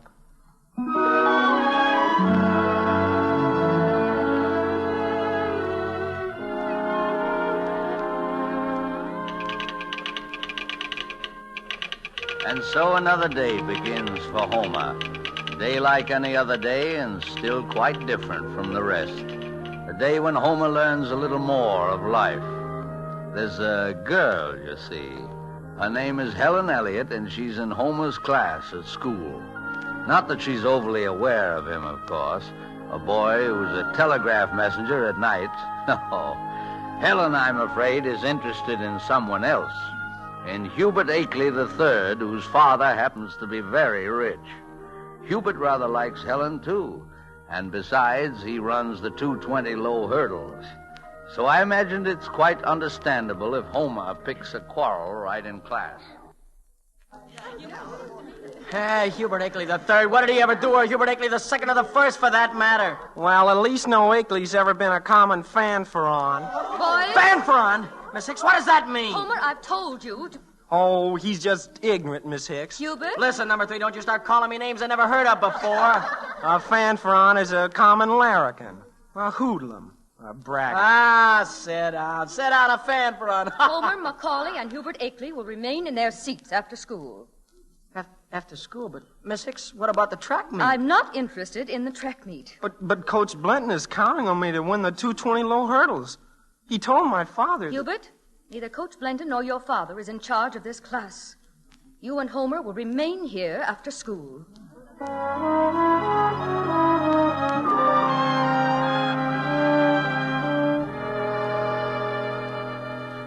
Of course, you boys must realize I didn't keep you in just to punish you. Then why?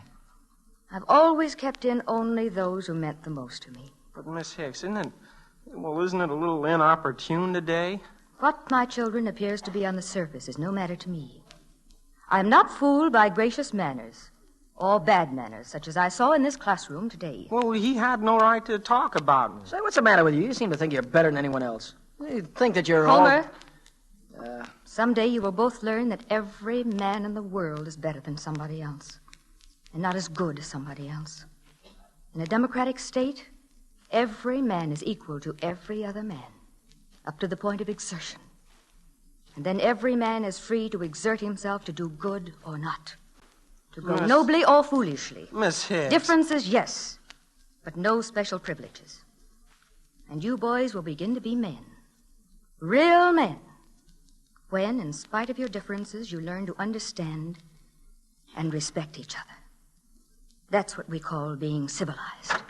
Pardon me, Miss Hicks. Mr. Blenton? I have instructions from the principal regarding Mr. Akeley. It's very unusual, I believe. He's to get into this tracksuit immediately and run the 220 low hurdles. But what about me, sir, Mr. Macaulay? Gilbert, we're waiting. Come along. Coming, sir. Did you see that, Miss Hicks? All right, is that special privilege or not? I don't blame Hubert Akeley. It was Blenton's fault. I suppose that's civilized. I've seen lots better men pushed aside by Blenton's kind. The kind who go through life crooked, cheating, toadying to those they think are their superiors, crowding out men who try to play fair. The 220 low hurdles. Low indeed.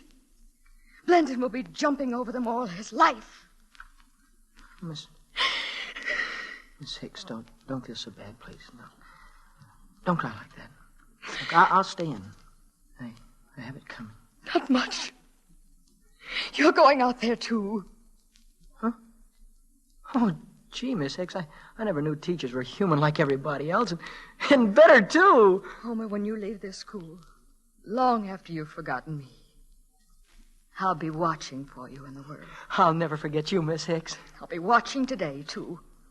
Homer Macaulay, you go out in that field. And mind you go out to win.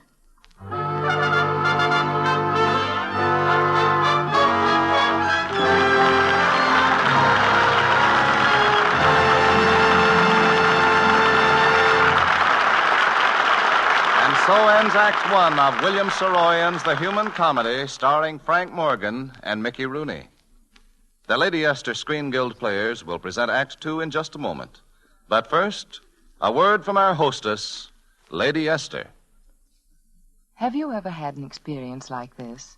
Have you ever had someone say something about you that wasn't true? Someone you thought was a friend? It comes as sort of a shock, doesn't it? You feel so hurt and distressed because you trusted and believed in that false friend. Well, you know, certain shades of face powder can be like false friends. For though women may trust and believe in them, these shades of powder may lie about their age, may even make them look a little faded, a little older. But oh, what a really kind friend certain other shades of face powder can be. Now, I hope you aren't the innocent victim of a wrong shade of face powder.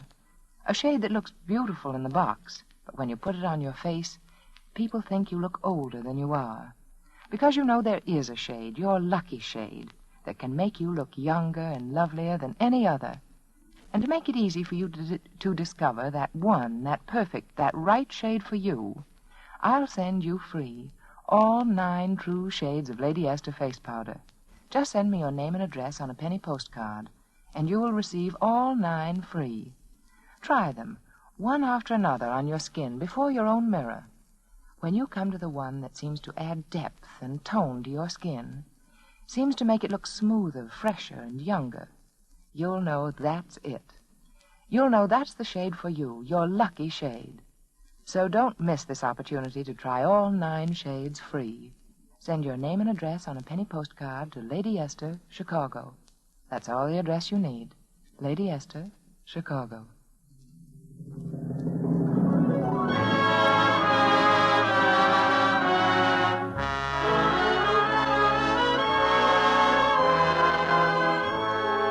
And now, Act Two of Metro-Goldwyn-Mayer's The Human Comedy, starring Mickey Rooney as Homer Macaulay and Frank Morgan as Grogan.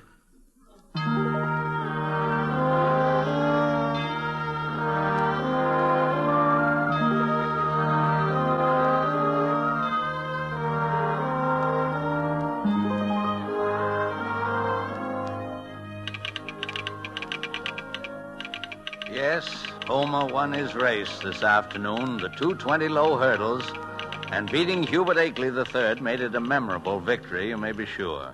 But Homer isn't finished for the day.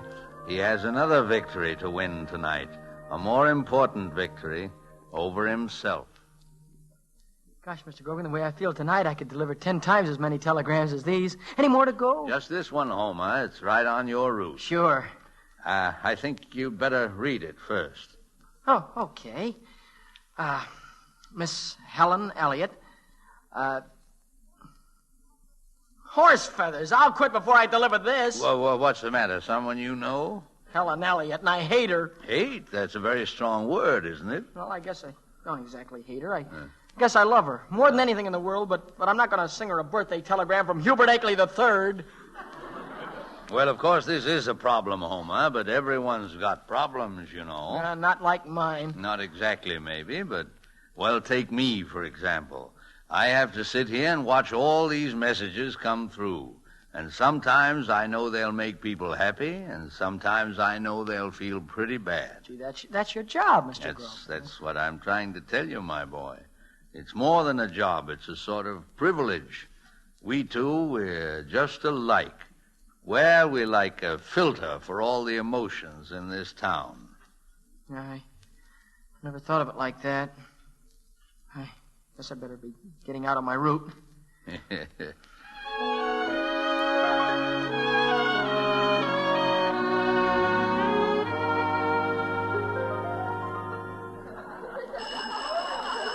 Making so darn much noise at their party they can't even hear the bell. Why don't they open the door and...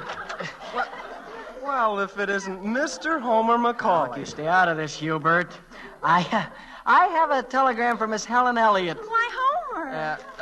Miss Elliott, this telegram... Don't open my telegram. I'll take it, please. No, it's not that kind. I mean, I'm supposed to. I have to... Happy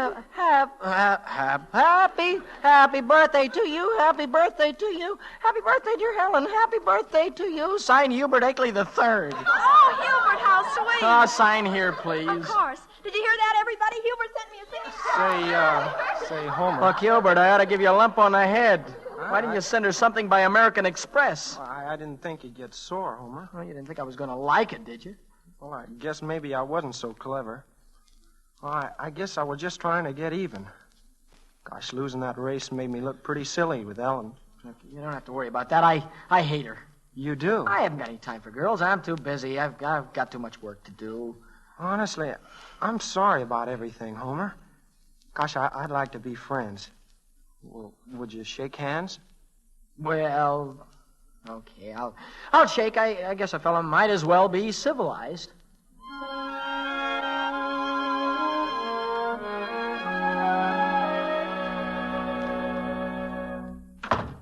Well, I did it, Mr. Grogan. I stood right up and sang that song like...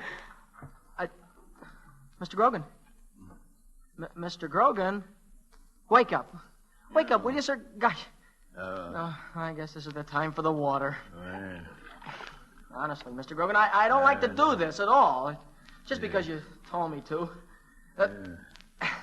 There. Yes. Well, Mr. Grogan, you told me to splash your cold water, remember? Oh, yes. Mr. Grogan. Yes. There's Homer. There's a telegram there on the desk. Yeah. We've got to deliver this. Yeah, deliver it, yes. All right, now don't worry, Mr. Grogan. I'll deliver it, and then I'll get right back here and fix you up. Yeah. Oh, on the desk, he said. I guess this is it. Mrs. Rose Sandoval, the War Department regrets to inform you that... Gee, no wonder.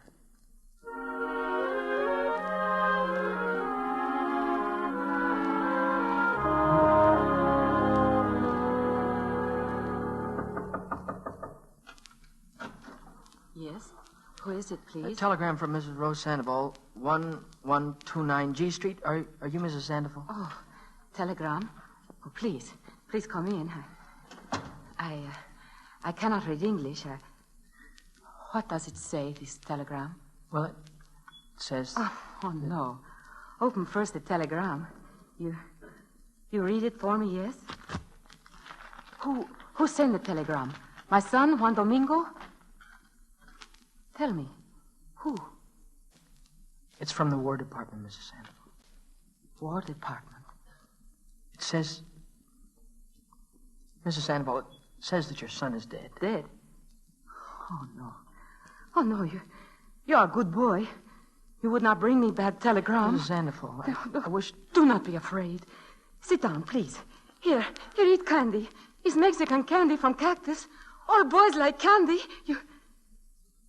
Now you tell me telegram is wrong, yes? No. Oh, my little boy. Oh, mi Juanito. Mi muchachito. Gia. Gosh.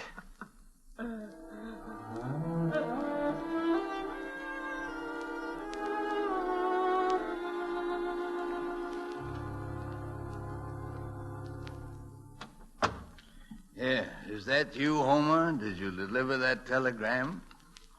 Yes, sir.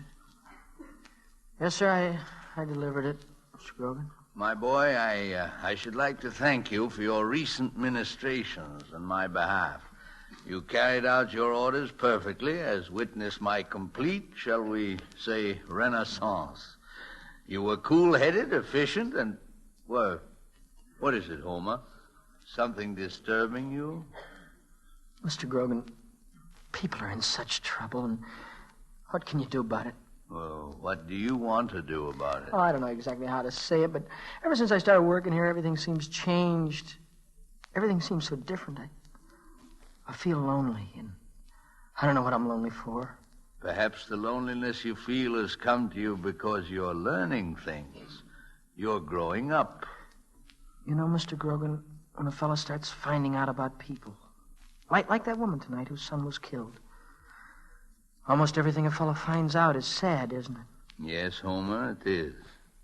Why? Well, you'll find out. No one can tell you. By the way, Homer, here's a letter for you. Oh, for me? Yes, I must have been too occupied to give it to you before. Say, it's from Marcus, my brother Marcus. Oh. Can you imagine he sent it to me? Well, what does he say? Let's see. Dear Homer, first of all, anything of mine at home is yours. My books, my phonograph, my records, my clothes, when you're ready to fit into them. My bicycle, and my... Gee, I'm glad he gave that to me, Mr. Grogan. I had to borrow it to get this job. My microscope, my fishing tackle, and all the other things of mine at home. Yeah. I give them to you because you are now the man of the Macaulay family. Yeah. I have no idea what is ahead. I'm terribly afraid. I'm terribly afraid. But I know that when the time comes, I shall do what is expected of me. I may be killed in this war. I must come right out and tell you this. I don't like the idea at all.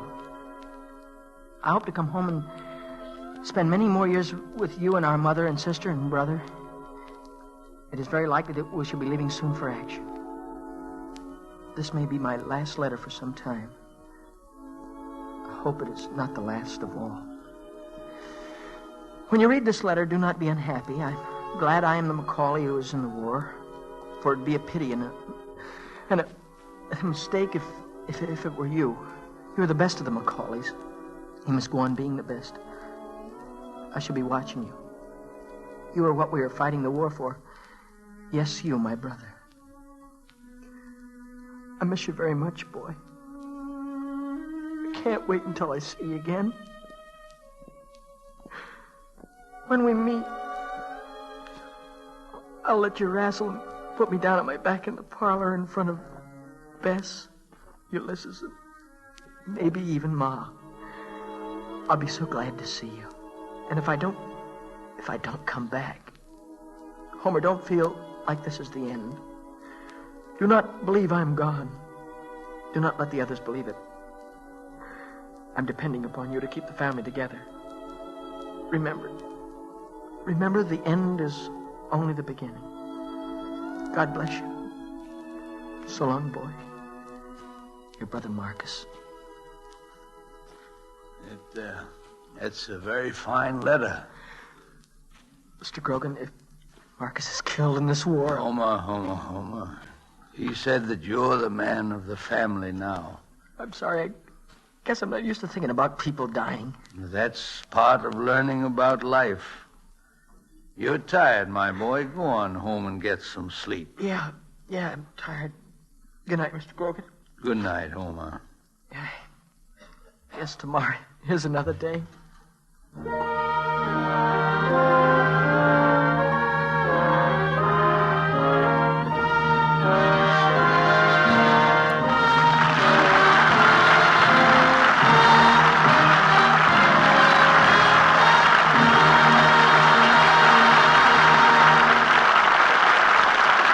Thank you, Mickey Rooney and Frank Morgan, for appearing with the Lady Esther Screen Guild players tonight in the Human Comedy. And thanks to Metro-Goldwyn-Mayer Studios also for assisting us in its presentation. It was our pleasure to be here, Mr. Bradley. We know what fine work the Motion Picture Relief Fund does in our industry. Now I'd like to take just a minute to mention the other members in the cast of the picture who didn't appear in tonight's condensed radio version. James Craig, Marcia Hunt, Fay Bainter, Ray Collins, Van Johnson, Donna Reed, Jack Jenkins, Dorothy Morris, John Craven, Ann Ayres, Mary Nash, Henry O'Neill, and David Holt, who played Hubert Eckley III, both in the picture and on the air. Thank you, Mickey. We hope you and Mr. Morgan will be with us again soon. Happy birthday, Mother, by the way. And now, before we hear about next week's program, here's a word from one of America's best-known beauty authorities, Lady Esther. You know, if you were to come to me and say, Lady Esther, what shade of face powder should I use? What shade will flatter my skin most? I couldn't tell you. Nobody could tell you. There's only one way to find out. Try the basic shades of face powder right on your own skin. And I'm going to make it possible for you to do that. To find the one shade of face powder that's most flattering, most becoming to your skin. The shade that does most to make you look younger. For I'll send you, without cost, all 9 lovely basic shades of Lady Esther face powder. Then, before your own mirror, you can try one after another until you suddenly discover the shade that makes your skin look fresher, smoother, more youthful. To receive all 9 shades of Lady Esther face powder, just send me your name and address on a penny postcard. My address is Lady Esther, Chicago. I'm sorry, but government regulations will not permit me to make this offer in Canada. Next week, the Lady Esther Screen Guild players will present a revival of a great motion picture, Men in White, starring Louise Albritton, James Craig, and Jean Hersholt. This is the Columbia Broadcasting System.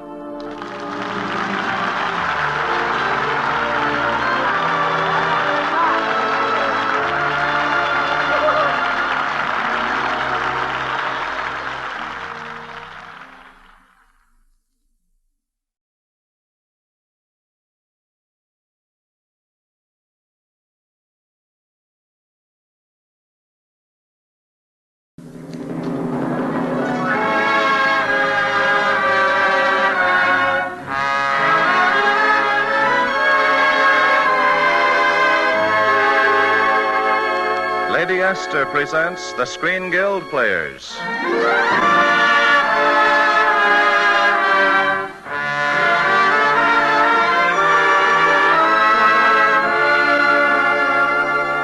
The Lady Esther Screen Guild play tonight, Dark Angel.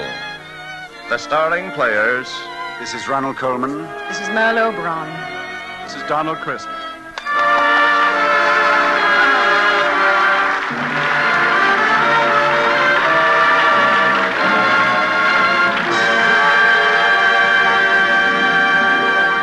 Tonight, Lady Esther presents the Screen Guild players in one of the most beautiful love stories the screen has ever known.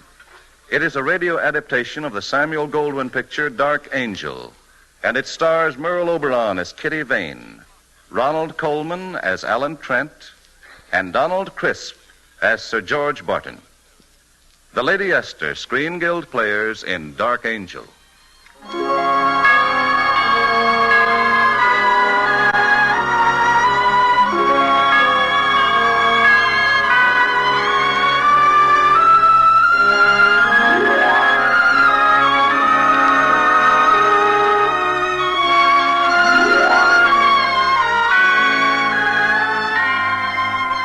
It was in the last war, and then, as now, men fought and suffered, and lived in the hope of going home.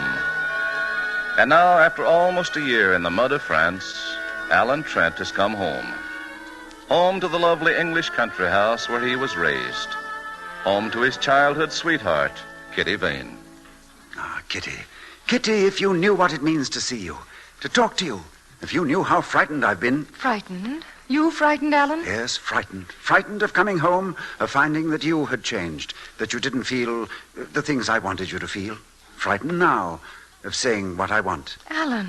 Or maybe I can't say it all. Maybe I can't say any part of it. I'm scared, Kitty. Kitty, I've so much love for you. It's like something you've saved up for a lifetime, and then it all comes at once. Alan, I wanted to hear that so badly. Oh, but you must have known. I wasn't sure. I said to myself, I've always been around. Perhaps he's just used to me. Perhaps he'll meet some other girl. Oh, Kitty, if you weren't here, I'd stop living. I'd stop breathing. I'd stop wanting to breathe. Don't ever go away. I won't, ever. I promise. Alan, we ought to tell your mother. What should we tell her? That we're going to be married. Day after tomorrow? Tomorrow. Why, you shameless hussy. Alan, dear. Mother, we were just coming into...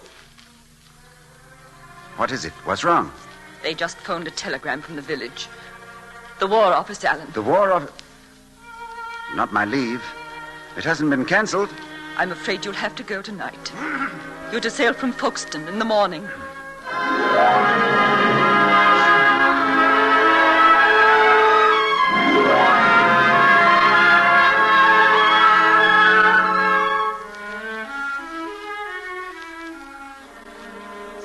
But whom else could we ask, sir? You're our vicar.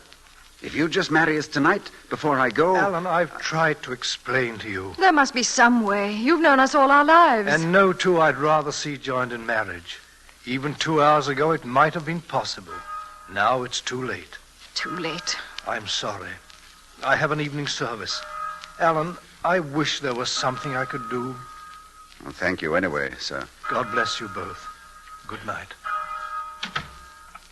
After all these years, Kitty, we're 2 hours late.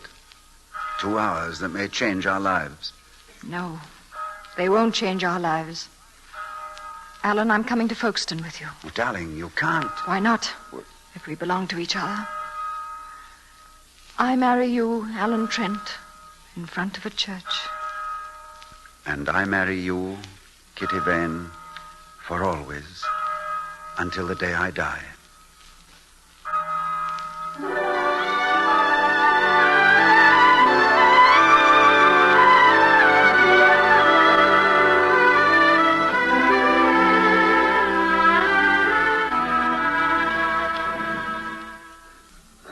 It's not half a bad room to start our married life, is it? Is it, darling? Oh, Kitty. I'm sorry. I was listening to the guns. Oh, they're far away, Kitty. Across the channel. Don't hear them. They'll stop. All those things going by. Down there in the street. They aren't far away. Oh, it takes a lot to run a war. Motor lorries, horses, tanks. And men. Thousands and thousands of men. And in a little while, you'll be one of them. You'll be gone with the rest of them. You'll be... Stop it. Oh, listen, darling. They're going. I'm going. There's nothing to be done about it. We must face the truth, Kitty. All we have is tonight. One night to live a whole life together. So we'll have to pretend. We're married, you see. We've been married quite long, and we're having dinner with our family. Yes. With our family. Now, would you like another glass of Sauterne, my dear? Please. Tell me, do you think Mimi is old enough for some wine? Mimi? That's our youngest, don't you remember? She's right there at the foot of the table. Children, Agatha, Bertram, Harold, Mimi, this is a very special occasion. Your parents' 25th wedding anniversary. 15th. Please, my dear. Children, 25 years ago, your mother was a lovely sight. The most beautiful girl I ever saw. And your father, children? Kitty, can't you do something with Mimi? She just bit little Harold on the arm. Mimi, behave yourself. Now, children, as I was saying, your father was the finest, dearest, kindest. Your father loved your mother as no one ever loved before. Your mother loved your father since the world began. Since before time. Since Since...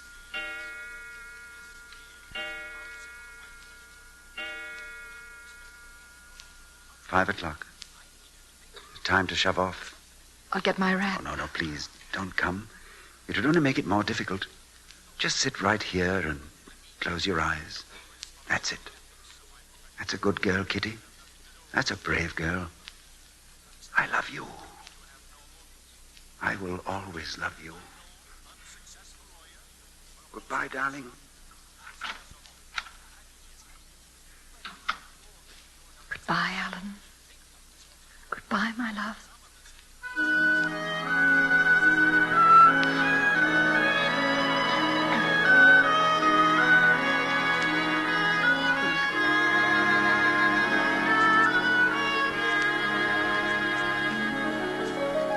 Another letter today. Oh, such a wonderful letter.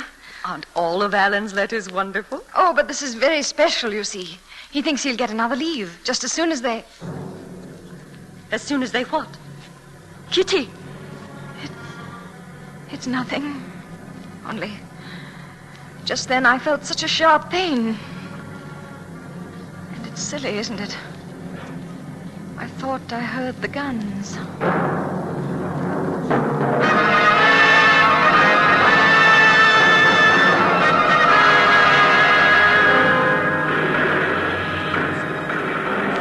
Remember, men, we're a small patrol.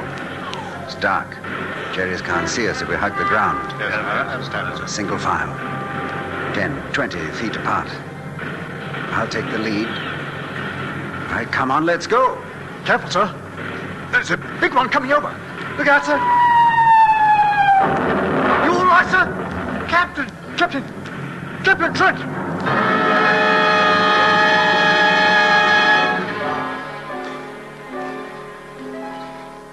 I won't believe it.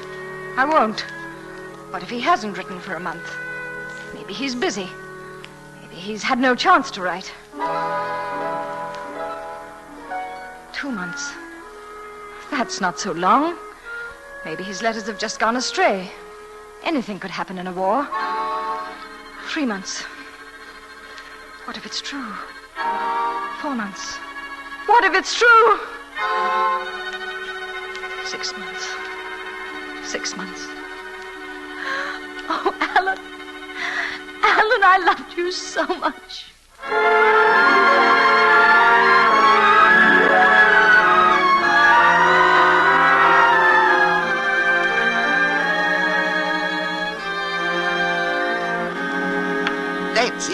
That's it, sir. That's fine. Just keep the cane out in front of it. That's fine. You're making real progress, sir. And you've only been here 5 months. Is that how long it's been? 5 months? Didn't you know, sir? I'm afraid I lost track. The dead don't have much use for time. Ah, now, really, sir.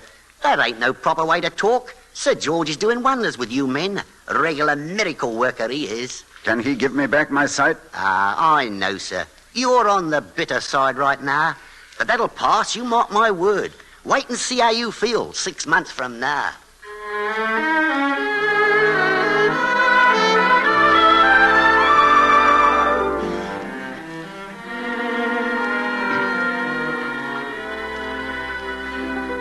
You sent for me, Sir George? Yes, Crane, I did. Mills has been telling me you want to leave. Oh, I've been here long enough, don't you think? A year next week. I'm afraid our training school hasn't helped you very much. Oh, if that's true, it's my fault, sir, not yours. You've been fighting something within yourself, haven't you? And you don't want to talk about it? Well, then the rest is just routine. I'm assigning Mills to you as an orderly. I'd rather not. Those are rules, Crane. He'll take you to your home and get you settled and... I'm not going home. I have no home. And your name isn't Roger Crane, is it? It's as good a name as any other. Your card says that when you were picked up, all means of identification had been destroyed. And later you gave your name as Roger Crane. I could have checked that, you know. I know. I've been grateful you didn't. As a matter of fact, I even had a clue. It was among your personal things. A picture. A picture? The picture of a very pretty young girl. And across the bottom was written, "Come back to Kitty." Why aren't you going back to her? Because I'm blind. Because I won't be pitied. So because I won't let myself be a nuisance. That's been your fight. Well, all right. Then fight it through. Go home. Do it for me. Help me to prove to myself that my work hasn't failed. That you can go back to your friends and live among them like an ordinary man. You think I could? Yes, Crane, I do. I've wanted to. Every hour, every day. It's still early morning. The sun is out. Before it goes down, you can be home. Before it goes down, I can be home. Yes, it's true. Think of it. Before it goes down, I'll be home. I'll be home.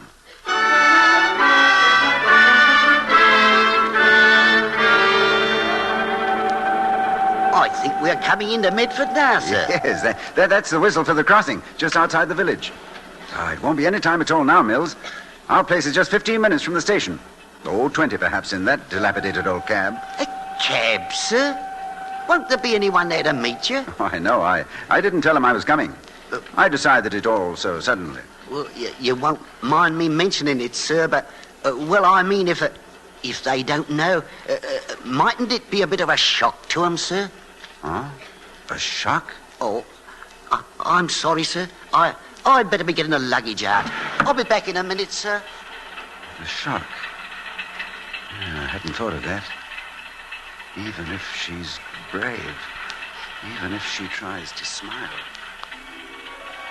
Take my hand, darling. I'll help you, dear.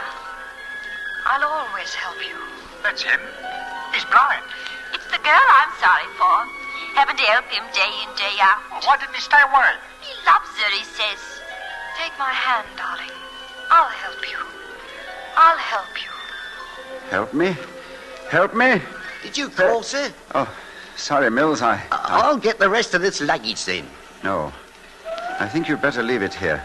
But we're just pulling in to Medford, sir. It doesn't matter. We're not getting off.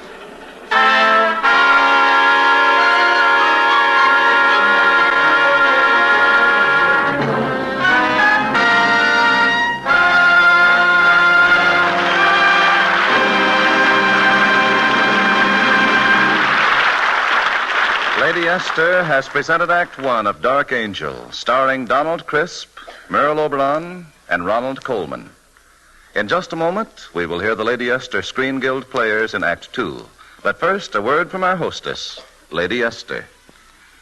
Deep in every woman's heart is the belief that she could be more fascinating if only she put her mind to it. Don't you think that's true? A woman can make herself look more fascinating. And the way to start is with the face, which is your subject, you, and frame it as you would frame a lovely painting. Now, the very first step, perhaps the most important step of all, is to find a truly flattering face powder.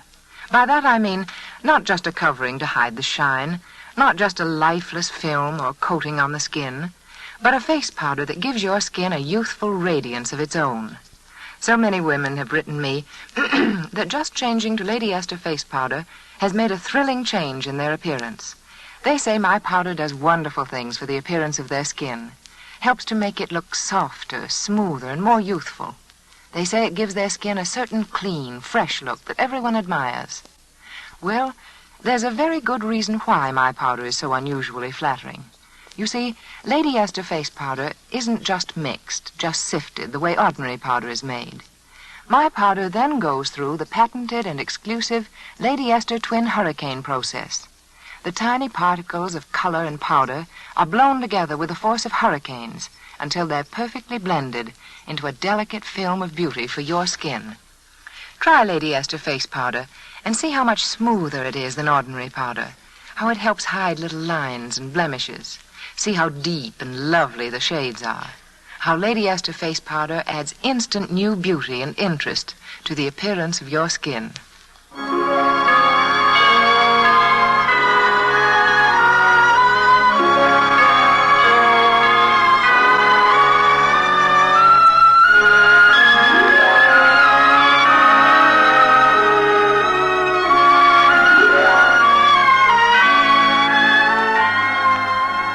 It's 2 years later now, And Alan Trent, or as he now prefers to call himself, Roger Crane, is living in a little cottage in the country with Mills, his orderly. Now, them are roses, sir. Real roses. Every petal turned like a lip for a kiss. You know, Mills, sometimes you come dangerously close to being a poet. Oh, why, only this morning Tim Whiteley was by. Head gardener for Sir Gerald Mordaunt, he is. And he dropped me a compliment on the roses, he did. Did he? On my word, sir. And I told him I wasn't the one who deserved it. I said Mr. Crane did it all himself, he did. Really, sir, it's plain remarkable how you get about. In the garden, in the house. I mean, considering that, You mean I can't see, Mills, hmm? Now, Mills, would you believe I see some things better than you do? Every bush in the garden, every chair in the house, every ashtray, every door, even the telephone. Hello. Hello, Roger. Is that you? Well, Sir George, how are you? Where are you? In London. I've been wondering about you. Haven't heard from you in weeks. Oh, I've been busy, that's all. My roses, you know. Look, Roger, I'm a bit on the tired side. Thought I'd get away for a day or so. Could you stand a guest? When can you come? The late afternoon train? We'll be looking for you. It'll be wonderful to see you again, Sir George.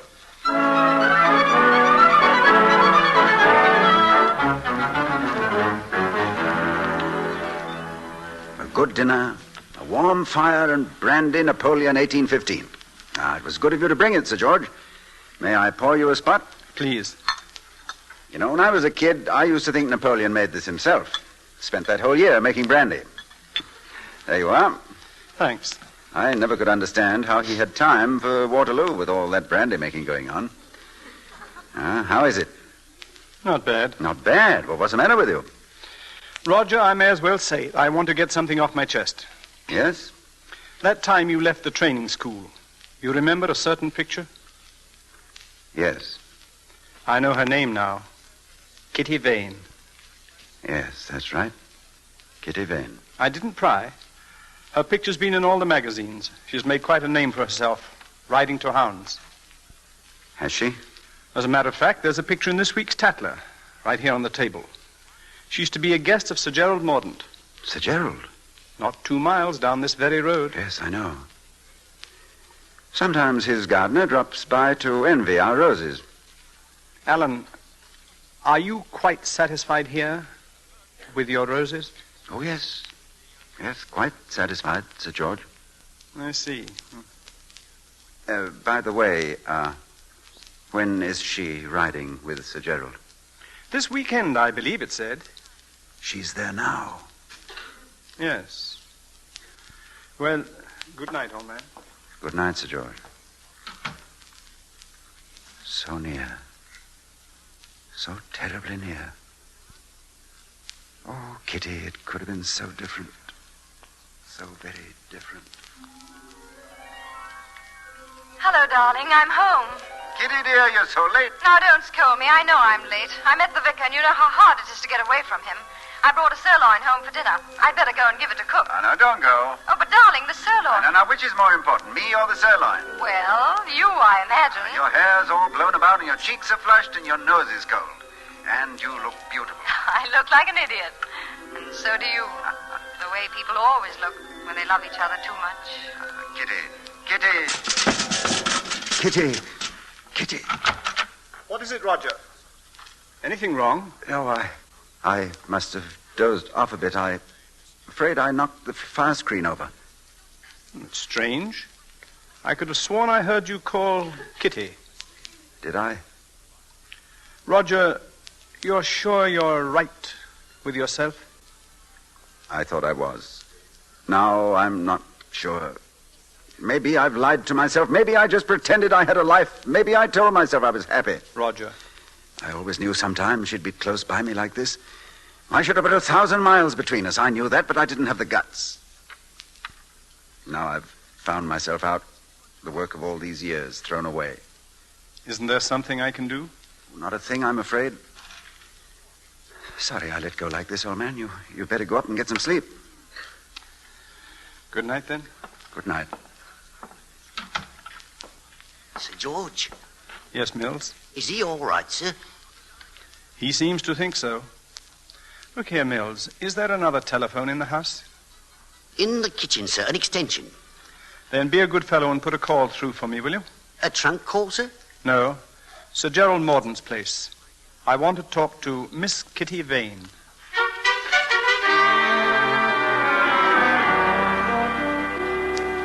Sir George, you mean to say that on your own authority, without even asking me, you... I'm sorry, Roger. I knew that it was right and that it had to be done. I had to see you get this thing straight. Now, please understand. Did you tell her I was blind? No, just that you were here. Is she coming alone? I think so. She didn't say. She ought to be here any minute now. I'll go to my room.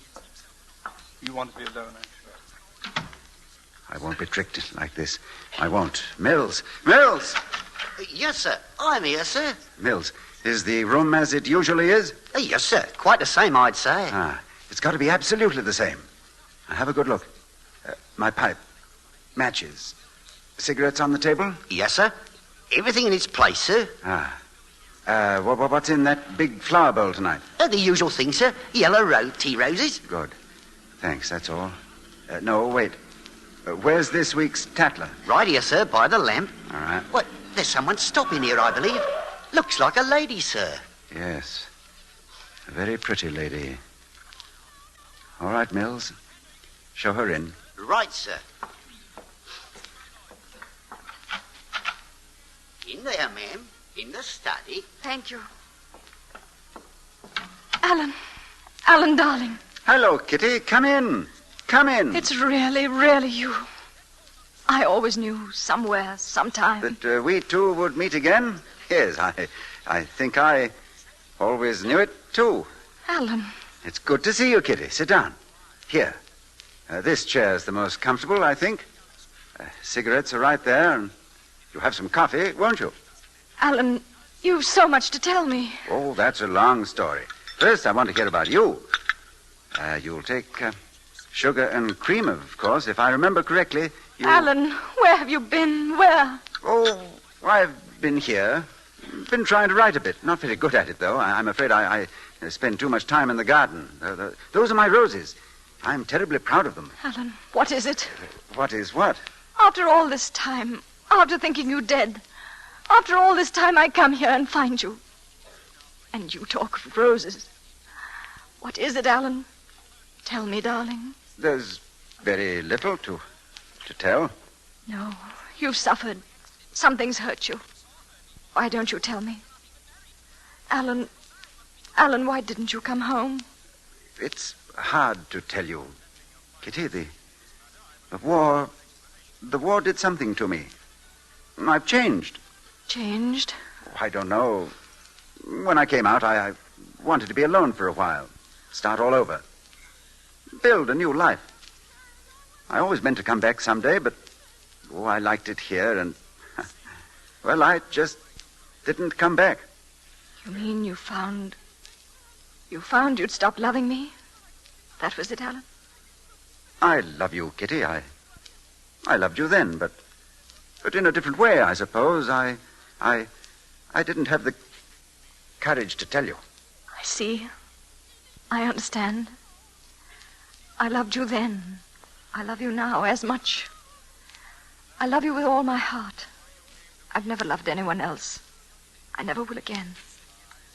Goodbye, Alan. Won't you even shake my hand? Your hand? I've been holding it here. Alan, look at me. What color dress am I wearing? Please go. Please. So that was why. And I was so stupid. I couldn't see. I was the one who couldn't see. No, Kitty, no. You love me, you do. You love me still. Kitty, think what it means. It means life again. I've been dead. Oh, dearest, how could you know me so little? Kitty, listen to me. No, I won't. I won't. You made me promise once never to go away. I never shall. Never. I'll be with you always. Always. Oh, Kitty, if you knew how I've dreamed about this. To hear your voice. To have my arms around you again. Darling, Darling, you're crying. I know, and it's no time to cry. I won't. If you kiss me. Well, then just to kiss the tears away. Forever. Forever.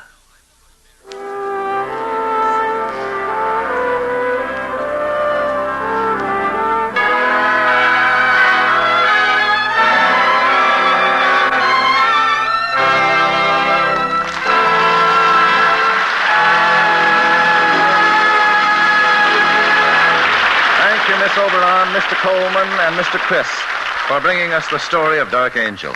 The Lady Esther Screen Guild players are grateful indeed that you could be our guests tonight. And now, before we tell you about next week's program, here's a word from one of America's best-known beauty authorities, Lady Esther.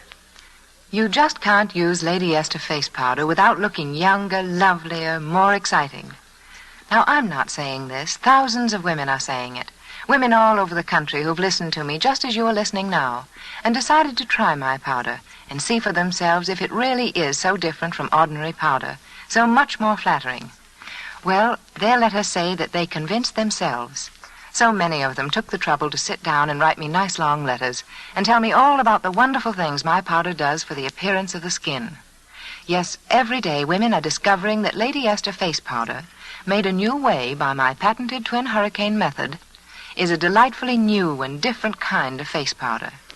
Not only is the texture softer and smoother by far than the texture of ordinary powder, not only does it cling longer and keep the skin looking cool and fresh in hot weather, but even the shades are deeper toned and more lively, shades that add extra glamour and excitement to your summer skin. So why don't you, too, try Lady Esther face powder? There's no better judge in the whole world than your own eyes. And unless you're very different from thousands of others, I'm sure that what you see in your mirror will convince you that Lady Esther face powder is the most flattering powder you've ever used. Lady Esther, next week will present that delightful comedy with music, Priorities on Parade. It will star Betty Rhodes, Jerry Colonna, Vera Vague, and Bob Crosby. Be sure to listen. Ronald Colman appeared through the courtesy of the sponsors of his program, the Electric Autolite Company. Merle Oberon can soon be seen co-starring with Paul Muni in the Columbia picture, The Love of Madame Sand. Donald Crisp is soon to be seen in Metro-Goldwyn-Mayer's Technicolor picture, National Velvet. Truman Bradley saying goodnight for Lady Esther. This is CBS, the Columbia Broadcasting System.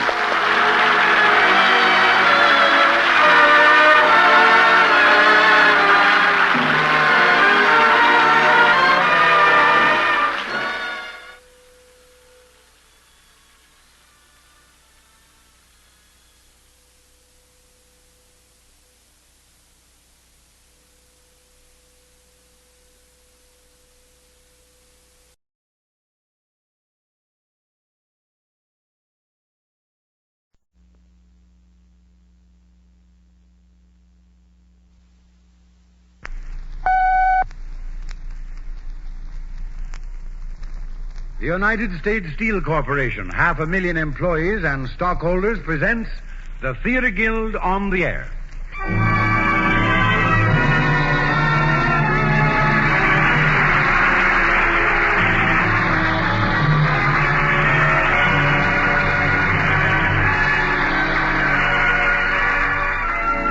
United States Steel presents the Theater Guild, one of America's foremost theatrical producers, bringing into your home every Sunday evening the most famous plays of Broadway.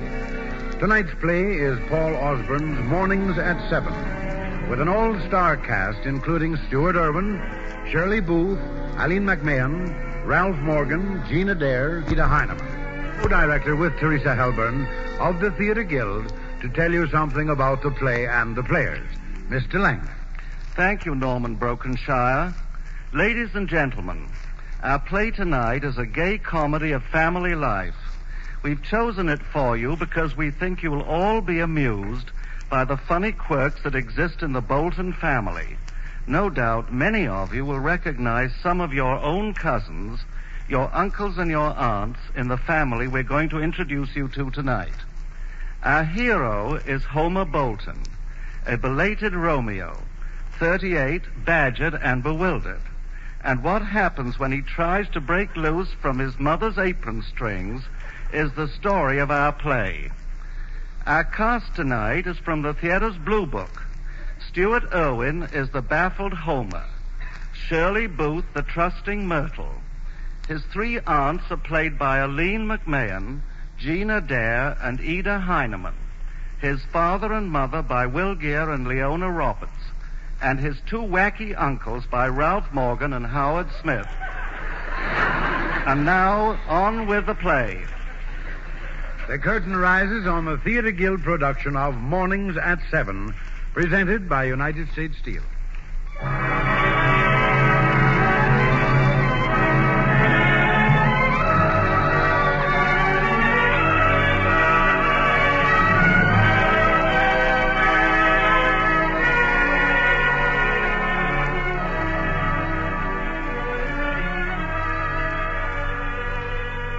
This is a story about a 38-year-old boy and how he grew up in one day. It's the story of Homer Bolton and his secret wife, Myrtle, his rather eccentric father and mother, and his numerous aunts and uncles. It's a tale of young love, of deep, dark intrigue, and the skeletons that rattle in every family closet.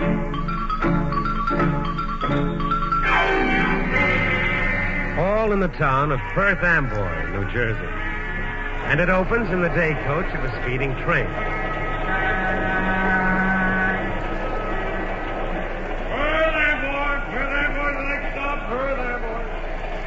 Homer. Yes, Myrtle? Don't be nervous. Here, have a gumdrop. No, thanks. Myrtle? Yes, Homer. I am nervous. I can't help it. I keep thinking. Me too. I keep thinking whether I'm doing the right thing. A man has to assert himself sometime. I'm 38 years old, Myrtle. That's old enough to be married, don't you think? Oh, yes, dear. I read about a man who was a grandfather at that age. Still, you don't have to tell him right away. I've waited 7 years. I can wait a little longer. No. It's about time my father and mother and everybody met you. A man has to assert himself sometime, Myrtle. A man has to come up to his mother and father and uncles and aunts and say, I want you to meet my wife. We've been married 7 years. Is that what you're going to tell them? No. It wouldn't be right, Myrtle. Sometimes the truth can give pain. You wouldn't want me to give my mother pain, would you? No, dear. They know we're engaged, of course. They just think that after 7 years, they ought to meet my intended. Well, that's no more than fair, Homer. Yeah. I only hope they'll like me. You want a piece of chocolate bar? No, thanks. We must be careful not to make any slips. You know, like about Sundays when they thought I was working overtime. Oh, yeah. If they thought I'd been lying, it would be too painful to them. I wouldn't like to give my mother pain, Myrtle. You know, she almost died when I was born. It was a very difficult case. She always tells me about it. I know you love your mother, dear. Sure I do. That's why it's been so hard lying to her, telling her I was working overtime when I came home late. But I remember my obligations, Myrtle. I came home there to sleep every night. Yes, dear, you did. I didn't mind the traveling, even when it rained. Homer, dear, why couldn't you have just said that you met a girl who works in the same office with you in Jersey City and you married her? I just told you. My mother depends on me. Oh. She'd be lost if I wasn't around. If she couldn't buy my neckties and underwear and all. I'd like to buy your underwear sometime. Oh, please. Myrtle, this is very embarrassing to me. I'll have a gumdrop, please. Here you are, dear. I've never told you about my father, Myrtle. He's a strange man, not normal like me. He has spells. I mean moods. Moods? Mm-hmm. What kind of moods? No, moods. He thinks he's a failure in life. It upsets him sometimes. Oh, well, he can't be such a failure. Not the wonderful man that built our house for when we get married. See, I feel so funny saying that when we're really married. Myrtle, quiet. We're not there yet, silly. Oh, gee, I just love that house, Homer, even if I've never seen it. I've told everybody in Jersey City how the garage is right underneath and you don't have to get wet. Mm-hmm. And that garbage disposal in the sink that grinds everything up. Mm-hmm. Oh, Homer, dear, can I see it? Will you take me to... Someday we'll be living in that house, Myrtle. Will we, Homer? Uh-huh. There, boy. Come into the bird there, boy. Oh, dear, I'm so nervous. Do you want to go over them again, Homer? Myrtle, we've been over them 6 times. Well, let's see now. Aunt Cora, Aunt Esty, Uncle Thor, Aunt Harriet. Not Harriet, Airy. Oh, dear. Aunt Ari, Uncle Daniel. David, not Daniel. Dear David, not Daniel. Ari, not Harriet. Oh, dear, I mustn't forget. And I mustn't forget, we're not married. No. Oh, dear.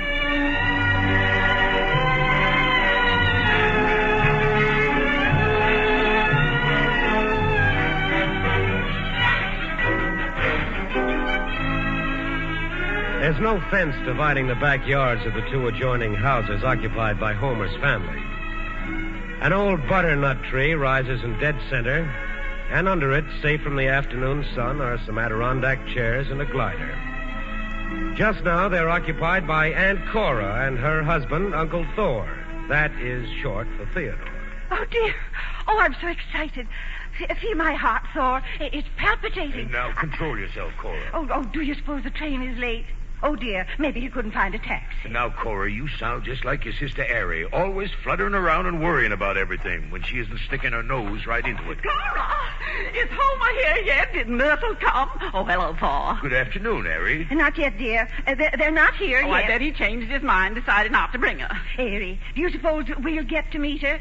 If she comes, that is. Oh, of course. Homer wouldn't bring any girl of his home without introducing her to his aunts who live next door. And his uncle. I live there, too, Ari. Now, starting pretty early in the day, aren't you, Thor, to tell me I'm not watching? Now, Ari, I didn't mean any such thing. 25 years I've been living in that house with you and Cora. If you want me to get out, why don't you say so? Ari.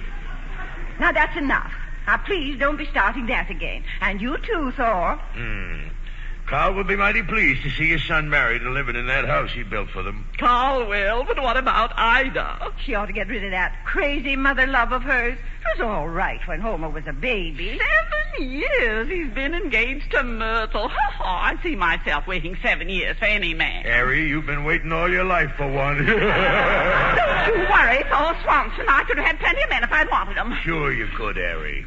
Don't think I don't see the way men look at me on the street. I know what they're thinking. Sure, Harry. I was only trying... Oh, you're a fine one to talk. Look at you. That button on your coat is hanging by a thread. I wonder your own wife wouldn't take care of you. Oh, now, I sewed that button on this morning, Harry. Well, then you didn't do a very good job of it, I must say. Take it off, Thor, and I will sew the button on, Harry. But why, dear? If I can do it so much better than you, I don't see why I shouldn't. Where are you? It's Ida. Here we are, Ida. Oh, dear, I've been looking all over for you. What's the matter, Ida? It's Carl. Oh, he's not going to have another spell. I mean mood, is he? I don't know. I'm not sure. He's standing there in the middle of the room and he won't budge.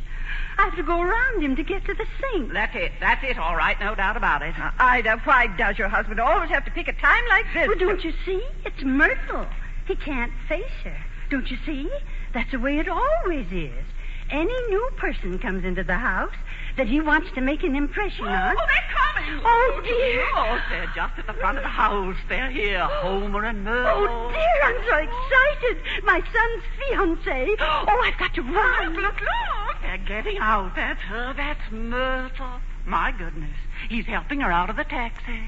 Look, Thor. By Judas Priest, he is. Imagine that. Well, he's certainly doing a good job of it. My goodness, look how he's got hold of her arm. You can't tell me there isn't something going on there.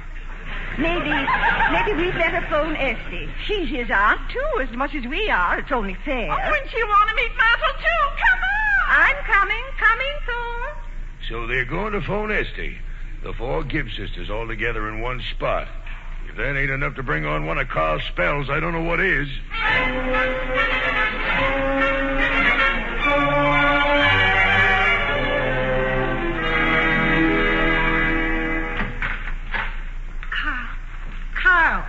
Carl Bolton, is that you over there in the yard? Here I am, Ida. Well, you come right back here. Just ought to be ashamed. Your only son bringing his fiancée into the house and you running away. I just met her, Carl. She's a sweet, lovely... They don't want to see me. But they do, Carl. They do. Well, why should anybody want to meet a failure like me? Oh, Carl, you're just giving in to it. Now stop it. Myrtle is here. You've got to help entertain her. You're the host, Carl. You just can't have a spell now. I never asked much out of life. Never made many demands. All I wanted to be was just a dentist. Oh, my goodness. Now, never mind about that now, Carl. That's not so much to ask, just to be a dentist. Charlie Watson went on and became a dentist, but I wasn't up to it. Well, of course you were, Carl. It just didn't work out that way. I had a lofty ideal, but I never achieved it. Well, you're just as good as anybody, Carl. Look what a success you made of the contracting business before you retired. I'm a failure, just a failure. Oh, it's sweet. Oh, goodness, here they are. He's bringing her out here. I guess I better be going. Oh, Carl, don't run away. Come back here. Mother. Oh, hello, Homer and Myrtle. Did you find Mr. Bolton yet, Mrs. Bolton? Well, I guess he must have gone for a little walk. Oh, dear, and I did so want to meet him. Oh, I love your backyard, Mrs. Bolton. It's just like Homer described it. And what a beautiful maple tree. Butternut, Myrtle. Butternut, I mean. Uh-huh. Butternut. And your sisters live right over there, don't they? Right in the next house. And we all sit out here all the time and talk. Oh, well, I should think you would. It's simply heavenly. I'm glad you like it. Well, I certainly do. It's simply heavenly. That's all there is to it. It's nice of you to say so. Well, I mean it. I have mosquitoes sometimes, Myrtle. Yes, there are mosquitoes sometimes. How dreadful. But I don't think we've had quite so many this year as usual. Have you noticed that, Homer? Not so many. That's right. Isn't it interesting the way those things go? Huh? You know, one year you'll have a lot of mosquitoes, and the next year, not so many mosquitoes. Or a lot of caterpillars one year, and the next year, not so many caterpillars. I wonder why that is. Well, I don't know why it is. Do you, Homer? No, I don't know why that is. Well, I'd better be about supper. See you later, Myrtle. Yeah. Oh, I like your mother, Homer. She's nice. She is nice, isn't she? Homer, do you think your mother liked me? She didn't say anything. I guess so, though. Homer? Yes, Myrtle? You're not mad at me about anything, are you? No. You act so funny here. Huh? Are you sorry you brought me after all? No, I guess not. Kiss me. Myrtle, they'll see you from inside. Oh, when are you going to take me to see our house, Homer? You know, the one your father built for us when we're married. Oh, sometimes. It wouldn't look right if I took you now. Why not? I'm your wife, haven't I? Shh, don't say that. Well, Homer. Yes, Myrtle. Where are you going to sleep tonight? In my room, of course. Where am I going to sleep? In the guest room. Why? I just wondered. I don't see what that has to do with anything. Oh. Why do you always say, oh, like that? It's just like the way you say it when I leave you in the evening to go home. Oh. I can't understand it. Every time something like that happens, you get a funny look in your eye and you say, oh. Kiss me, Homer. Oh, I can't. My father's walking around out here someplace, and he might see us. Engaged couples kiss? Not in public, they don't. Not in front of a man's own father and mother. Homer, are you sorry you married me? Of course not. That is, no, of course not. Only, well, I've seen so little of you. I'm not used to it. I mean, it makes me uncomfortable. Well, I mean, Why did you marry me, Homer?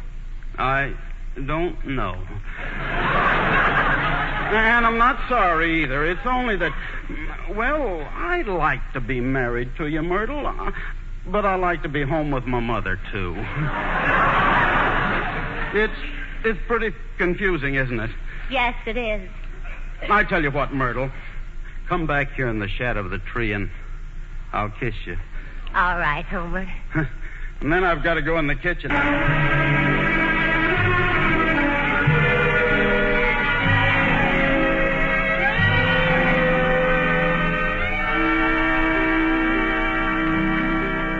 Oh, it's you, Homer. Well, why didn't you stay out there in the yard with Myrtle? I want to talk to you about Father. Now, Mother, is he having one of his spells again just when I bring Myrtle? No, Homer. Did he lean his head against the tree and start talking about going back to the fork again? Did he? Answer me, Mother. No, it hadn't got to that. Oh. Anyhow, I phoned your Aunt Esty just to be sure. She can handle him better than anybody, and she's coming right over. She'd better hurry. Imagine me bringing Myrtle home for the first time and him talking about going back to the fork. Well, he didn't. It was one of those dentist spells this time. Oh. Speaking of Myrtle, I think she's just as nice as she can be. Well, I wish you wouldn't leave me alone with her all the time. It's embarrassing. I don't know what to say to her. Well, what do you say to her when you visit her in Jersey City? Well, that's different. We don't talk much. Homer, you ought to get married. Mother. I mean it. Oh, but, Mother, I like living here at home with you. Mother, But what about the house your father built, especially for you, for when you get married to Myrtle? He expected you to move in 7 years ago. I don't know that I want that house, and Myrtle gets so personal sometimes, Mother. Well, what do you mean? Oh, she wants to know all sorts of things. Today she said she'd like to buy my underwear for me. That does sound rather funny. Of course, after you're married, you'll be buying your underwear. All wives do. Do they? Well, you know, there's something awfully nice about Myrtle, though. Of course there is. She's awfully good-hearted, and she does nice little things for you all the time. Does she? She's awfully lonesome down there in Jersey City, too. Mother, if I was to live with Myrtle, do you think I'd get used to it? Live with her? Why, Homer. Oh, I mean marry her, of course, Mother. Would I get used to it? Oh, now, Mother, what's the matter? Mother, you're crying. Well, I never thought of that. I never thought that she'd be buying your underwear. There, you see. I knew you didn't really want me to marry her. But I do. It would make me so happy. So happy.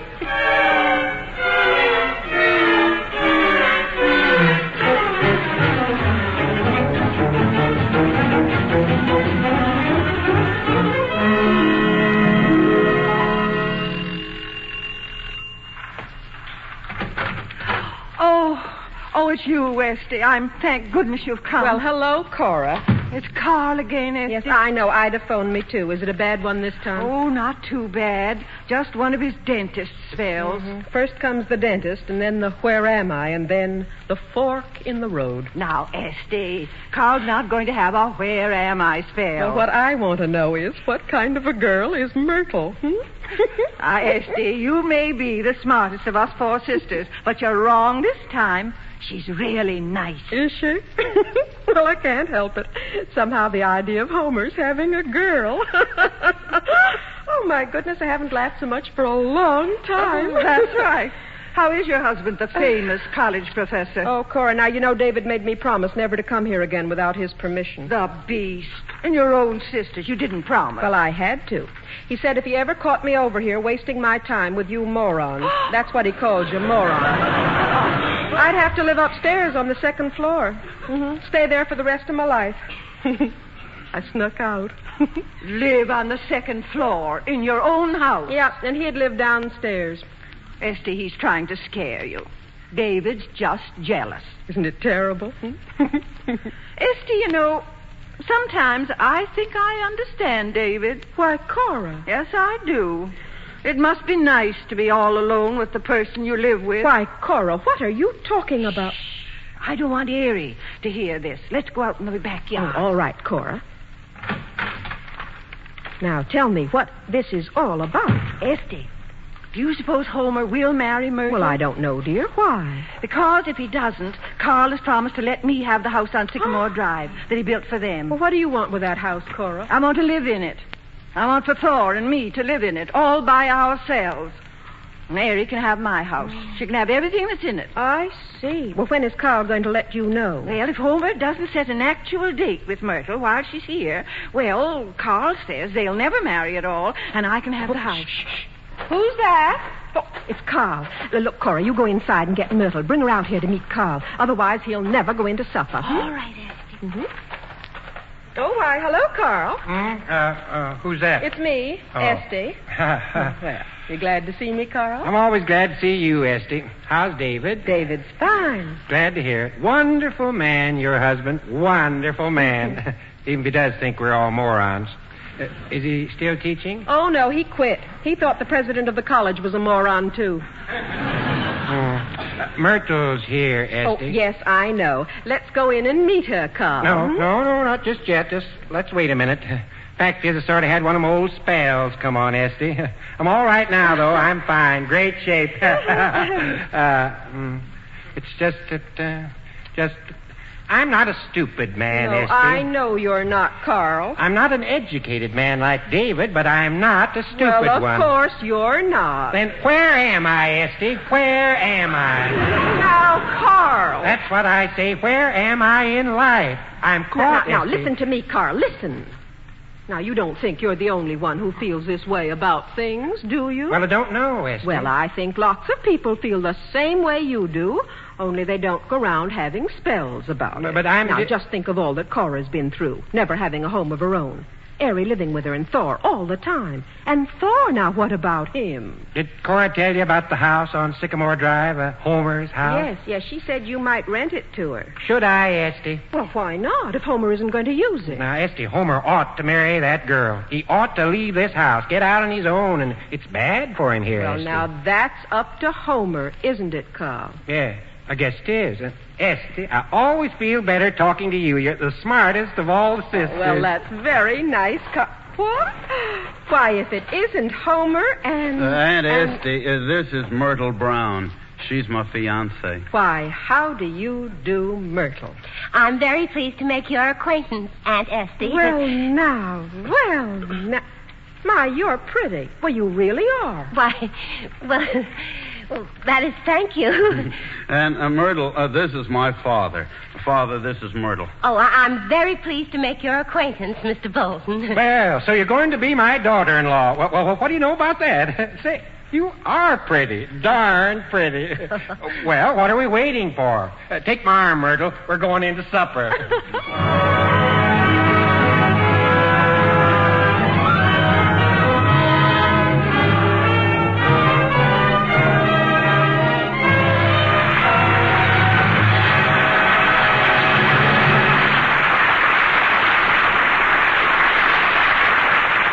The curtain has fallen on the first act of Mornings at 7, produced by the Theatre Guild on the air and presented by the United States Steel Corporation.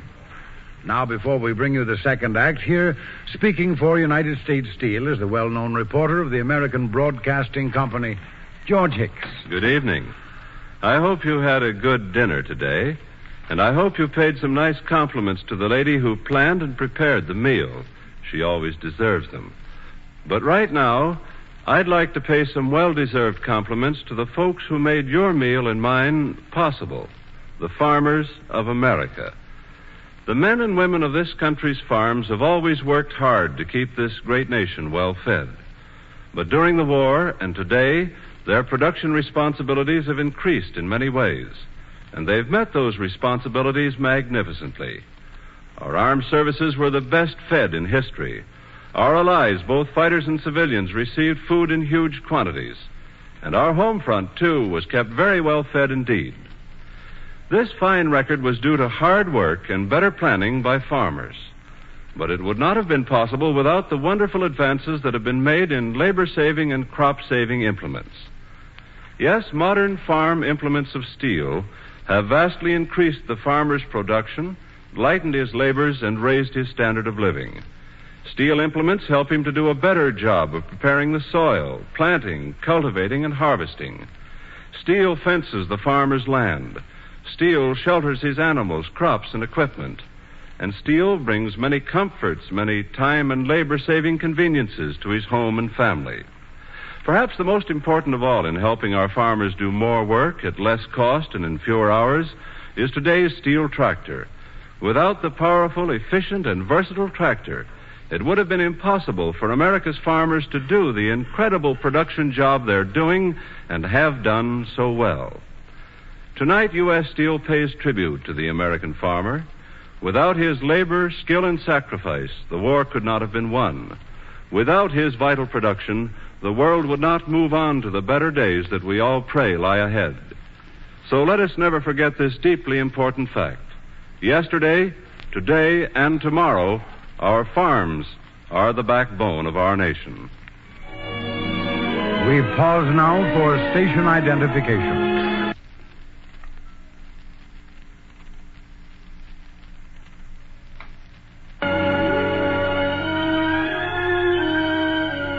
The curtain rises on the second act of Mornings at 7 with an all-star cast including Stuart Irwin, Shirley Booth, Eileen McMahon, Ralph Morgan, Gina Dare, Howard Smith, Leona Roberts, Will Geer, and Ida Heineman.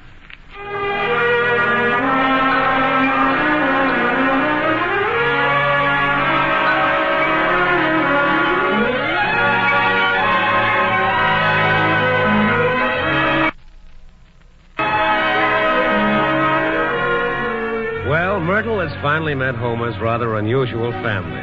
All, that is, except Uncle David and Estie's husband. He hasn't appeared yet. Things have gone with unexpected smoothness so far, but the evening is young yet. Right now, they're all seated at the dining room table. The cold cuts and potato salad and chow-chow have been honorably disposed of. So has the apple pie a la mode. Everybody have enough ice cream? Oh, Cora, Eric, what about you, Myrtle? Oh, no, thank you, Mrs. Bolton. Oh, it was a lovely supper. Homer? Carl, more ice cream? No, thanks, Mother. My mother is a swell cook, isn't she? She certainly is. Wasn't the apple pie wonderful? It was wonderful. Perfect. Well, now, if you'll excuse me, everybody, I've got to leave now. Oh, Estie, must you? Oh, David will be simply furious. He'll skin the hide off me. That's what he'll do. Estie, does he strike you? Oh, no, of course not. He just draws himself up to his full height and looks down at me, and then he talks. Goodness, how he talks. What's he say, Estie? Well, it isn't what he says so much. It's just, well, it's the way he says it.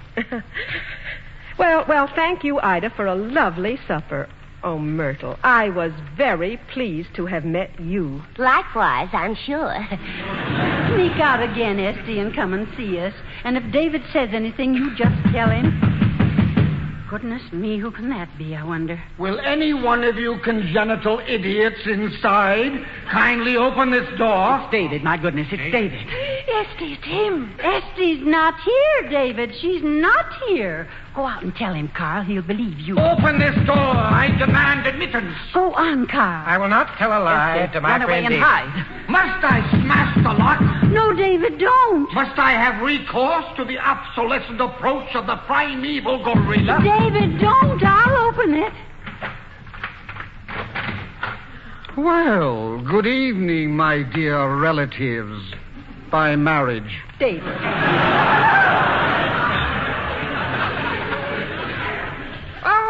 Esther, my wife, is David, it not? What are you doing here? I was just coming home. I really was. See, Myrtle is here, you see. I just ran down She's only been here a minute. Now, Ida's right. See, she phoned me that Carl was having a spell. That's true, David. I had a spell. But I'm all ready to go now. Oh, come on, dear. Well, what are you staring at? Why are you looking at us all that way? And God created man in his own image. Male and female created he them. I'll never be able to understand it. Good evening, Carl. Good evening, David. Cora, Aranetta, Ida, Thor, Homer. Have I missed anyone? Uncle David, I'd like to present my intended, Myrtle Brown. Really? And what is it you intend, Homer? Oh, well, never mind. Good evening, Myrtle Brown. Good evening. I'm very pleased to make your acquaintance, I'm sure.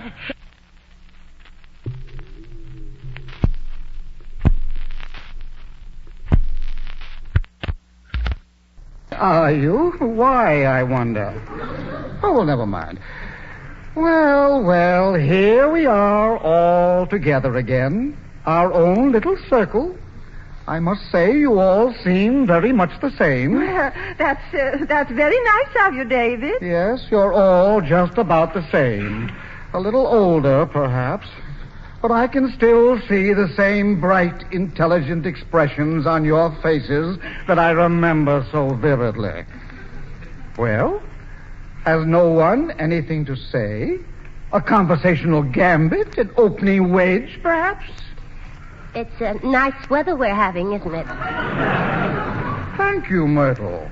And now, before I leave you, there is just one thing more. You have all visited at my house. Not in recent years, thank goodness. But you have been there. Well, now, since Esther has decided it will be better for us to live apart from David, each other... I decided no such thing. From now on, I will be living on the lower floor. For goodness sake. Esther on the second. I shall have a new kitchen installed off my study, that we need not jostle each other. What's he mean, Esther? David, you couldn't. What's he mean? Silence. Thank you. Esther is a free agent now. She has a perfect right to have anyone she wishes visit her. Doubtless you will be there a great deal. Now, none of you will come into the lower floor where I shall reside, of course. But may I suggest that as you pass through the entry hall and on up the stairs, you be as silent as possible? Thank you. But, David, you don't really mean it. That was our understanding, was it not, Esther? It seems so to me. But, David, these are my sisters. Now, they're all I have. I've got to have something in my life. And now you have your sisters. Who am I to deprive you of that? That's what I say. Who are Harry. you? I don't care. I haven't any right to treat you like that. I don't think so either. Please. David, dear, we don't do any harm. We just talk.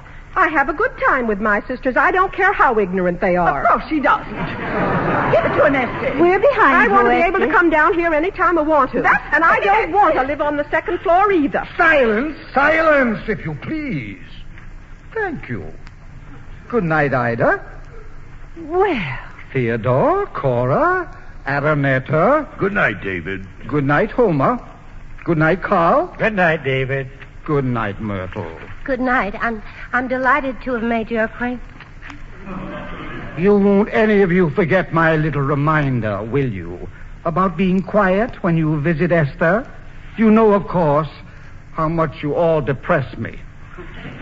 Yes? Well, good night, then.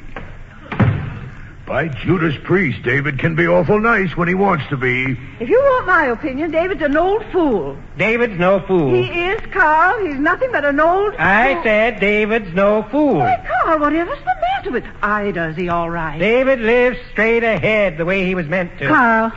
David knows where he is. He didn't branch off. Carl, now stop that. Stop this instant. Esther. Carl, please now. It's Esther. David thought it all out way back there at the crossroads. Then he went straight ahead. Oh, Carl, please. It's Ida, your wife. Please don't have a spell. Not now. He lived his life just the way he planned it, but I branched off. Oh, don't, Carl. Homer. Here I am, Mother. Now, Father, you listen. Don't you see? I took the wrong turn. I got lost. Now, get hold of yourself, Father. You wouldn't want murder. I got lost, and I've got to go back to the farm. Oh, Carl. Don't say that. Now, Father, stop it. I've got to take the other way. Father. I've got to go back to the farm. Oh, don't say that, Carl. Don't say it. Father, stop it. You're hurting my mother. Now, you stop it. I've got to go back. Oh, stop it. Stop it. Stop it. I didn't mean... I just mean that I got to go back to the fork. I've got to go the other way, that's all. I'll sit down now. Oh, Carl. Oh, never mind, Mother. Oh, Homer, dear, it came so quick. I knew it would. I knew he was working up to it. Going back to the fork. Going back to the fork. I never did know what that means. Oh, that's all right, Mother. I'll be here. I won't ever leave you, Mother. Never. As long as I live, I'll never leave Homer, are you forgetting Myrtle? Who? Oh, Myrtle? Well, gee, Aunt Esty, it's confusing. That's what it is. Oh, that's all right, Homer. That's all right. Don't worry about me. Don't worry about... Don't worry about me. Come with me, Mother. I'll take you to your room. Don't you worry. I'll take care of you. There, Mother. There. Well, indeed. He ought to be ashamed of himself. Esty. Yes, Cora? Esty, Homer will never marry Myrtle now, will he? I don't think so, Cora. Well, it's been a long day. I guess I'll go to bed. Me too. You can sleep in the spare room next to mine, Esty. Oh, can she, Harry? Why not? It's empty. If you'd rather I didn't, Cora. Oh, no, Esty. Oh, I'd love to have you stay in my house. It is my house, you know, even if I have so little to say about Cora, I'll leave your house. I'll never set foot in it again. Harry. Esty, dear, would you like to sleep in the spare room? Well, thank you, Cora. I didn't mean to cause any trouble. Oh, no trouble. No trouble at all. Good night, dear. Good night, Thor. Cora, how dare you? You insulted me. Good night, Harry. Aren't you coming to bed, Cora? No, I'll just sit here for a while with Carl until he feels better. Good night. Carl. Carl, do you feel better now? I'm all right now. That was a bad spell you had tonight, wasn't it? Pretty bad. Carl. Yes, Cora. Did you hear what Homer said? No, I guess I didn't. I guess I wasn't listening very hard. Homer just as good as said he'd never leave his mother, that he wouldn't marry Myrtle. He did? Oh, it's too bad. Too bad. Carl. Yes, Cora? Since Homer isn't going to marry Myrtle, can I rent the house you built for them on Sycamore Drive? Why, do you want it so bad, Cora? Carl, have you ever lived with a third person in the house, a relative? Have you ever had this third person take over the whole place like it was her own? That it gets so she's jealous of every minute you spend alone with your own husband? That's what I've had, Carl. Ever since I've been married, I've had it. Lord knows I like Harry. I love her, and she's my sister, I know, and I'm sorry for her. Sorry she's an old maid, but Carl, I can't stand it anymore. I can't stand it, I tell you what. I didn't know it was as bad as that, Cora. I never would have asked you, dear, to let me have the house if I didn't know that Homer and Myrtle won't be living in it. Well, how'll that help if I rent you Homer's house, Cora? Oh, don't you see, Carl? Then Thor and I will move into it, and Harry can have the old one. I'll give her the house and everything in it. I'll make a present of it, and she can have everything. All I want is to be left alone with my husband in my house. Cora, you can have the house.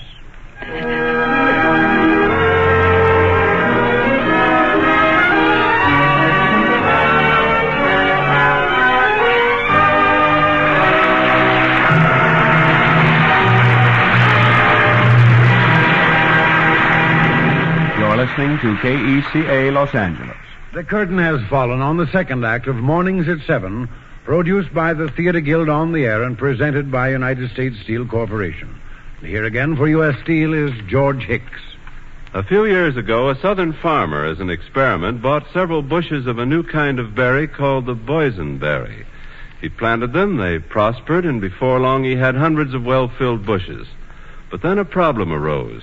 Few in the South knew anything about boysenberries, and he knew of no market for them. The farmer wrote to a man he knew would help him. Within a few days, that man had found a buyer who took the entire crop. What's more, the farmer had orders to fill for all that he and his farmers could grow next year. Now, the man who performed that service without charge is a farm products agent, one of many employed by the Tennessee Coal, Iron, and Railroad Company of Birmingham, Alabama, a member of the U.S. Steel family. Helping Southern farmers is that man's job. As an agent of the Tennessee Coal, Iron, and Railroad Company, or TCI as it's known, he and his fellow agents in 8 other southern states work constantly to make southern agriculture better and more prosperous. The TCI farm agents have helped lead the South away from dependence on corn and cotton. They've helped establish many new and profitable crops, great new industries like raising cattle, hogs, and sheep, and many smaller businesses such as packing houses and processing plants. and have also done everything possible to find markets for these new products. Now, it may seem strange to you that a steel-producing company should be so interested in agriculture.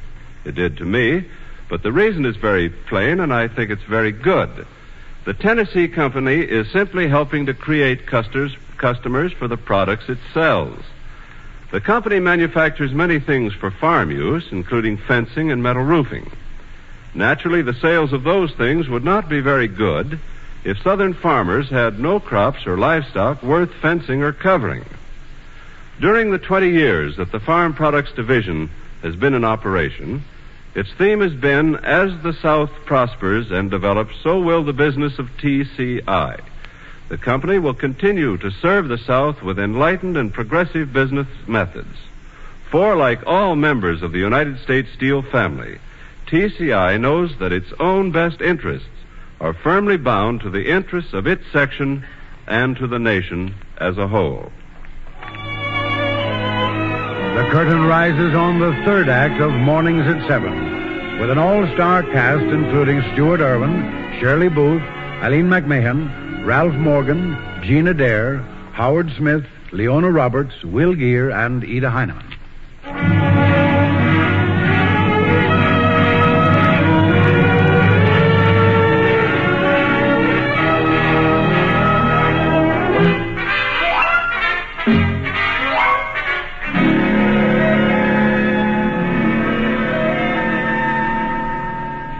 Well, we're still back in Perth Amboy, New Jersey.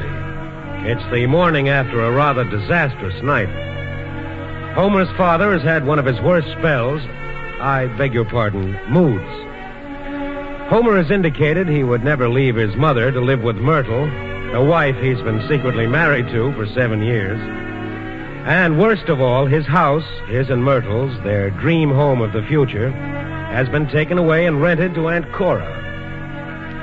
Yes, it's the morning after. Out in the backyard, the birds are feeling very gay indeed. But not Homer. No, not at all. Oh, there you are, Homer. Yes, Mother, here I am. Oh, Homer, I'm terribly sorry about your house. Really, I am. I don't want to talk about it, Mother.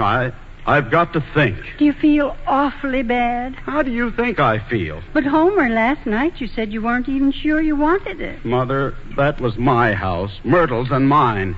Father built it for us. Yes, it was, Homer, but... And now it's not my house anymore. Now Myrtle and I haven't got a house anymore. I don't suppose Carl thought you'd care, since you and Myrtle aren't going to use it. We could go up and look at it, couldn't we? We could talk about it to each other, couldn't we? Now what are we going to talk about? Oh, dear, I'd do anything to get it back for you. What I'm going to say to Myrtle when she gets up, I don't know. It'll just about break her heart. She's told all her friends in Jersey City about her beautiful home. Well, now she hasn't got one anymore. We just took it away from her. Pretty small business, I must say. Invite a girl to stay overnight and then take her home away from her when she's asleep. Pretty small business. I don't know what the world's coming to. Oh, I'll talk to Carl about it, dear, as soon as I can. He's inside with David drawing up plans about a new kitchen. What's it all about? That's what I ask myself. What's what all about? All of it. Why hasn't Myrtle a home of her own? What's it all about that I'm 38 years old and still living here? Why haven't I got a home of my own? But living here with us is what you always wanted, dear. Why have I wanted it? I'm a man. Of course, Homer. Then what's it all about? Myrtle cried half the night last night. I heard her. And while she's crying her eyes out, they take our beautiful home away from us. I'm so sorry, Homer. I've got to think these things out. My poor boy, my poor dear. Go away, Mother. What? I said go away. I've got to think these things out. Oh, Homer.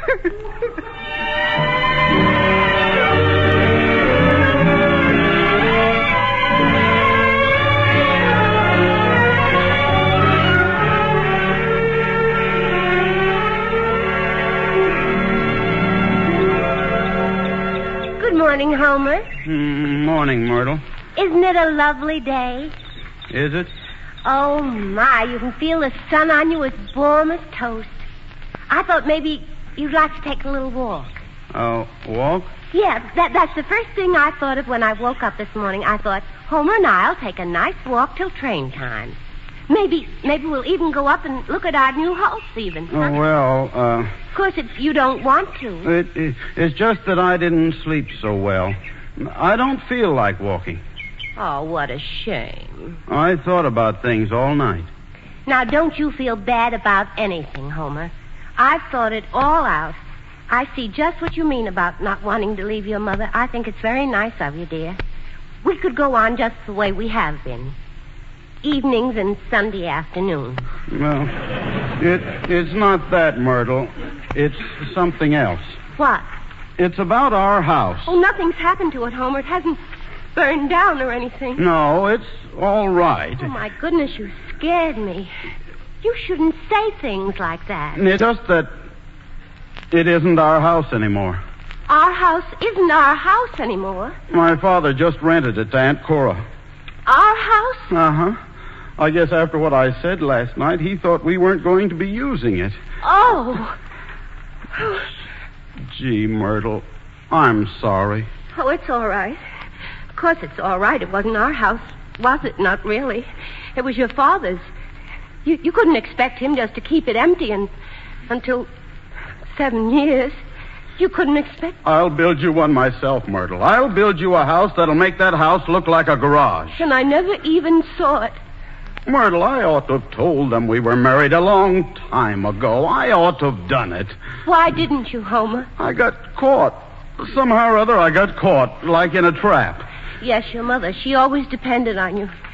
You've told me that often. I'm awfully fond of you, Myrtle.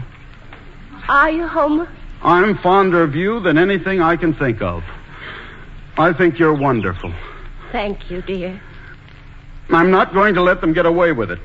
I'm not going to let them get away with it, do you hear? Why, Homer... We're going to get our house back, that's what. Aunt Cora's going to give it back to me. I'll make her. I'll tell them all about us, how we're married and all. I'll tell them everything. No, Homer, you mustn't. What would your mother think if she found out you'd been lying to her for 7 years? No. Myrtle, I'm 38 years old. I'm a man. I've got brains. I've always thought you were very intelligent, Homer. I'll think something up. Some scheme, and then I'll spring it on Aunt Cora. No, Uncle Thor. She's crazy about him, and she'll do whatever he says. We'll get our home back, all right, all right. Come on, Myrtle. Yeah? No, not that way. Not through the house. Why not? Oh, my father and Uncle David are in the kitchen. Come on, Myrtle. Now, don't talk to me. I've got to think. I've got to think. This is the crisis.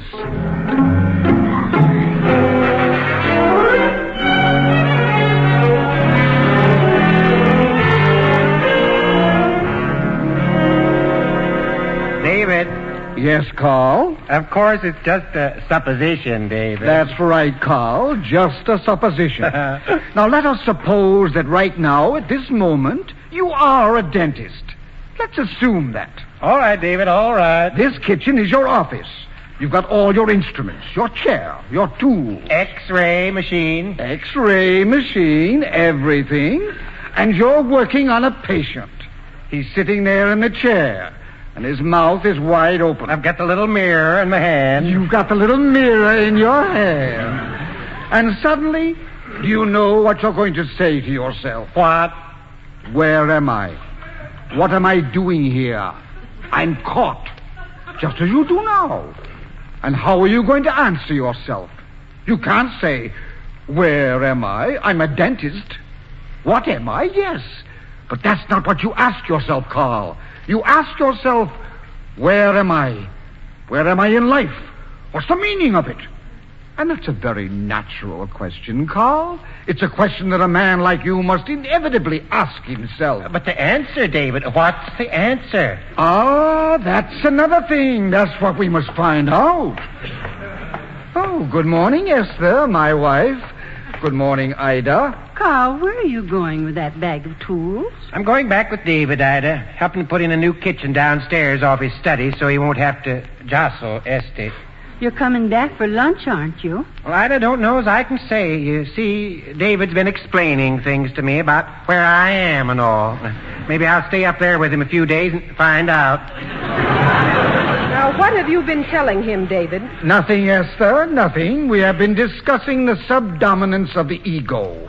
We are achieving a very interesting thesis. Carl? Yes, Ida. Carl, I've always been a good wife to you. I've always been faithful, and Esty, they're going to leave us. Well, let them.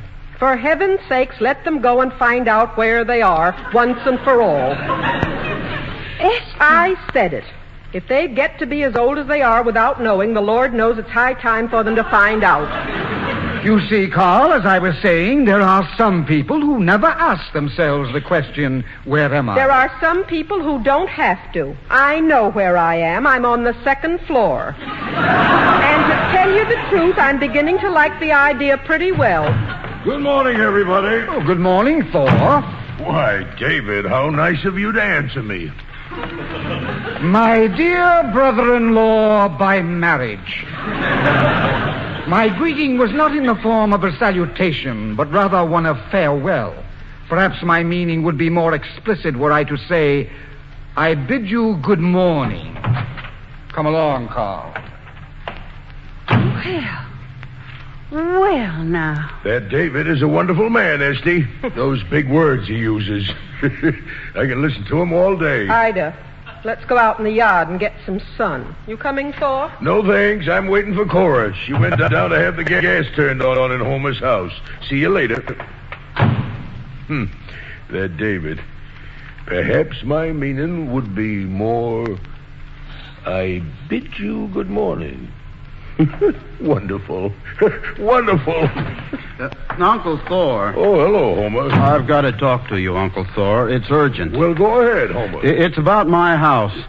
I've got to have it back. You see, I'd like to marry Myrtle. By Judas Priest, good for you, Homer. It's about time. You see, I've got to have it back. Well, Lord knows I don't want to live there. But you'll have to talk to your Aunt Cora. Well, then there's another reason. Good. Tell it to your Aunt Cora. No, I can't tell this to a woman. What? It's about Myrtle. She's going to have a baby. What? Uh-huh. A baby? Uh-huh. You mean, you and she? Uh-huh. Well, for gosh sakes. Well, what the heck do you know about that? Well, I'll be double done. Here, let me look at you. Well,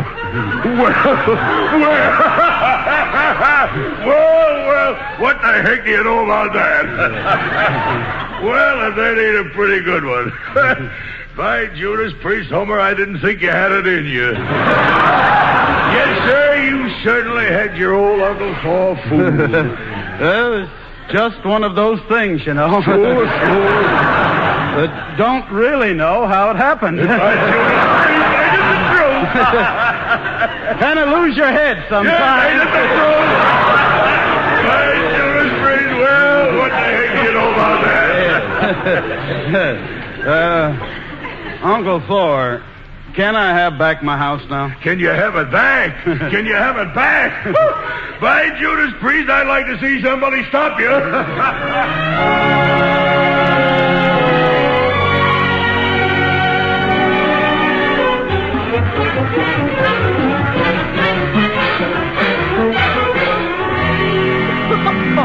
Cora, are you sure? Of course I'm sure, Esty. Homer told Thor himself. For goodness sake, Esty. I gave him his house back. Oh, well, I give up. I've seen a lot of things in my time, Cora. First the telephone. Now everybody said it wouldn't work. Now Homer.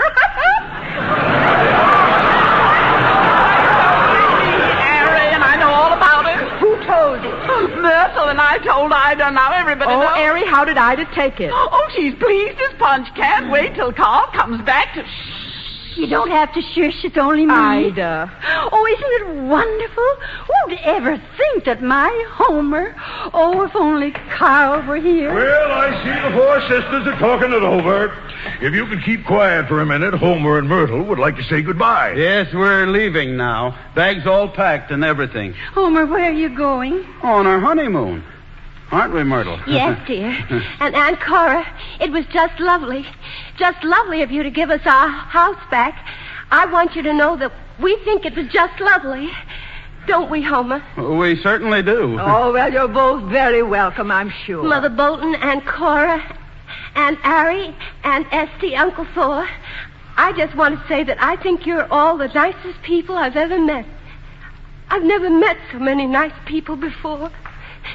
I just feel like crying. Oh, dear, if Carl were here. Who's calling me? Who is it wants me to be someplace? Why, Carl. And David. Yes, Esther, my wife, we have returned. So soon? Yes, my dear. We have learned that we cannot build a kitchen off my study.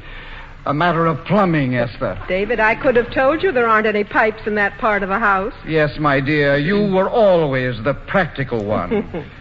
Oh, Myrtle, I see you're leaving. Yes, Uncle David. Isn't it wonderful? Wonderful, wonderful. I never stay here a minute longer than I have to, myself. Carl, they're going on their honeymoon, Myrtle and Homer. Already? What's the rush? Don't they have to get married first? Oh, well, we'll attend to that when we get up there, where we're going. Well, what's all the rush? What's all the rush? Well, they're in a hurry, dear. You see, that is, Myrtle and Homer, they, well, come here and I'll whisper it to you. What? Oh, well, I'll be... What do you know about... You mean our Homer? She certainly does. Well, I'll be Ida. Yes, Carl. Where am I, Ida?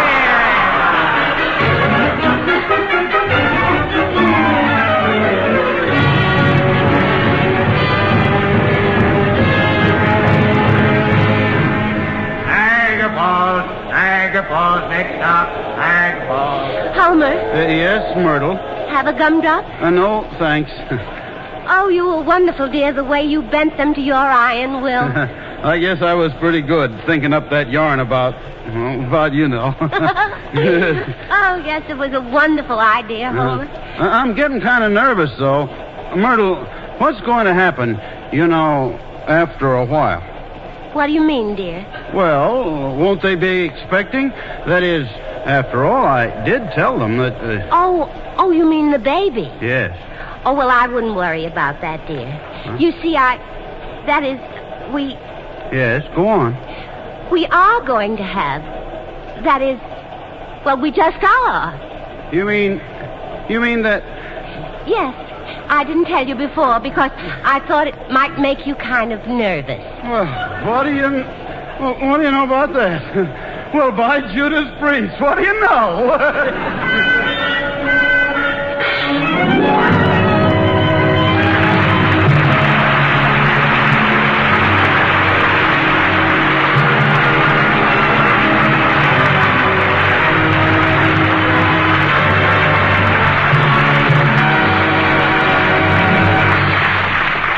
The curtain has fallen on a Theatre Guild production of Mornings at 7, presented by U.S. Steel and starring Stuart Irwin, Shirley Booth, Eileen McMahon, Ralph Morgan, Gina Dare, Howard Smith, Leona Roberts, Will Gear, and Ida Heineman. And here again is Lawrence Langner to tell you about next week's Theatre Guild play to be presented by the United States Steel Corporation. Mr. Langner. Ladies and gentlemen, next week we're bringing you Alfred Lunt and Lynn Fontanne in Elizabeth the Queen, Maxwell Anderson's great historical drama and one of the Theatre Guild's greatest successes. It's the story of the love of England's most colorful queen and Lord Essex, who loved Elizabeth not wisely but too well, and who paid for his folly with his head. Mr. Lunt and Miss Fontanne will be playing the roles which they originally created on the stage, under the direction of Philip Muller, and in which they won ovations at every performance throughout the long run of the play in New York and on the road.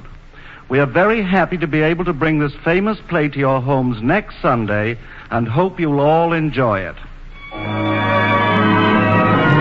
The United States Steel Corporation hopes you'll be with us next week at the same time when we will bring you Alfred Lunt and Lynn Fontanne in Maxwell Anderson's Elizabeth the Queen. If you'd like program notes and cast list of tonight's Theatre Guild on the air, prepared for each broadcast with information about the play and the players, simply address U.S. Steel Corporation, Radio Department, 71 Broadway, New York, 6. The staff for the Theater Guild on the air includes Homer Fickett, Director, George Condolph, Producer, and Armina Marshall, Executive Director of the Radio Department. Music for tonight's play was composed and conducted by Harold Levy, and the play was adapted for radio by Arthur Aaron. Your announcer, Norman Brokenshire.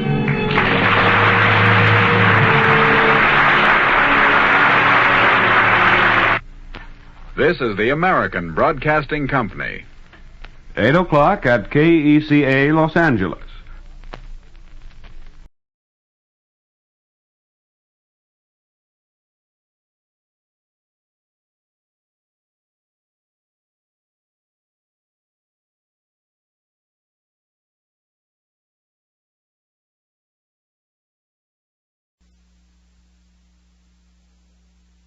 Pat O'Brien, Carole Landis, Donald Crisp.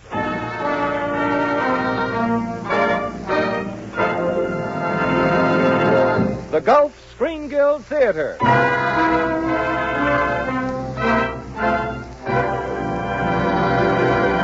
Your host, the director of the Star's own theater, Roger Pryor.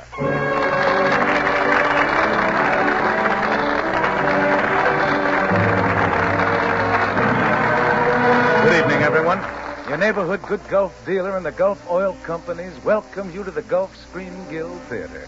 You know, frequently here in the Gulf Theater, we try to do some switch casting to present your favorite stars in the sort of roles you don't expect them to play. Well, tonight, we've got a real switch for you. It's Pat O'Brien as a New York gangster, Carole Landis, Hollywood's newest star discovery, as his gun moll, and Donald Crisp in the role which he created in the screenplay Brother Orchid. That's tonight's offering from the Gulf Theater. Pat O'Brien, Donald Crisp, and Carole Landis in Brother Orchid. Adapted by Charles Tazwell, and with music by Oscar Bradley's Gulf Orchestra with Frank Tours conducting. In just a moment, our stars will be on stage, and I'll set the scene for tonight's play. Before that, however, I'd like to take you back to 2 days ago, when the postman was handing out envelopes with big red hearts inside them. I imagine most of those envelopes were addressed to the children. But if there had been one in the bunch addressed to the family automobile, care of the Jones family, I'll bet that right in the center of the lace border had motor oil. Because during the cold weather, there isn't any better Valentine for your automobile than Gulf Pride. Your friend, the Gulf dealer, knows that. In fact, many Gulf dealers have had their windows trimmed with a big red heart and a good stock of Gulf Pride motor oil. You see, Gulf Pride gives your car the two things it needs most for winter driving. It lets your motor start quickly and easily even when it's stone cold. Then, after the engine warms up, it lubricates better. Because Gulf's exclusive Alchlor process has removed up to 20% of the easy oxidizers found in many other premium oils. No wonder Gulf Pride is the best-selling premium oil in Gulf's marketing territory. No wonder it's such a fine oil for your car. Gulf Pride Motor Oil.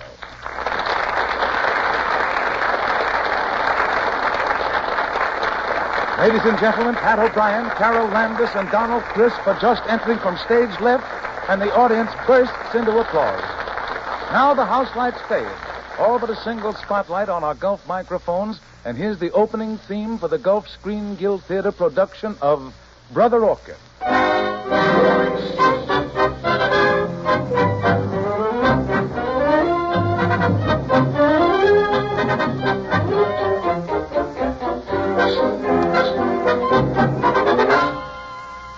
In tonight's play, you'll hear Donald Crisp as the Brother Superior at the Monastery of the Little Brothers of the Flowers, Carole Landis as Flo Adams, Pat O'Brien as Big John Sarto, and I'll step into the role of a rival gangster, Philadelphia Powell.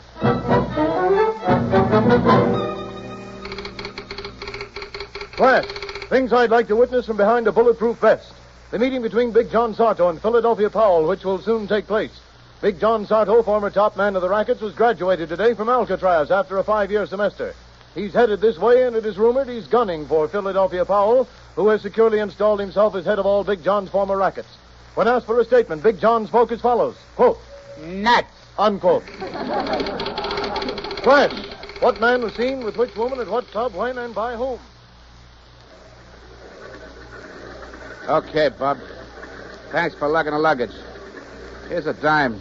Go buy your old lady a farm. Listen, Mr. Sardo, I get 2 bits for carrying bags off a plane. 2 bits? Ain't that kind of steep? I ain't in business for me help.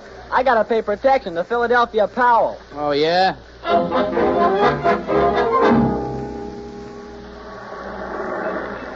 Hey, mister. Park Avenue 53rd. There's $2.20 in a meter. $2.20. You ought to have a gun instead of a taxi. Look, I gotta split this dough 3 ways, don't I? 1/3 to me, 1/3 to the company, and 1/3 to Philadelphia Power for protection. Uh-oh. This way, sir. Okay, Bub. This is Miss Florence Adams' apartment, 8B.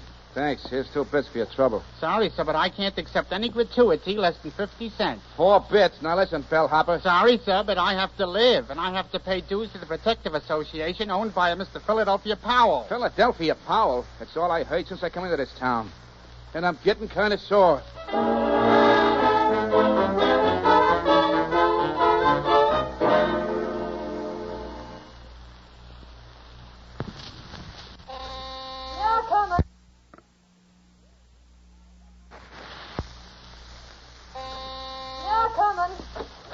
Well, what do you want? Johnny! Hello, Flo. Oh, darling, 5 years you've been gone. Oh, Johnny, I'm... All right, never mind the hysterics. Come on, let me in. Oh, sure. I'm just so happy I don't know what I'm doing. Oh, gee, you don't know how I've missed you. Yeah, I bet. Wait a minute. Well, what's the matter, Big John? What are you looking at the hatback for? Because I want to see if Philadelphia Powell's moved in here like he's moved in on the rest of the town. Oh, Johnny, you know he ain't my type. Johnny. What? You ain't kissed me yet. Oh, okay. I'll get around to it. First, I got something important to do. Gotta slap this Philadelphia Powell down to his right size. How do you like that guy? Can't turn my back for 5 years without his trying to double-cross me. Oh, look, honey. Why not let him have the racket? It ain't often a racketeer can retire in front of the bars. Retire? Me? Yeah, Big John. Oh, I don't want things like they used to be. Every time the phone rang, every time somebody knocked on the door, I got the needles thinking something had happened to you. You can live easy from now on if you forget about Philadelphia Powell. He's bad news, Johnny. Honest to you. Well, he ain't gonna be much longer, babe. Besides, I ain't got enough dough to live easy. They took me to the cleaners while I was in the Bastille. Now, look, babe, this is as much for you as it is for me. When I get on top again, we'll do what we always planned. Get married. Have a big wedding. Church wedding, too. Gee, I ain't been in a church since the day your brother was planted. Yeah, all right. Come on now. Gotta keep our minds on important things. Where does this Philadelphia Powell hang out? Oh, he's got a roadhouse over in Jersey. Okay. Slap that proof basket on your head. We're shoving off. Wait till I go in the next room and put up my nose, will you? Look at the magazine for a minute. Okay, step on it. Okay. Gee, where'd you see Powell's joint? He's got a new sign with a Tommy gun shooting out letters to spell his name. Don't say. Let's see here. Woman's home companion. Matter when myself. Woman's world. True detective. Send in 24 coupons and get a Dick Tracy badge. Yes, sir. You should get a load of Powell's trophy room, too. He's got the bullet they dug out of Bugsby's left leg. And the concrete block Spike was wearing at the bottom of the East River. Yeah. Gee, only 24 coupons. Who's that? Hello, Johnny. Philadelphia Powell. Sure, it's me. And don't raise your voice. How'd you get in here? Ain't you never heard of fire escapes? And tell that dame of yours she ought to keep her windows locked. What do you want? You're all alone, Johnny. This is a good chance for us to have a little talk. Take that rod out of my back. I'll listen. It's warm in here. What do you say you and me step outside a few minutes? I'm comfortable here. But I'm not. The wallpaper makes me nervous. My hands are kind of shaking. You know what I mean? Okay, I'll go. I can't wait to see Powell's puss, Johnny. When we walk in his place. Don't answer. Come on. Muggsy's got the car waiting in the alley. We're going for a little ride, sweetheart. You and me and Muggsy. But only me and Muggsy's coming back. Say, Johnny, you ain't going to cause any real trouble out of Powell's, are you? Johnny, do you hear me? I said you're not going to cause any... Johnny? Johnny, where are you? Johnny!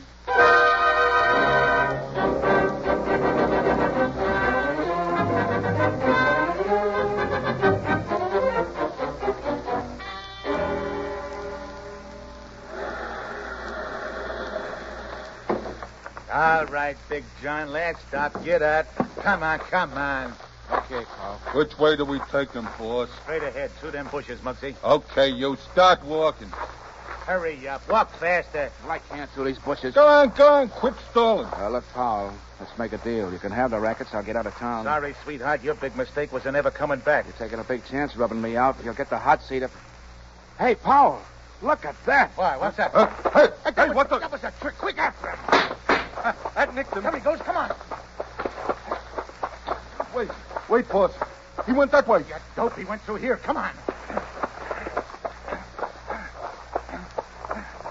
Well, which way now? You see him anywhere? No, boss. You know what I think? Well, Muggsy. I think we lost him.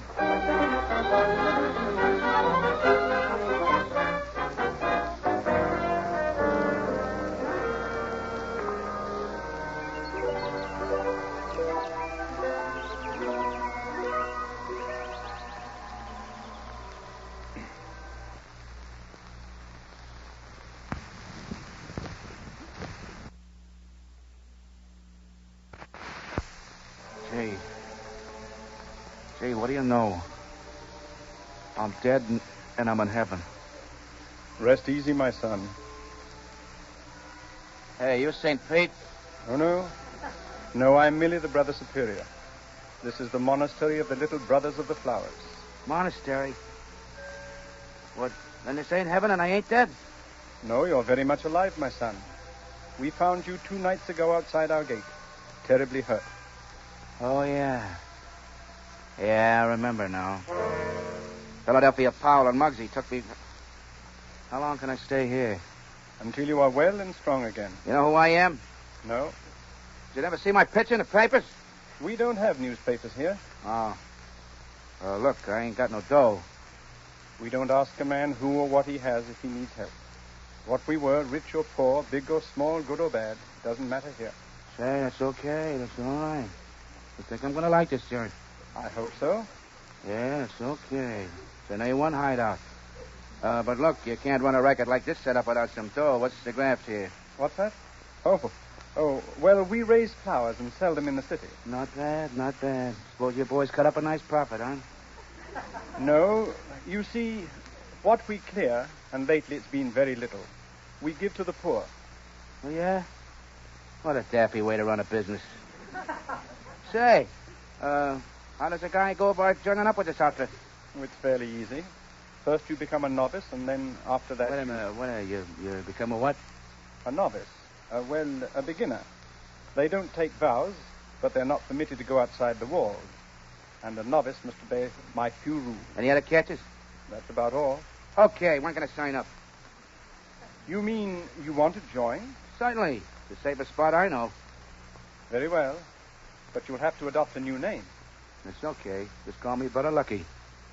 Lucky? Oh, well, I'm very much afraid the name Lucky wouldn't be acceptable to the other brothers. Oh, okay. What's in the name? Let me think now. See, Hey, I got it. You said this joint had something to do with flowers, didn't you? Yes, but I don't see... Oh, look. You see, you know what my favorite posy is? Orchids. So from now on, that's going to be my new moniker, Brother Superior. Slip me the Duke. Introduce me to the mob as Brother Orchid.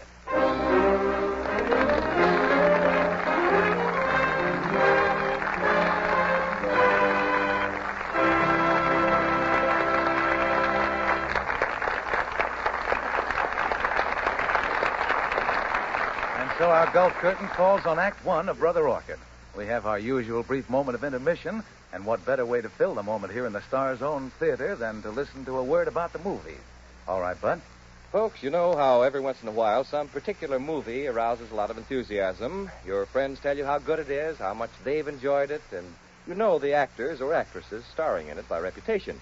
Well, nonetheless, the only sure way to find out how good that movie is to see it. Well, in much the same way, you probably already know the Gulf Oil Company and the products it puts out by reputation. But it's only when you try those products yourself in your own car that you learn for sure how good they are. So why not drive over to your neighborhood Good Gulf dealers tomorrow and have him fill up your tank with Gulf No-Nox gasoline. Find out for yourself how quickly Gulf No-Nox starts, what smooth, economical performance it gives you. And have your neighborhood Gulf dealer fill up your crankcase with that free-flowing Gulf Pride motor oil. See if your engine doesn't turn over easier when it's cold. See if it doesn't end a lot of worry about upkeep. Yes, folks, we ask you to test Gulf's motor products yourself in your own car because we know that you, like thousands of other motorists, will be delighted with them. So stop tomorrow at your neighborhood good Gulf dealers for Gulf No-Nox gasoline and Gulf Pride motor oil.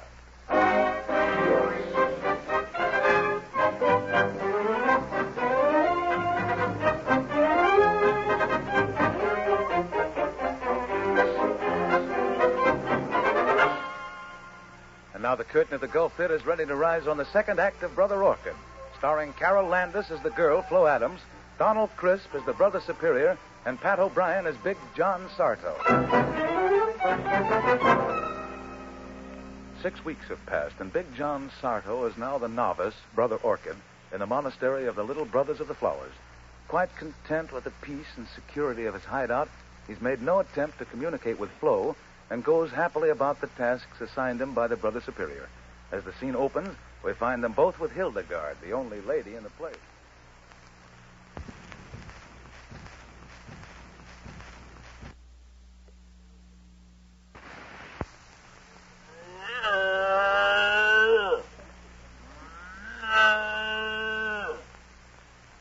You know what, Brother Superior? I think this cow loves me. I do believe you're right, Brother Orchid. No one has ever been able to get as much milk from Hildegard as you. Well, it's just a sight touch I got, that's all. Oh, it must be more than that, Brother Orchid. You've been with us only 6 weeks, yet no matter what you attempt, you do it so much better than we who have been here for years. Well, you boys don't want to get discouraged. I always was just a little better than the other guy. The only reason I ain't conceited is because I found it out when I was young. Yes, but I'm still puzzled. Why, I milked Hildegard myself for years, and do what I might, she yielded only 12 quarts a day. Yet from the very first time you milked her, she's given 16. Well, pal, I'll tell you. I just put a little more into my wake, and I get a little more out. Well, you must be rewarded for your diligence. Brother Orchid, do you know what I'm going to do? No, what? Beginning tomorrow morning. Yeah? I'm going to give you... Yeah, go on. I'm going to give you a zinnia bed to cultivate all by yourself. Zinnia bed? Yes, a zinnia bed for your very own. That's good, huh? Why, yes. Why, zinnias earn most of our money in the flower markets at this time of year. You will have a grave responsibility. No kidding? This is the highest award ever given to a novice. Boy, am I a happy guy. Now I must go and tell the other brothers. You have set a record, Brother Orchid. 492 quarts of milk from Hildegard in a month. Goodness only knows what you can do when you get among the zinnias. You have a divine touch, Brother Orchid. A divine touch. See, did you hear that, Hildegard? Mm. Yeah, they graduated me. See, they're a swell bunch of guys. I gotta be on a level with them. You know what, Hildegard? You know what? From now on, I'm only gonna spike your milk bucket with 2 quarts of water instead of 3. Oh,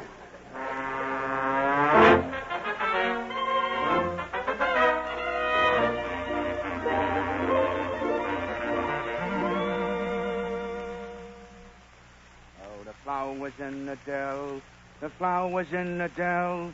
Hi-yo, the Mary-o, the zinnias, what the...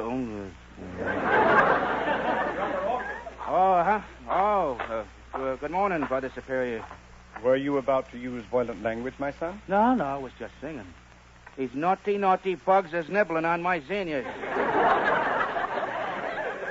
You must pray and pray, Brother Orchid.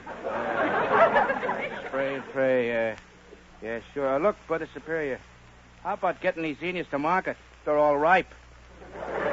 Yes, I know. But we're having some trouble in the city, my son. What kind of trouble? Well, they refused to buy our flowers this morning. I really don't know what we're going to do, Brother Orchid. What do you mean those mugs ain't going to buy my zinnias? Why, these here flowers is brought up like babies.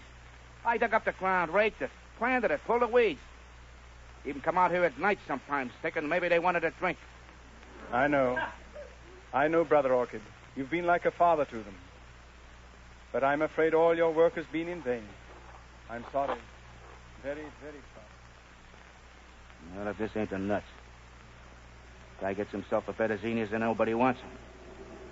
Got a good mind to pull him up and feed him to Hildegard. Hey, you with the hose? Go on, beat it, lady. I got trouble. I've lost the road. Where's Miss Maxine? Beat it, I said. Don't bother me. I got... Flo. What? Flo. Flo, don't you know me? It's Big John. Don't give me that. Johnny! Oh, Johnny. All right. Now, don't faint. Come on, snap out of it. Oh, it really is you. You ain't a ghost. Oh, gee, I feel just like a guy's jumping rope in my stomach. Hey, wait a minute. I never saw you wearing a thing like that before. What did you do with the potatoes? This ain't a potato sack. It's a uniform. You could sure fool me. So this is where you've been hiding for the last 6 months. Oh, I've missed you so much. You heel. Gee, why didn't you write me? When you coming back to town? I ain't never coming back. I got a cow and some Xenius to take care of. Johnny, you ain't gone crazy, have you? No, I ain't going crazy. But cows and zinnias, All right, never mind all that, honey. Give me all the news. And you gotta beat it, kid, because, well, us brothers ain't allowed to talk to dames. Come on, what's going on in town? What about Philadelphia Powell? Oh, he's still running all the rackets. He's got lots of new ones, too. Such as what?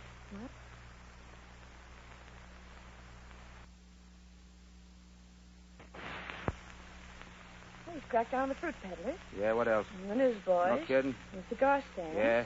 And the florist. He sure is getting the what? The florist. Why, that two-timing, double-crossing snake. Well, what's the matter, Johnny? What's the matter? Philadelphia Powell is the reason I can't sell my Xenias. He can't do this to me. Xenias is my territory. Move over. I'm getting in that car. Well, but Johnny, you said you was never coming back. I'll tear that mug apart, petal by petal. The guy was mean to a poor defenseless flower is too mean to live. Come on, start the car and get going. I got planting to do. And the guy what's going to get planted is Philadelphia Powell.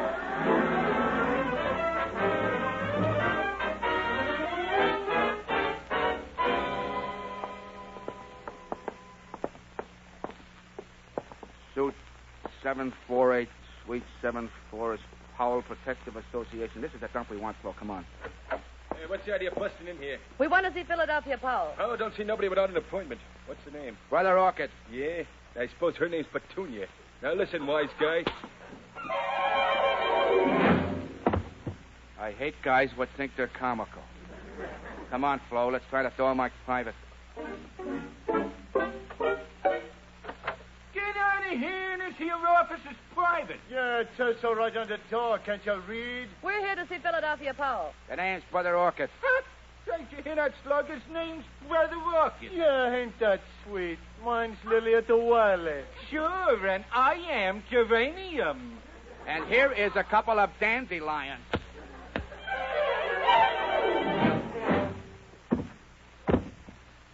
Yeah, now maybe they'll be ashamed of themselves when they wake up for talking that way about pretty flowers that never done nobody no harm. Stick here, Flo.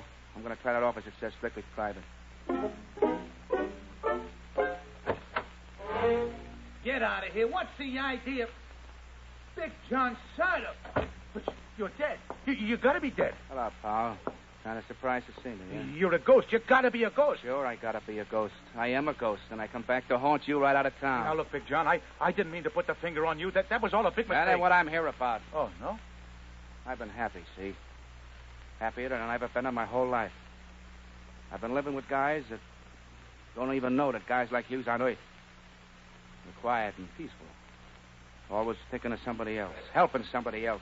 And now you and your mugs have stepped in to make it tough for them. I don't even know what you're talking about, I'm Big talking John. about the little brothers of the flowers. And your Florist Protective Association. My boys raise and sell flowers, see? And the dough they make, which you could put in your eye, they give to the poor. At a place here in town called the Friendly Shelter. And now you hoods ain't going to let them sell their flowers no more unless they cut them in for a percentage. Now, wait a minute, Big John. Don't be mad at me. Why, I wouldn't have let the boys put the bite on them little brothers of yours if I'd have known what it was all about. Oh, you wouldn't, You're breaking my heart. Why, I wouldn't double-cross you. You know that. I'll call the gang off. You won't have no more trouble. I promise you. Now, let's say no more about it. You know, Big John, you're looking great. This vacation's done you a lot of good. Yes, sir, you're looking swell. Well, I've been raising Xenias. Xenias? Best looking Xenias you ever saw. Milking a cow named Hildegard. 14 quarts a day she gives. And the dough for that goes into the friendly shelter, too. The Friendly Shelter? Yeah, I heard of that place. That's real charity, Big John. Big John? Yeah. Hey, Big John. Yeah, Flo. I've been going through his books out there. Boy, this guy took the town for a real cleaning. Hey, what right do you got to go through my books? That ain't ethical. No, he's right, Flo. You ain't got no right to go through his private papers. Well, yeah, but you know what? He owns everything from the Lost Dog Racket to a charity bite called the Friendly Shelter. Well, so what? I ain't it. The what? The Friendly Shelter. Oh, you double-faced, triple-crossing yellow Now, liver. Big John, I can explain. The Friendly Shelter. You're not only been robbing the little brothers, but you've been robbing Hildegard. Now, get away from me, Big John. Hildegard standing out there in the barn day after day, and you stealing her hard-earned dough. I got a gun, Big John. Get out of here. Hildegard, a poor little cow with a cut of gold, and you've been robbing her milk Get pail. back, get back, I tell you.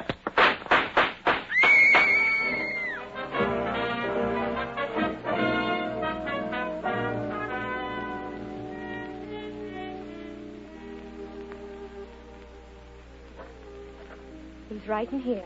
Stay just a few minutes. Thank you, nurse. Good morning, Brother Orchid. Hello, Big John. Hello, Flo. Brother Superior. We bring good news, my son. Yeah, you know what? The doc says you can leave the hospital tomorrow. He does? Say, ain't that the nuts? But Paul don't get out for another week. The brothers will be so glad to have you back. And Hildegard, too.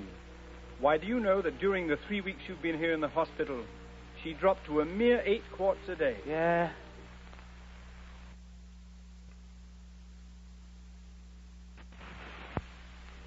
Gee, I guess she loves you most as much as I do, Big John. Well, I sure hope you'll be happy together. Oh, I ain't jealous, but I sure wish I was a cow. Well, you and Hildegard have got the same sweet disposition, Flo. Oh, gee, Big John. You really mean that? Certainly I do. But I guess I gotta choose between you. And I guess it's you. Oh, Big John, you don't mean it. Certainly. I promise you a church wedding someday tonight. Oh, Big John. Oh, come on, babe. Quit the crying. I ain't that bad. Brother Orchid, you mean you aren't coming back to the monastery? No, Brother Superior. Now, look, don't say nothing. Just let me get this off my chest. Like I said before, I never was so happy as I was out there. I was living in a new world, and it was awful swell. But sometimes with a guy like me, your new world and my old world, it don't mix up right. I understand, my son. Each must make his own life. And if you wish to choose the outside world, that is your business. Thanks, Brother Superior. But never forget that in our humble way we wish you the very utmost in health and happiness, and shall I say, love. Brother Superior, all my life I thought that class came and go. Swell clothes, big cars. Oh, but I was wrong. It's the little guys. The good little guys like you that are quiet and peaceful. They're the ones that really count. Yeah, and the ones that always get picked on by the mugs like Philadelphia Powell. Not no more, they don't. Brother Superior, I kind of made a deal with Philadelphia Powell. A deal, Brother Orchid? Can it be you're returning to your evil ways? No, legitimate business proposition. Here's Powell's check for 10 grand. 10 grand what? 10,000 coconuts. It's sort of an advanced charge account. And I hope you can fill the orders as fast as they come in. Charge account orders, but I don't understand. What are you talking about, Big John? It's all very simple. Every one of Philadelphia Powell's mugs is going to carry a card. A card? Yeah, that's the business proposition. Now, when any one of them gets bumped off, you got the concession to plant them with zinnias. And don't forget to stamp the card.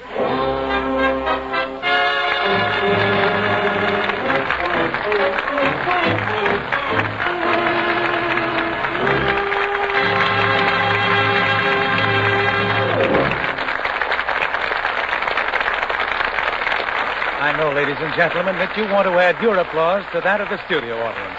For Pat O'Brien, Carole, Landis, and Donald Crisp all turned in exceptionally fine performances. And Hollywood is particularly proud of them because their performances tonight were donated, like those of all the stars who appear here in the Gulf Theater. In return, Gulf has contributed generously to the Motion Picture Relief Fund, helping to provide a home for the workers in the picture industry who can no longer provide for themselves.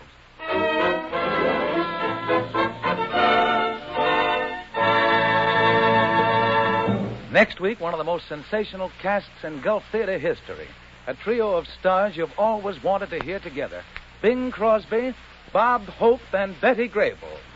Yes, you heard correctly. Bob Hope, Bing Crosby, and Betty Grable in the hilarious new comedy called Alterbound. It's all about what happens when Bob, Bing, and Betty go on a South American cruise, with both Bing and Bob posing as Betty's husband. It's one long laugh from beginning to end. We think it's going to be one of the top shows of all time here in the Gulf Theater. The music, of course, will be by Oscar Bradley's Gulf Orchestra with Frank Tours conducting. So don't let anything keep you from the radio at this time next Sunday night, when the Gulf Theater presents, for the first time together on any radio show, Bing Crosby, Bob Hope, and Betty Grable in Alterbound.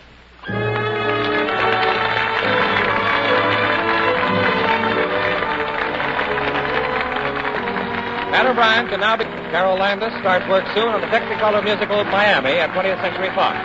Donald Crisp has just finished Strange Victory at Warner's. Remember, 30 minutes of fun you won't want to miss. Bob Hope, Bing Crosby, Betty Grable from the Gulf Theater next Sunday. Bud Easton speaking. This is the Columbia Broadcasting System.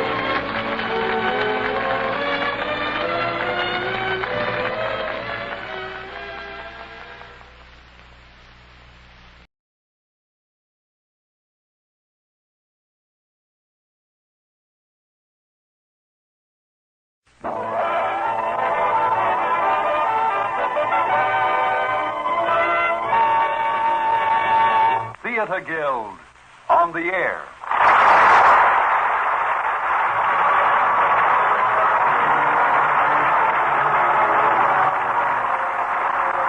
Every day, everywhere, every life is introduced to drama. Some of it we experience personally. Much of it we experience in our reading, in our viewing, in our listening. And so it is that the Theater Guild on the air brings you an interesting, dramatic presentation and a cast composed of prominent stage, screen, and radio personalities. Now, here is the Theater Guild on the air program announcer, Norman Brokenshire.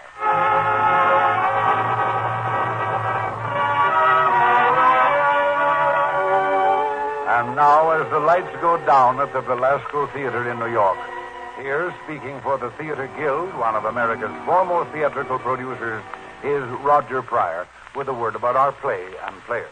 Tonight, our Theater Guild on the Air presentation is an outstanding event in radio entertainment. With Frederic March, Barbara Bel Geddes, and Hugh Williams as our stars, we bring you one of the true masterpieces of the creative imagination, The Strange Case of Dr. Jekyll and Mr. Hyde by Robert Louis Stevenson. You'll hear Frederic March recreate the characterization that made his screen performance of Dr. Jekyll and Mr. Hyde one of the unforgettable triumphs of motion picture history. Barbara Bel Geddes plays Elizabeth Carey, and Hugh Williams is John Utterson, who tells us the story.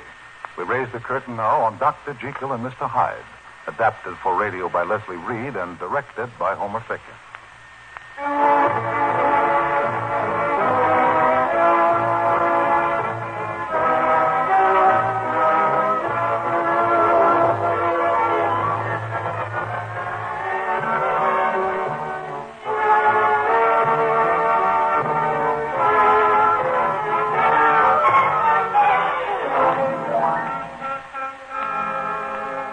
I begin this story in the chapel of a little out-of-the-way burying ground near London. For in that place, and at that moment, all we could do about the figure in the coffin was to try to understand him. It was too late for us to change him or save him or punish him. Mr. Utterson, I should be interested to take a last look at him. I'm sorry, the coffin is sealed. Sealed? But how extraordinary. I'm sorry, but we prefer it that way.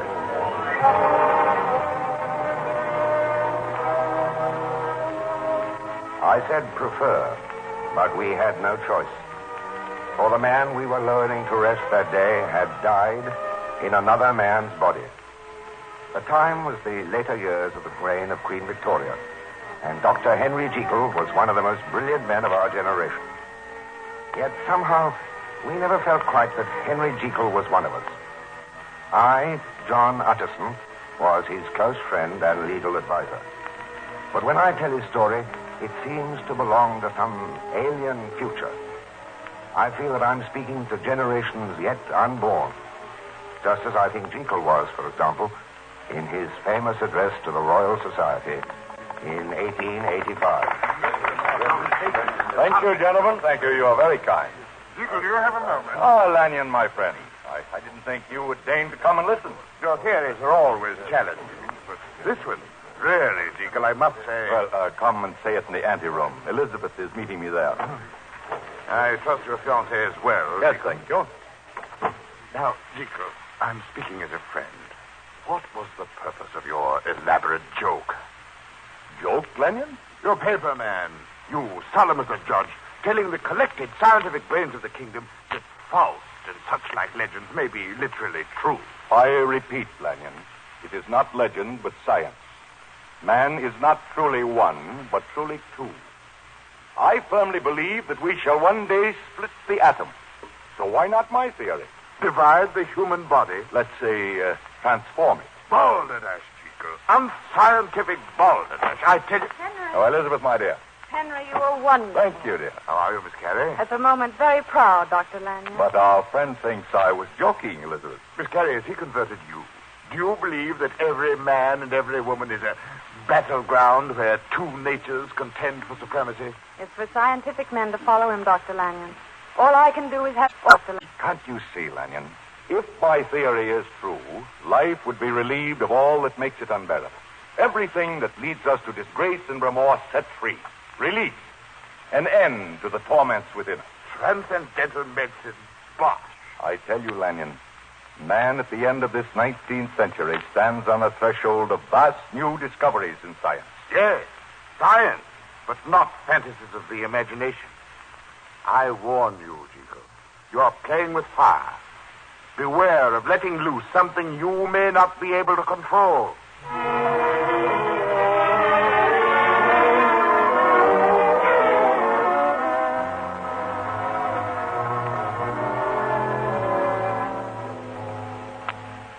4 o'clock, and the city still sleeps. Here alone in my laboratory, the drugs are ready. Dare I make the experiment? You said you would? You said you would? My own thought answers me. My other self. The other side of my being. Your other self, whom you can set free. You know the secret, Jekyll. Dare I mix the drugs? Dare I call forth the unknown? Courage, Jekyll. A whole new world is within your grasp. A whole new life that no man has ever lived before. A new life. Freedom to all my suppressed longings for nameless pleasure. For power. For rich experience of all kinds. Freedom to my other self. Myself without a name. Give me a name, man. Give me a shape. A body. Bring me into the world. You are only a thought hiding in my mind. Hyde. How appropriate. Call me that. When you are Mr. Hyde, you shall be free of all your bonds. But my bond to Elizabeth Carey. I love her. I would not wish to abandon her. She shall never know of Mr. Hyde. Never see that side of you. Summon me and I shall appear. Dismiss me and I pass away like the stain of breath upon a mirror. My hand is on the file. And yet I'm trembling. My heart is pounding. The drugs may kill me. Dare I risk it? Dare you not. You whose soul has been racked by secret longings. You who have been tortured through sleepless nights by the infinity of the unexplored. I will. I will. Now the powder. Into the liquid. The powder. Into the liquid. Drink! May the powers of the unknown help me. For now, I drink.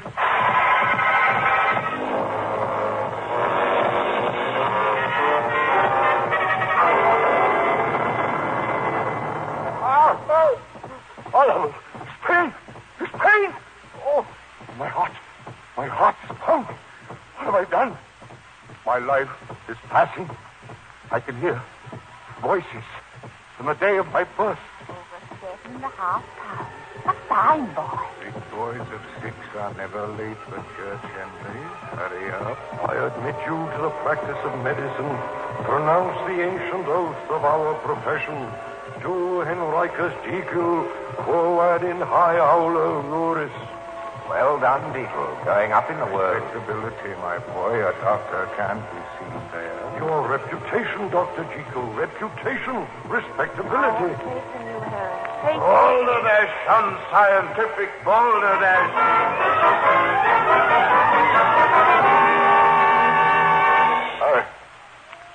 I am gone. I am lost.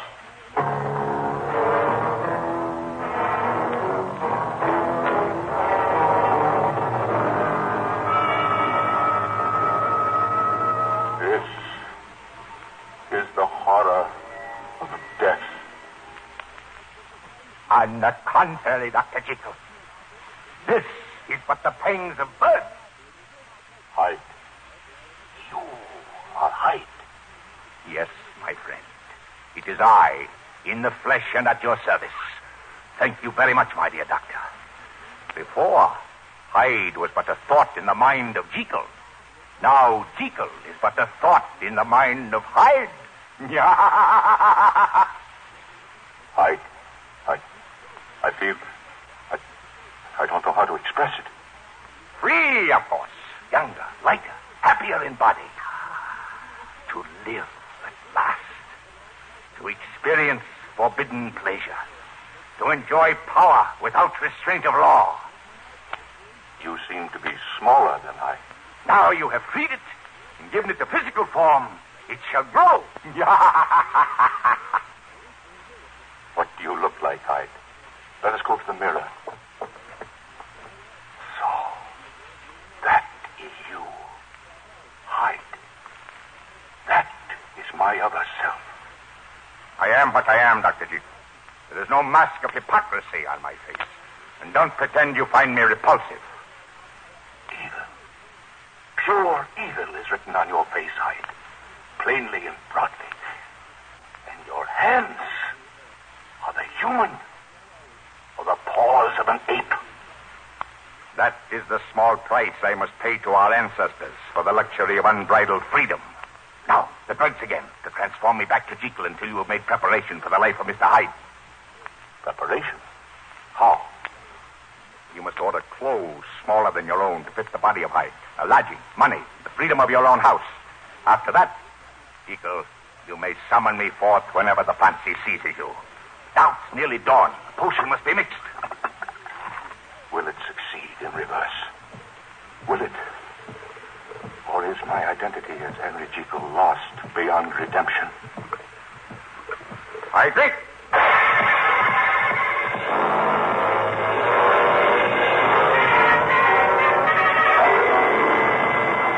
I have done it. The conclusive experiment. I am the master. Au revoir, Dr. Jekyll. Au revoir. You will see me often henceforth.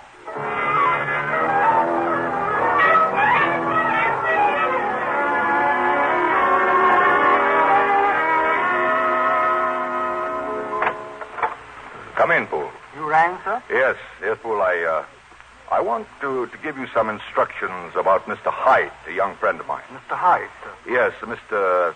Edward Hyde. I have invited him to use the house as his own whenever he feels so inclined. He has my permission to use the laboratory also.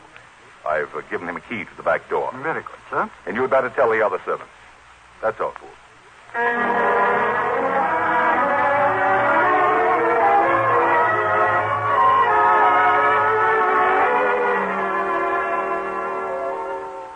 You look so tired, Henry. Tell me, what have you been doing with yourself? Oh, hospital, laboratory, you know. But I can forget all that when I am with you, Elizabeth. It's so peaceful here. Oh, is it? As father's secretary, I have little peace. Papa's a member of the government working for the country. Hoping to make everyone happier, I suppose. Man is a fiend or an angel. What can government do to change that? Henry, what is the matter? the matter? Yes. You've been different. Troubled, I think, since the agitation about your researches. Is that why you're worried? The accused pleaded not guilty and reserved his defense. Jekyll? Yes, Sir Danvers? Liz, my dear, can I trouble you to go and check the abstracts of those 2 command papers? All right, Father. Excuse me, Henry. Certainly. Jekyll, I wanted a word alone with you. That was somewhat obvious, Sir Danvers. Well, dash it. The fact is, Jekyll, I'm worried about you and my daughter. Sir Danvers, I love Elizabeth. I always shall. Then, for heaven's sake, man, what are you waiting for? You are right, Carrie. I am at fault. Nonetheless, I must beg your understanding indulgence. I am engaged in some highly absorbing experiments of a scientific nature. Well, need they preclude an early wedding? I fear, sir, they must. Pray accept my word as an English gentleman that these experiments are of the greatest importance to the cause of British science. Oh, very well, Jekyll, very well. I accept your word. But I confess my uneasiness has not been alleviated. No, not at all.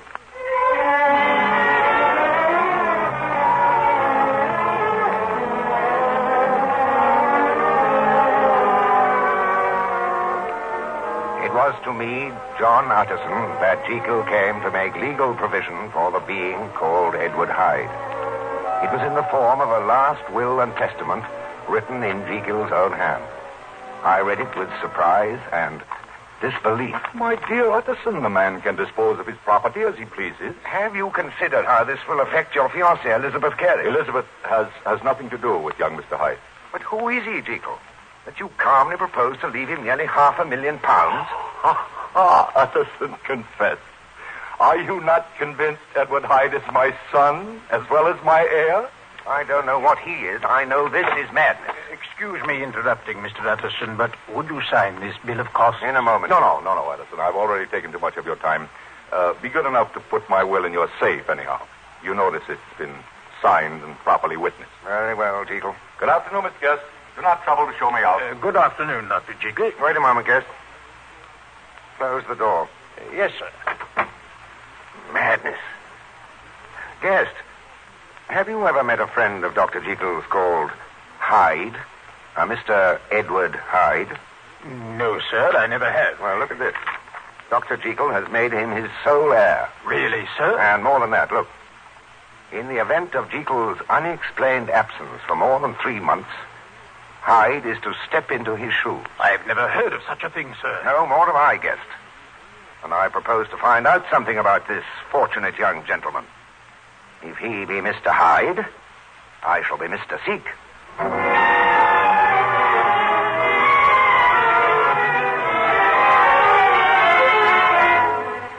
The will gave a mean street in Soho as Mr. Hyde's address. Thenceforth, I haunted that thoroughfare and kept a keen eye on Hyde's door. Then, one night, a little man, almost a dwarf, came stumping along at a good walk, singing to himself while his stick tapped the pavement. Merry wedding bells are wiser, and good advice they bring. Bar the door like any miser, till now secures the wedding ring. Afterwards, it occurred to me that the singing of that song from Faust by that man had in it some quality of symbolism. But at the time, I was interested only in the sight of a little girl of 8 or 10 running as hard as she could down a cross street. At the corner, the man and the child collided. Down, you brother. No, Mommy, I'm hurt. Soft little creature, underneath my boot. Most callous to the man trampled over the child's body and left her screaming on the ground as he strode on singing. Now secures the wedding ring. Stop that man! Stop him! He's the one! Stop the child! Arabella! Stop it! What's happened? Arabella, open your eyes, Ducky. Stop you! I've got your eyes, so I tell you. Don't get him down. Fine. Let him get him, ugly little ape. Be good enough to keep your distance, all of you. There appears to be an acute shortage of soap and water among you. Tear his eyes out.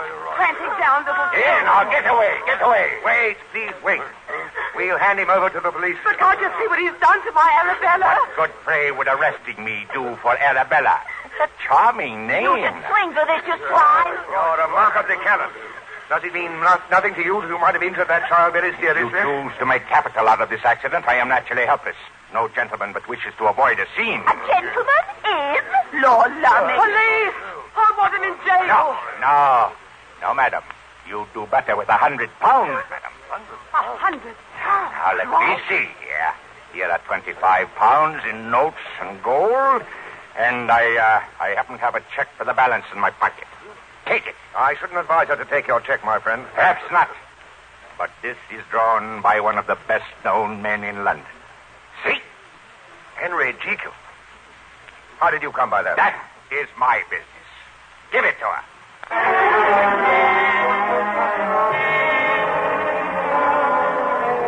The crowd dispersed then, and I stood alone with the creature. I have had an unnerving experience, Mr. Utterson. I propose to retire. Otherwise, I should have given myself the pleasure of inviting you in for a nightcap. I have long wanted to meet you, Mr. Hyde. How did you know me? On your side. Will you do me a favor? Pleasure. What shall it be? Will you let me see your face under the light? All right. There. A memorable face, Mr. Hyde. Think you will know me again? Good night.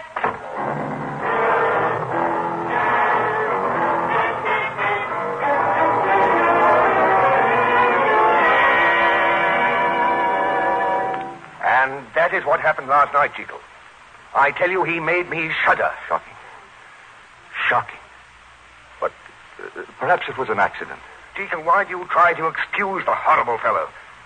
I tell you, Satan's signature is written on his face. Look out for him, Jekyl. My good Utterson, you are a true friend, but you... I asked you before, and I ask you now again. What about Elizabeth? Don't you see that when you're married, this will in favor of Hyde? Don't mention Elizabeth. She doesn't know of Hyde's existence, and she never shall. Oh, you're beyond me, Jekyl, absolutely. You've made me more uneasy than ever. Then, to put your heart at rest, Utterson, I will tell you one thing. The moment I choose, I can be rid of Mr. Hyde.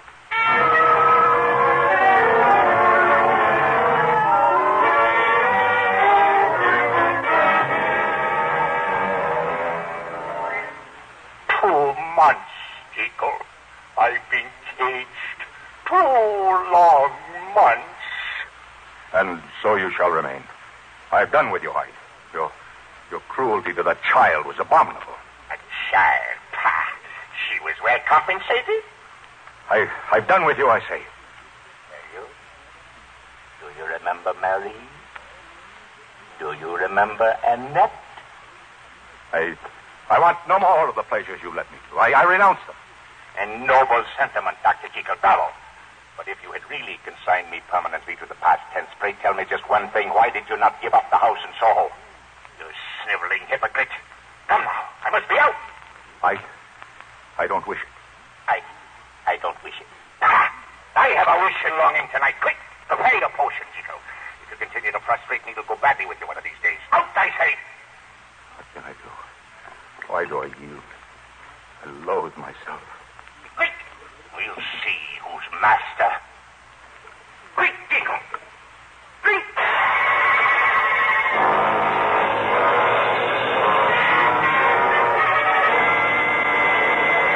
Jekyll, you insufferable, shilly-shallying, hair-splitting poltroon, you've made me late.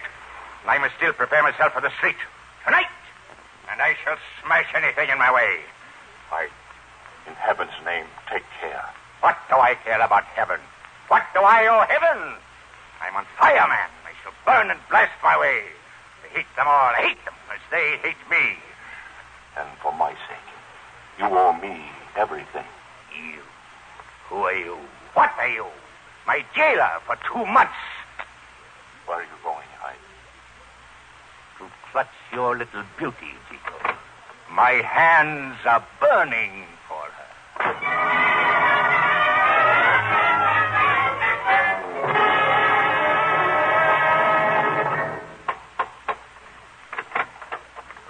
Yes, sir. What do you desire? What is the world coming to? Sir Danvers Terry opens his own front door. No footman, no butlers, Carrie. Dear me. Out of my way, man. Wait, who are you, sir? Hyde's my name. And I wish to speak to your charming daughter, Sir Danvers. What? I have a burning desire to see that fairest of ladies. Sir, Let me pass. Stay where you are, sir. Stop. Out of my way. Stop. And that. I'll smash this stick over you. The great Sir Danvers is brought low by Hyde. Let us feel his pulse. Would you believe it? No pulse. Better postpone our call on Miss Elizabeth. Discretion is the better part of dalliance, eh? So, Sir Danvers takes sudden leave of his senses, and Mr. Hyde of Sir Danvers. Father? Father, did you call? Father? Father?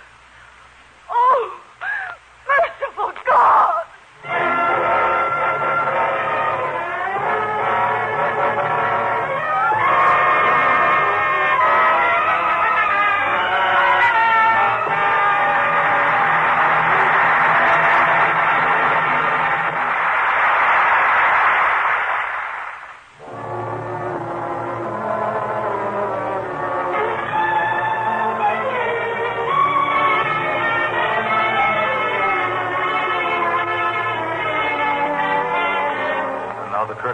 On the second act of Dr. Jekyll and Mr. Hyde, starring Frederic March as Jekyll and Hyde, Barbara Bell Geddes as Elizabeth, and Hugh Williams as Utterson.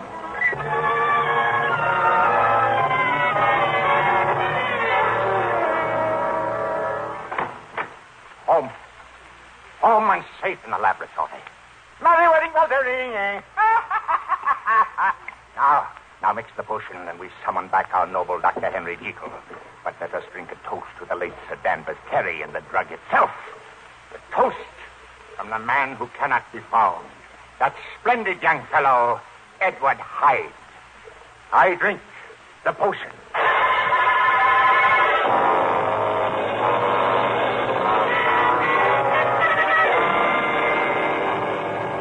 Oh, may heaven forgive me. Hyde, you beast. Murdering that man. And this unchained here is I. My brain, my science, now drenched in blood. And what will happen when Carey's body is found? I must see John Utterson. But what can I tell him? Stop whining, Jekyll. I have burnt all my papers in the Soho house. They'll never trace it to you. You're perfectly safe, for it was a perfect crime.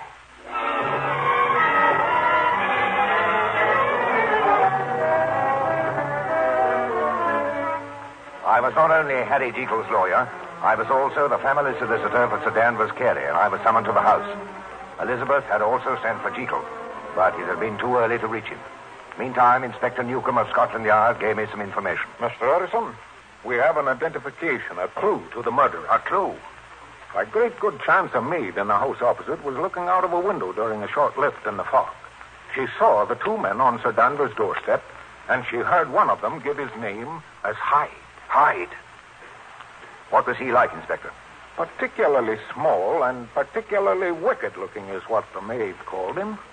Yes, it must be. I think I can take you to his house, Inspector.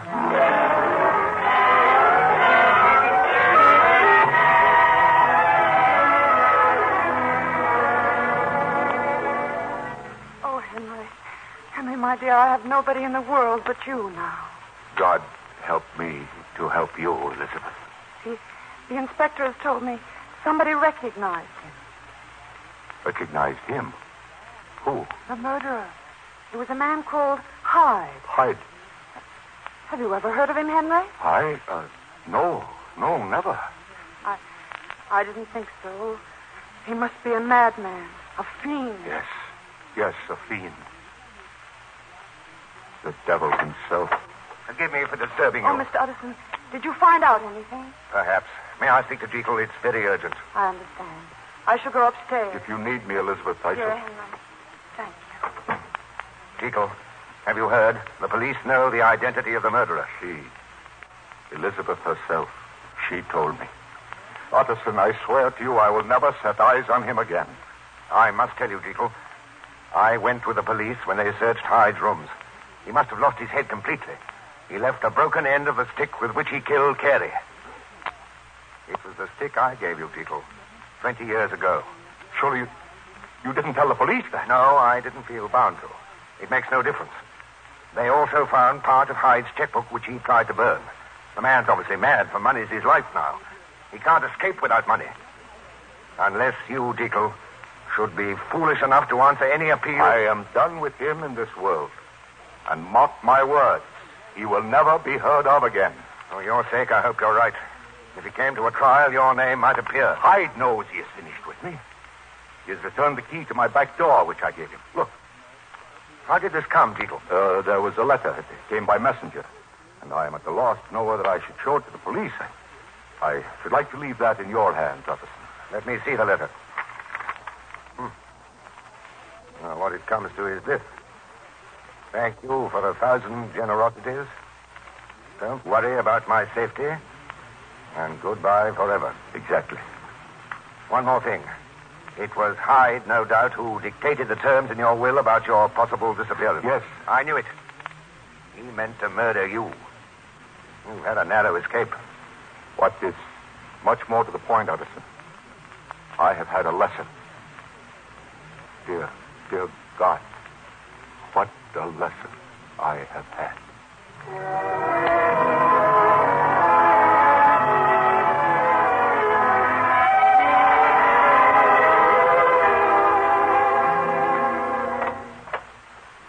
Come in, guest.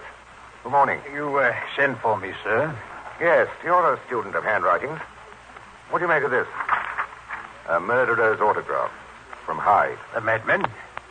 Let me see it, Mr. Addison. No, sir, not mad. But it is an odd hand. It reminds me of... Mr. Addison, let me see a specimen of Dr. Jekyll's handwriting. Jekyll? Well, the will's in the document case. Yes. What do you want with it? Why are you comparing them, guest? Well, sir, there's a rather singular resemblance. The two hands are in many points identical, only differently sloped. Remarkable. It might be the same hand.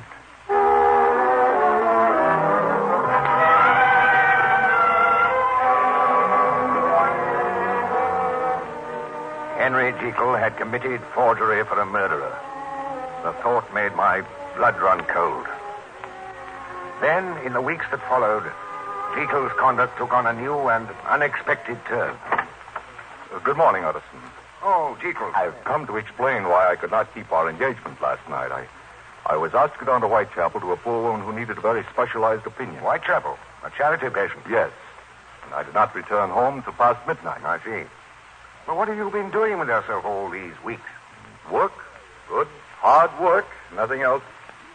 I have so much lost time to make up, Utterson. So much wrong to repair.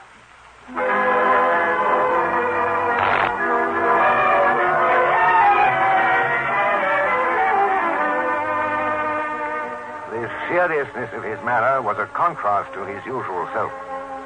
It was as if a man were doing penance. Then one day Elizabeth Carey came to my office. With her was our friend, Dr. Lanyon.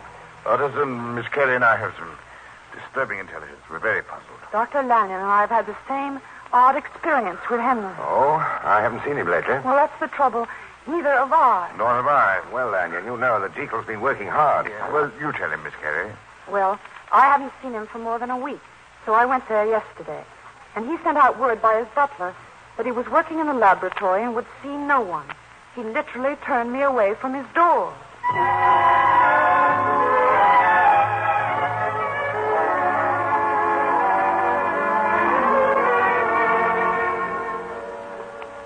When I went to the house, I met the same mystifying reception. Henry Jekyll was no longer seen in the hospitals. He had disappeared into the complete seclusion of his laboratory. But there, unknown to us, he was writing the letter that finally bared his heart, his terror, and his tragedy. If I am the chief of sinners, Utterson. I am also the chief of sufferers.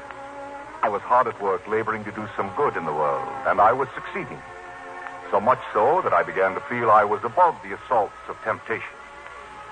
And on one bright winter afternoon, when I had gone for a walk in Regent's Park, I fell to thinking that I was no worse than the next man. I was thinking that all in all, Henry Jekyll, M.D., F.R.S., etc., was rather a splendid fellow, a credit to his country and an ornament of his profession.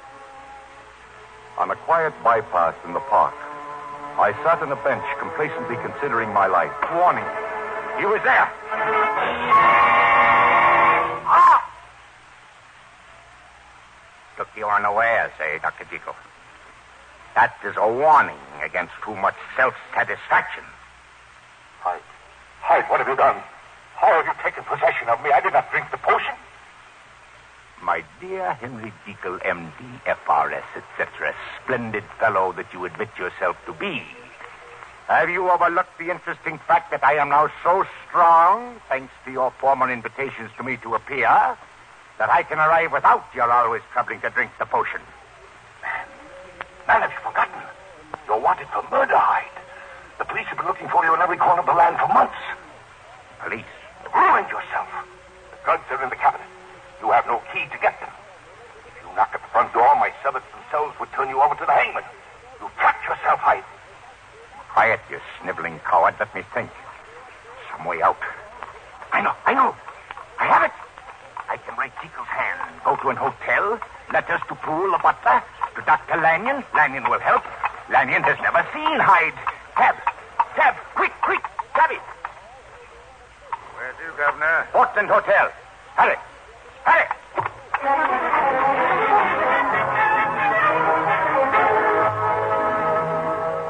What a strange request for Dr. Jekyll to make. They will call here at your house at midnight. And these are the drugs I'm to turn over to him? Yes, sir. Very curious. Yes, sir. I was thinking that if Dr. Jekyll doesn't return by morning, I should notify the police. Yes, that might be advisable. And you'd best return home now. Very good, sir. And good night, Dr. Lanyon. Yeah, good night, Paul. Poor Jekyll.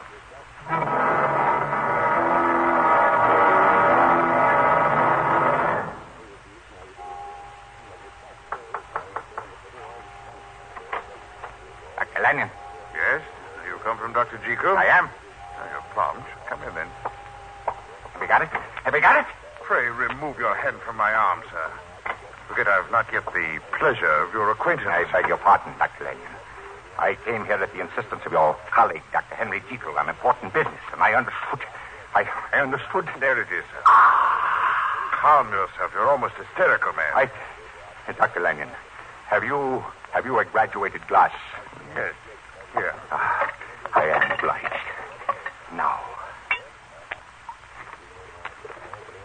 Would you consider me presumptuous in my own house if I asked you, sir, what that mixture represents? A scientific achievement, Dr. Lanyon, which you would not understand. I resent your tone, sir. Listen.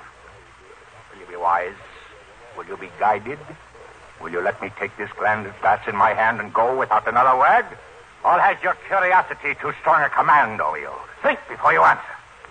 As you decide, Dr. Lanyon, you shall be left as you were, neither richer nor wiser. Or, if you prefer, a new province of knowledge has been laid open to you here in this room now. Oh, talk in pretentious riddles, sir. And I have my doubts of you, but... No, I've gone too far now. I prefer to see the end. Very well. Lanyon, you remember your vows. What follows is under the seal of your profession. And now, you who have so long been bound to the narrow and material views, you who have denied the virtues of transcendental medicine, you who have derided your superiors, behold!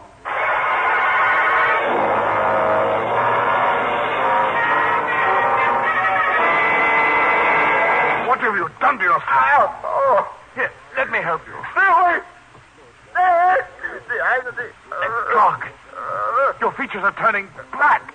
Oh, stop it! Stop it! Too late, Legend. You wanted to see. No. You shall. Your face. What's happening to your face? It's horrible. Who are you? What are you? That face. Jekyll! Jekyll, it's you! But hideous, distorted. Jekyll! Jekyll! I hear you! Be quick! I'm going! Merciful God, what have I seen? Jekyll, there's murder in your eyes. Lanyon. Jekyll. Lanyon. I cannot believe. I cannot understand. My heart is choking me. Jekyll, not you. Yes. Yes, it is I. Henry Jekyll. And now, Lanyon, I will tell you all. I can't bear it. It's beyond knowledge. God, have mercy. I cannot endure what I have seen.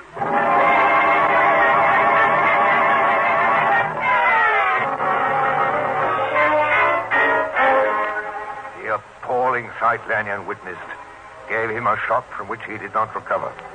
In something less than a fortnight, he was dead. It was then that Jekyll ceased all communications with his friends. Then that he refused admittance to Elizabeth, to me, to everyone. Elizabeth returned again and again. She was there one day with Poole, the butler, when Jekyll suddenly unlocked the laboratory's door. Henry. Elizabeth, I've said I don't want you here. But I must talk to you, my dear. I know you're in trouble. Come in, then, Elizabeth. Poole, I want you to go out at once to Mrs. Moore for that sodium concentrate. But the other servants are out, sir. You'll be alone in the house. No matter. Do what I say, man, at once. Very good, sir. Henry, darling. Why must we stay in the laboratory? Please, Elizabeth, do not question me. Oh, my poor dear. You look so ill. What have you been doing? It is my own fault, dear. I made the greatest discovery of the age, but I approached it basely. Henry, dear, I do not understand. Elizabeth, I have done evil. Now I am damned. Oh, no, my beloved. Of one thing I am sure. You have never been deliberately cruel or brutal. Never. You say that. You, of all people in the world. Oh, my dear, forget all the past. Come away with me. There's still time. Elizabeth. Merciful God, it's beginning. Henry. Go. Go. In a moment, it'll be too late. I will not go. Get out, I say. Henry. Henry, your face. Paul. Paul.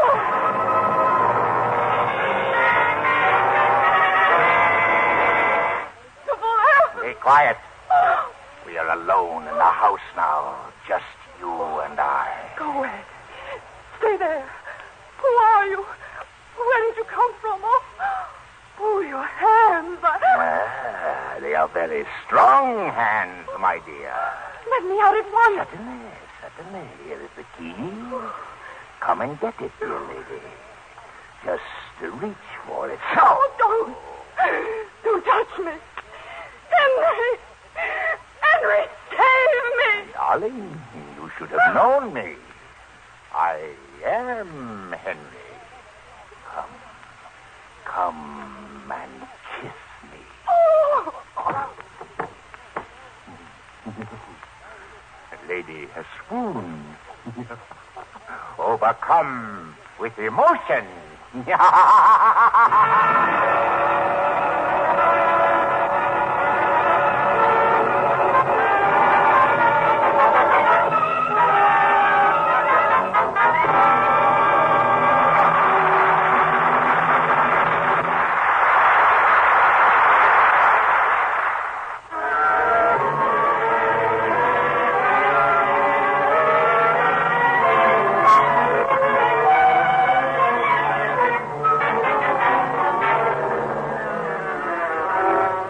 The curtain rises on the third act of Dr. Jekyll and Mr. Hyde, starring Frederic March, Barbara Bell Geddes, and Hugh Williams.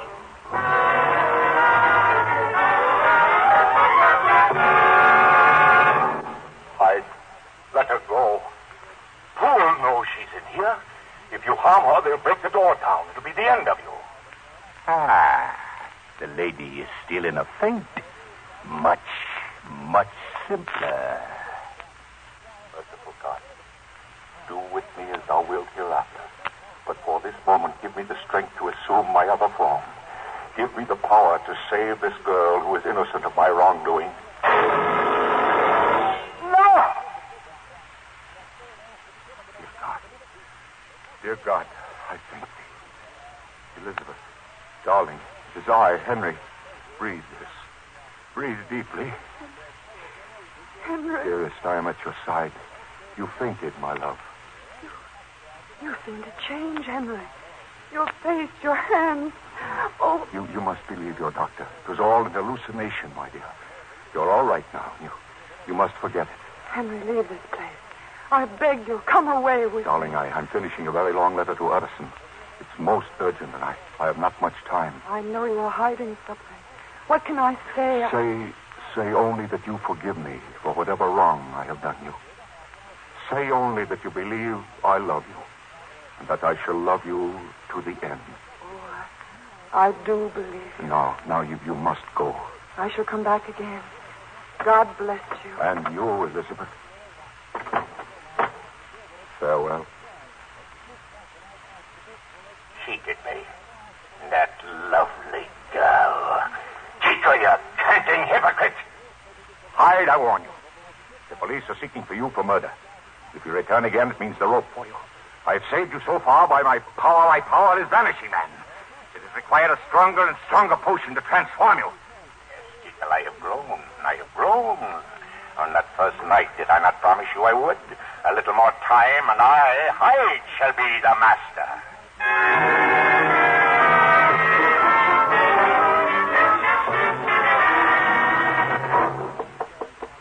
Yes?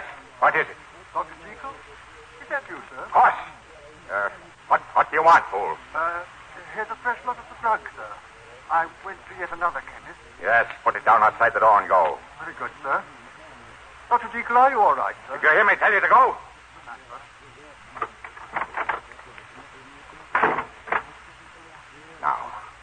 Now to prepare the drug. For once Jekyll was right. Hyde must vanish, never be seen again. There is no refuge for him. Oh, now may this work. It is ready. May all the powers of darkness restore the potency of this drug and give me safety. Jekyll, I drink.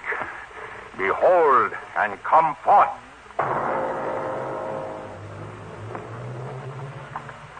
It doesn't act. Jekyll, you bungling fool, what have you done? The potion is ineffective. There! You not understand. Hyde has appeared now against his own desire. It was no act of his which brought the transformation. Jekyll, for pity's sake, help me. Tell me what to do. Dear Dr. Jekyll, won't you please help me? I am your humble admirer and servant, your slave. Answer me. Jekyll, don't abandon me. I am alone.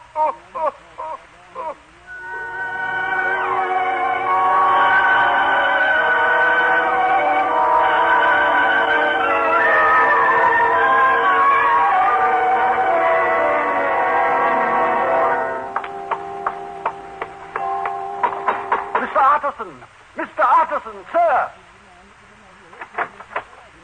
Poole, what's the matter? What do you want? Mr. Utterson, I'm very sorry to wake you, sir, at this time of night. What is it, Poole? I think there's been foul play, sir. Foul play? How, Poole? When? I'm afraid, sir, something has happened to Dr. Jekyll.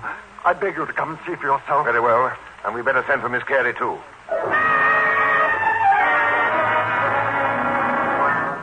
Dr. Jekyll, Mr. Utterson, sir, is asking to see you.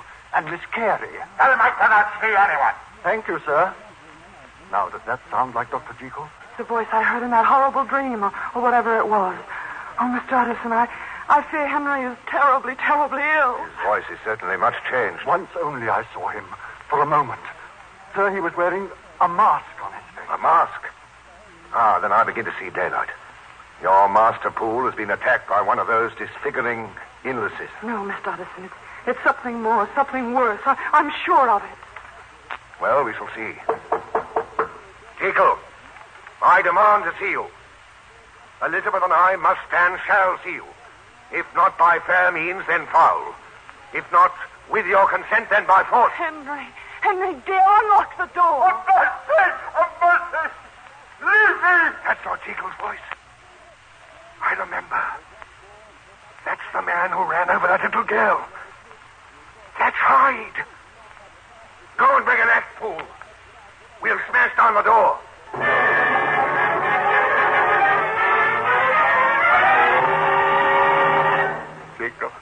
Jekyll, they'll break down the door. I beg you, put me away. Jekyll, you who are now only a thought in my mind, let me give you a body. Show me how. So, now you want my shape, Mr. Hyde. Do you remember when you begged me to give you a form? I yielded to temptation. Now, I am helpless. That day in the park, I first became myself, Hyde, without the potion. Why can I not become Jekyll now without it? Transform me. This is the last irony, Hyde. The last irony. All the potions of London town will not transform thee, little man. You jest, curse you. Look at the table, Hyde. There is a tablet of poison. Take it, Hyde, and die. No, I will not. I am still the master, Jekyll. With my last flicker of being, I order you. Die now, Hyde. No, spare me. Spare me. Take the poison. The mind of Jekyll directs the hand of Hyde. Hyde dies, and Jekyll dies with him. Mercy! Mercy! For pity's sake! Smash it, fool! A couple more blows and the door is down. That's done it. Jekyll! Dr. Jekyll! Where is he? Henry? No. Oh, no.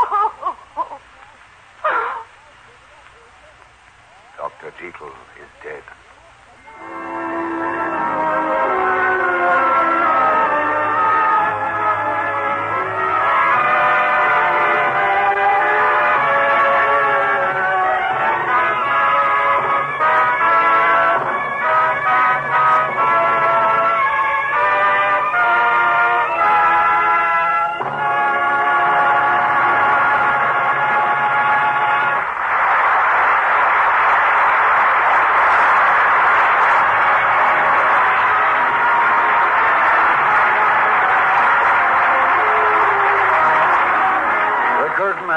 On the Theater Guild on-the-air production of Dr. Jekyll and Mr. Hyde. We express our thanks to our stars, Frederic March as Jekyll and Hyde, Barbara Bell Geddes as Elizabeth, and Hugh Williams as Utterson. Our thanks also to the other members of our cast whom you heard in these roles. Dr. Lanyon was played by Betty Kroger, Poole by Carl Harbord, Sir Danvers Carey by Charles Francis, Mr. Guest by Donald Bucher, Inspector Newcomb by Wesley Addy, Arabella's Mother by Kathleen Cordell, Arabella by Denise Alexander, and The Cockney Woman by Jean Cameron. The Theater Guild on the Air is under the supervision of Lawrence Langer and Teresa Herbert and is directed by Homer Pickett with R. Mina Marshall as executive producer. F. Mark Smith is editor, and the music is composed and conducted by Harold Levy.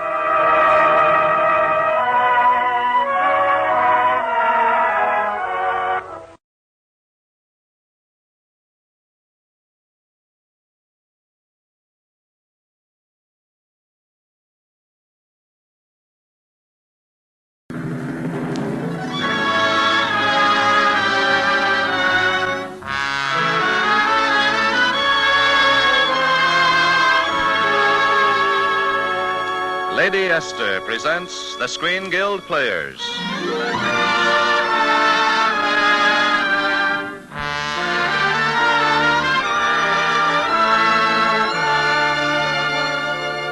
The Lady Esther Screen Guild play tonight, A Night to Remember. The starring players... This is Lucile Ball. This is Brian Donlevy.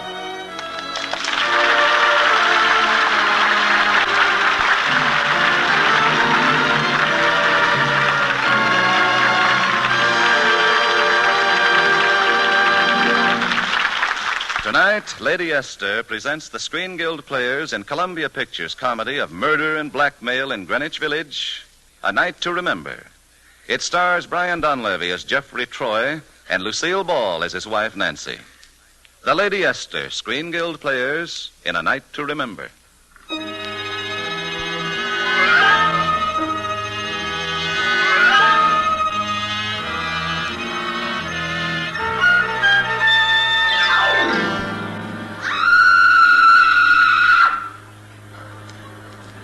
The address was 39 Gay Street, New York.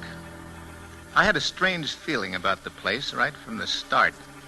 First the scream, and then... Jeff, there's something crawling across the floor.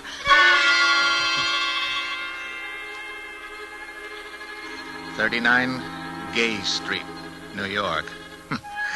You know, an artist might call that Greenwich Village. A social worker might call it the slums. Sure, I pointed all that out to Nancy, but she was sort of sensitive, I guess, because, you see, she'd rented the place without even asking me, and, well, anyway, you know how women are. Now, Jeff, I've said it all before. Many times, darling. And I'll say it again. If you're going to write a novel about Greenwich Village, then you ought to live in Greenwich Village. You funny man. Quite frankly, I didn't like number 39 Gay Street. I don't think you would have liked it either.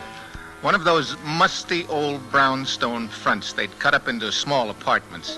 And when we went up the steps that night and entered the hall, our landlord wasn't exactly overjoyed to see us. I wasn't expecting you, Mrs. Troy.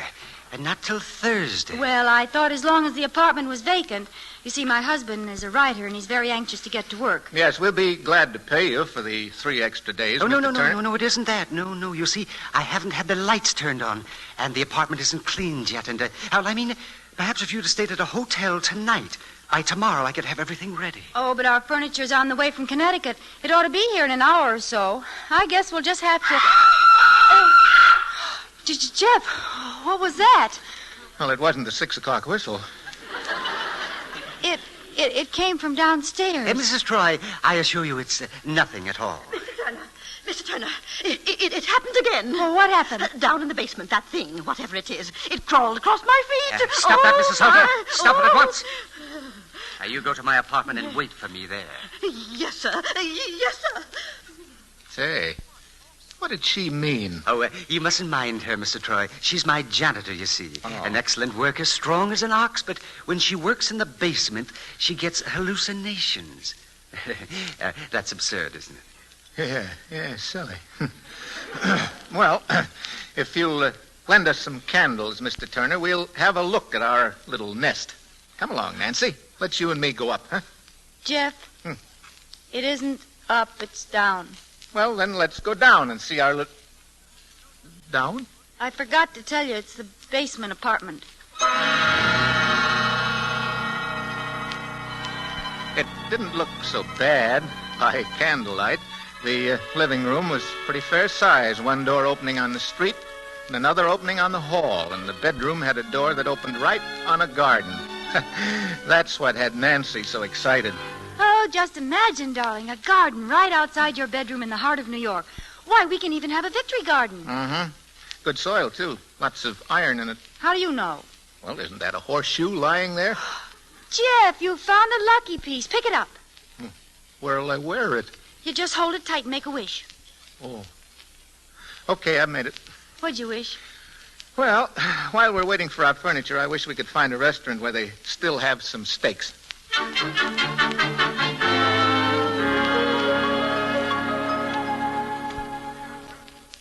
Cute name for a restaurant. Polly's Stable. Must be a good place to put on the feed bag. You funny man. Good evening, folks. How's everything? Well, the martinis are swell, but I need some toast. Toast? What kind? White or rye? Oh, it doesn't matter. I just want to stick it under the leg of this table. Look, Jeff, while you order dinner, I'll go and phone the cleaners about our drapes. Well, I'm pretty hungry, Nancy. Will you be back soon? Uh-huh, and 2 shakes of a dry martini.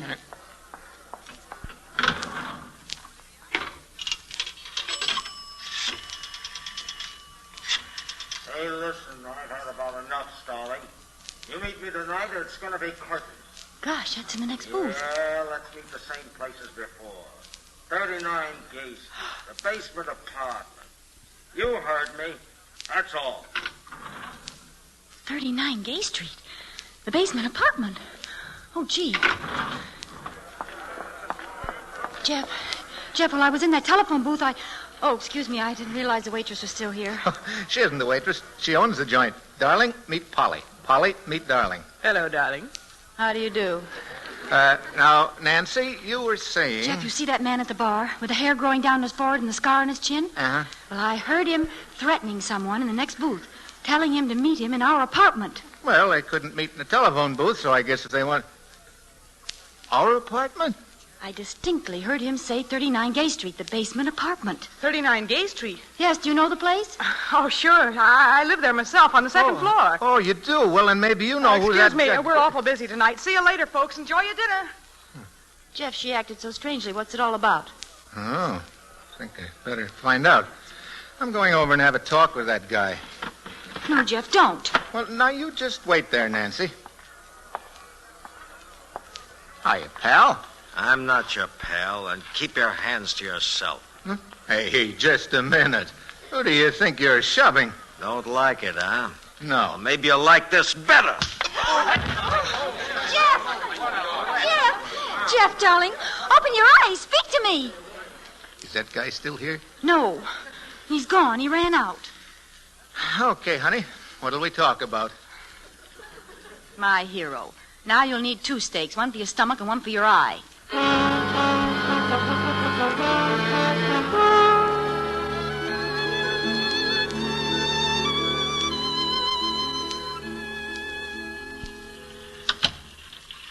Home, sweet home. And there's no place on earth I'd rather not be. Jeff, it's awfully dark in here. Yeah, lucky we bought these extra candles.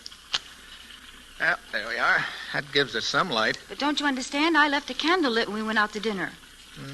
Oh, well, it must have blown out. Any little draft could... Ouch! What's the matter? Oh, my foot. I stubbed my toe. Hey, look. It's that darn horseshoe. My lucky piece, no less. That's odd. What's it doing on the floor? You put it on the windowsill. Say, that's right. How did it get on the... Jeff, listen, you hear that noise? Sounds like water running in the bathroom. I'd better have a look, huh? Hey, not without me. All right, here. Put the candle down on the floor. Right. That's it. Steady now. You with me, Nancy? Nancy! Jeff, look. That candle is moving. Gosh. Hey, what's so funny? Look, it's a turtle. It must have come in from the garden. You put the candle right down on its back. Hey, I'll bet that's what's been scaring Mrs. Salter, too. Come on, now let's have a look at that bathroom. There you are, Nancy. You see? Just some water running out of the tub. That's what I mean. Where'd the water come from? Well, We didn't fill that tub.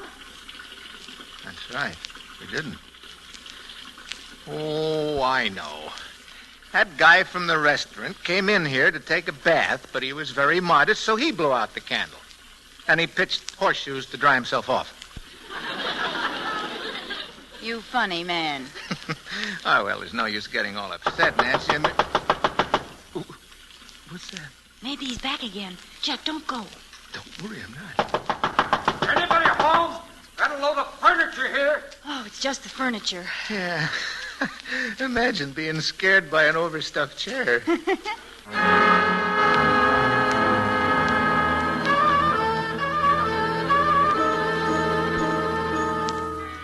It was quiet enough the rest of that night, but in the morning things really started to happen. First of all, the police woke us up.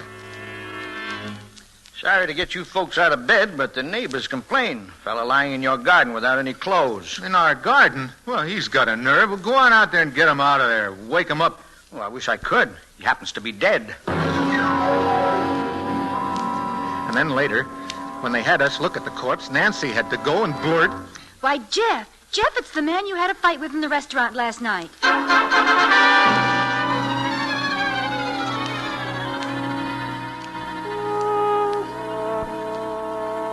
Now, just let me get this straight, Mr. Troy, about this exchange of blows last night. Inspector, there wasn't any exchange. Only 2 blows were struck. He struck my husband, and my husband struck the floor. Oh, no, Nancy, I pushed him once, didn't I? Now, what's one little push? You didn't murder him, did you? Who, me? Say, Inspector. Yes, Balling? I got a little dope for you. The guy's name was Kaufman, Louis Kaufman. Had an apartment up on the 3rd floor. Who told you that? Oh, you wouldn't guess in a million years. Remember during Prohibition, this place was a speakeasy? Joe's place it was called. And Joe had a partner. Eddie Turner. Yeah, that's right. Remember, we grilled him, and when Joe disappeared, well, little Eddie's still around. In fact, he's the landlord of this joint. That's interesting. Inspector Hankins? Yeah? My name is Lingle. I have an apartment in this building. That's right, Chief. I got his name on the list. I want you to know, sir, if I can help in any way. Oh, thank you, Mr. Lingle. We may call on you. Oh, I'm in the phone book. The Lingle Art Studios. Any time at all, Inspector. Any time at all. Inspector, if you don't mind my putting in a word. Not at all, Mr. Troy. Well, I think you should have questioned him. After that conversation my wife overheard, you should question everyone in this house. Mr. Troy, remember, you live here, too. Oh, that's silly. Jeff isn't the murderer's type. Oh, I didn't say he was. Come on, Balling, let's go up and look at Kaufman's apartment. Wait a minute, Inspector. Just look at these books. Murder in the laundry, murder in the air, murder in the subway. Must be a couple of dozen of them. Somebody got murder on the brain. Mr. Troy, you said you were a novelist? You didn't by chance... You bet. I wrote every one of them. Murder Mysteries by Jeffrey Yort. That's my name spelled backwards. Troyort. You get it? Yes. Didn't you write a book called Murder in Prison? I sure did. How'd you like it, Inspector? Well, I thought it was the kind of a detective story that knits. Knits? Oh, you mean all the clues fall into one place? No, I mean knits. Knits. You spell that backwards, too. Knitstin. Mr. Hankins, you're not a detective. You're a critic.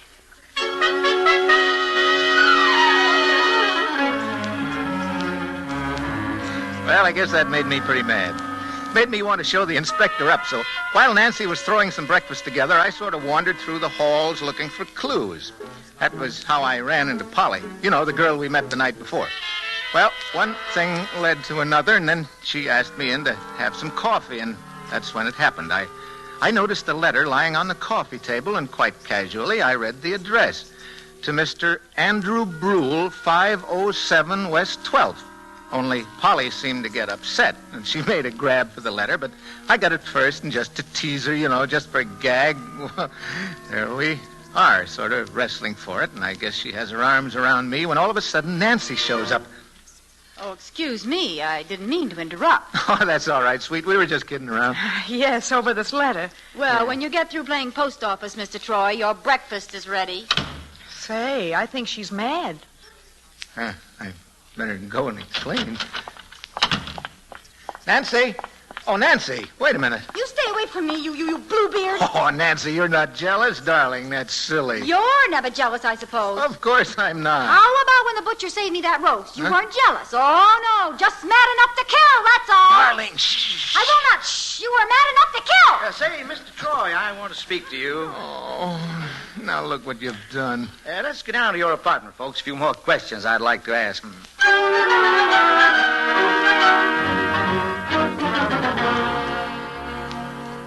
Mr. Troy, did you ever see this horseshoe before? Oh, sure. That's my lucky piece. Wasn't so lucky for Louis Kaufman. What do you mean? I mean, there's dried blood on it. And these strands of hair are from the dead man's head. Wait a minute. Are you saying that this horseshoe was the murder weapon? Now you're getting hot, and I do mean hot. Oh, say, Chief, we checked the fingerprints on that horseshoe. They're his, all right. Whose? Yours. Oh. Okay, Troy. Get your hat and coat. Wait a minute. He hasn't done anything. He wouldn't hurt a fly. Jeff, darling, don't go. You haven't even had your breakfast. That's all right, baby. Don't you worry. I had a cup of coffee upstairs with Polly. Oh, with Polly. Take him along, Inspector, and I hope he gets light.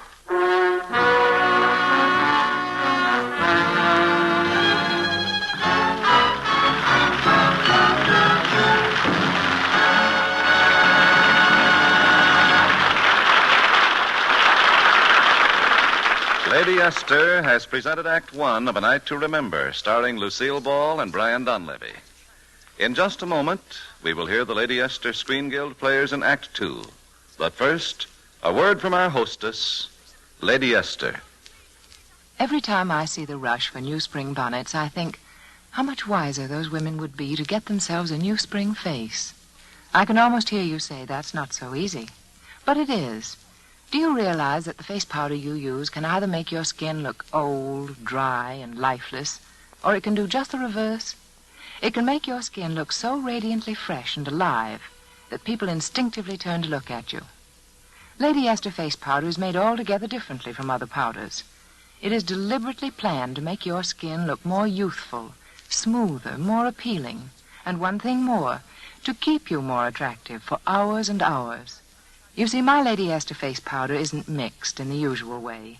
It's blown by twin hurricanes, blown with such terrific force that all the tiny particles of color and powder are merged into a smooth, velvety blending.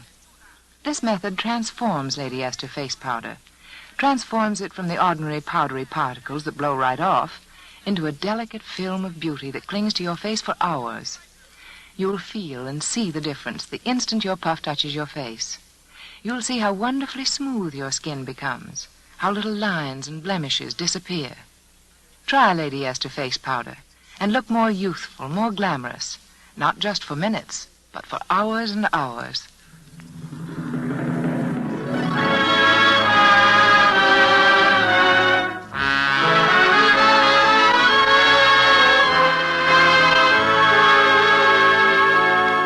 Lady Esther presents the second act of A Night to Remember, starring Brian Donlevy as Jeff Troy and Lucile Ball as his wife Nancy.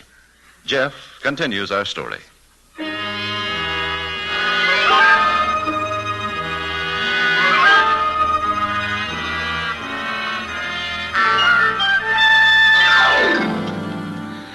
Well, they kept me down at headquarters all that day. But then some new development turns up, so that evening they let me go. Nothing else happened till late that night. I guess I must have been sleeping pretty soundly when...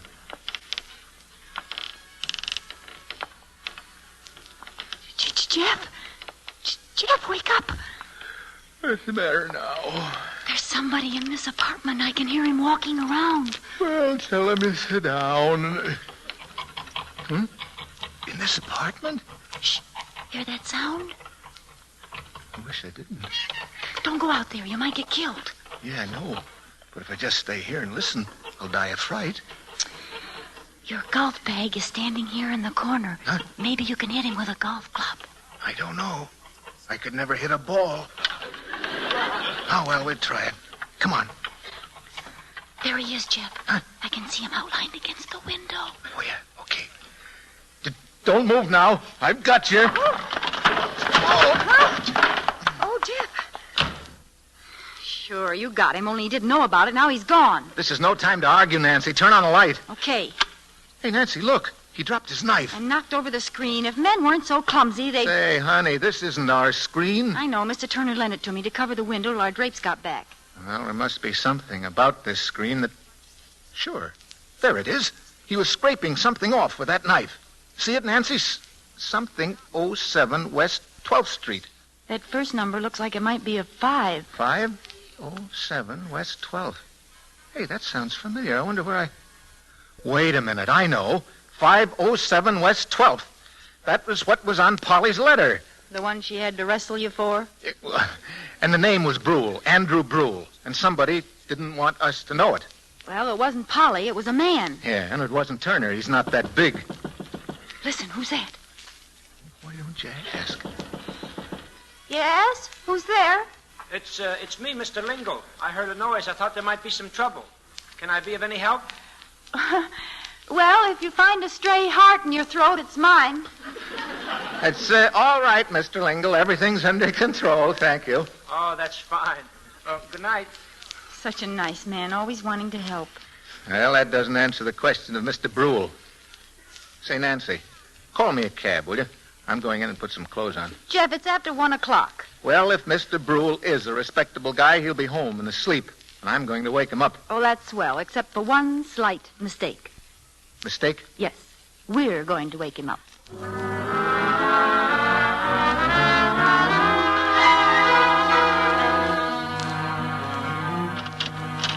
Yes, what is it? Oh, good evening, madam. I'm sorry to disturb you, but it's very urgent that I see Mr. Brule. Ain't no Mr. Brule here, and it ain't evening, it's morning, and you ought to be ashamed. Good night. Cute kid. Jeff, are you sure you had the right address? Absolutely positive. You know, Nancy, it's funny. His mail should be sent to a place where he doesn't even live. I think we ought to check with the post office, you know it? Darling, not tonight. Well, no, I guess it can wait till morning.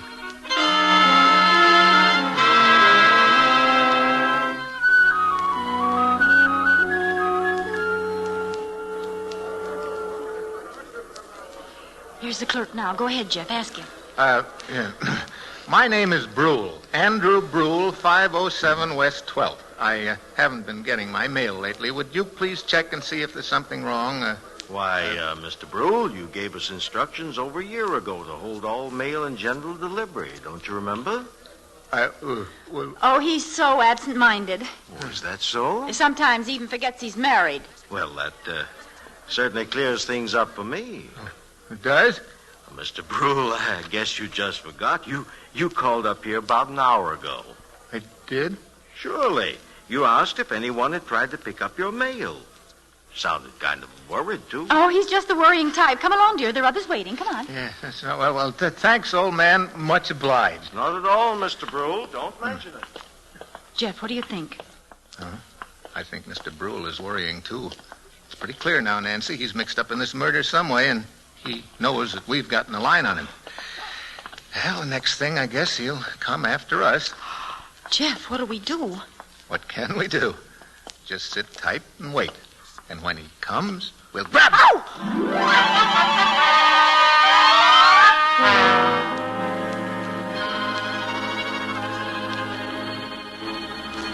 Jeff, what time is it now? Oh, just a few minutes to midnight. Midnight? Say, what are you so scared about? We've got all the lights on. I've got my trusty mid-iron here, and... Hey, the lights. Who turned those lights off? Not me. Huh? Then it must have been the murderer. The fuse box is out there in the hall. Jeff, there's something coming through the door. Steady now. Steady, Nancy. Yeah. All right, you, whoever you are, you better give up. I got you covered. Oh, Jeff! I've got him. Jeff! Nancy, I got him. Give me a hand, will you? Jeff! Sock him with something, Nancy. Yeah. A chair, anything. I'm coming, Jeff. Hit him, Nancy. I'll help you, darling. There, take that, you nasty man. I'll teach you to hurt Jeff. I'll teach you to... Hey. What hit me? Oh, Jeff, it's you. Oh, darling, I'm sorry. It's so dark in here. Maybe it is, but I can see stars. Hey, the murderer. Where'd he go? I don't know. That was the door, Jeff. He must have gone out. Hey, listen. Police whistles. How did the cops get here? How do you think? I called them this afternoon. Oh, look, the lights are on again. They must have fixed the fuse. Say, did you call the cops or the electricians? Nice work, Mr. Troy. We nabbed him all right. Yeah? Who was it, Inspector? Mr. Andrew Brule, alias Mr. Lingle. Mr. Lingle?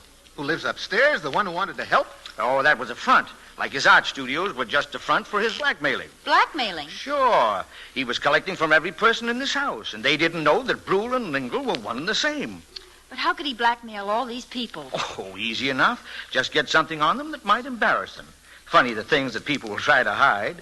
Since he only spoke over the phone to them, they never guessed who he was. Yeah, but what about Kaufman? Why was he killed? Well, I guess Kaufman was the only one who suspected the truth. And when he insisted on having a showdown, Lingle had to kill him to keep him quiet. Well, I guess that's that case, Inspector.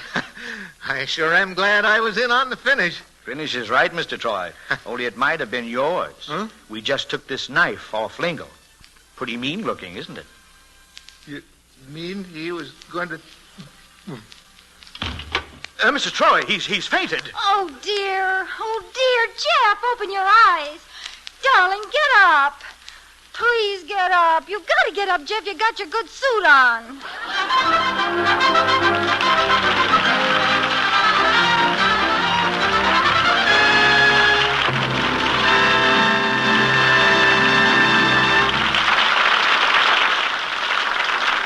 Thank you, Lucile Ball and Brian Donlevy, for a most entertaining half hour. Well, we ought to thank you, Mr. Bradley, because it's really been fun. And besides, all of us appreciate an invitation to play here because we know what wonderful work is being done by the Motion Picture Relief Fund and its country house and clinic, a work made possible by these radio broadcasts. Brian Donlevy will be back in a moment, but first a word from one of America's foremost beauty authorities, Lady Esther. Thank you, Miss Ball.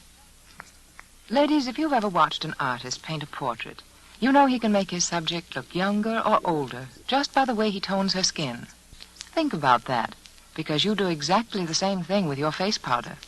You make your face look younger or older.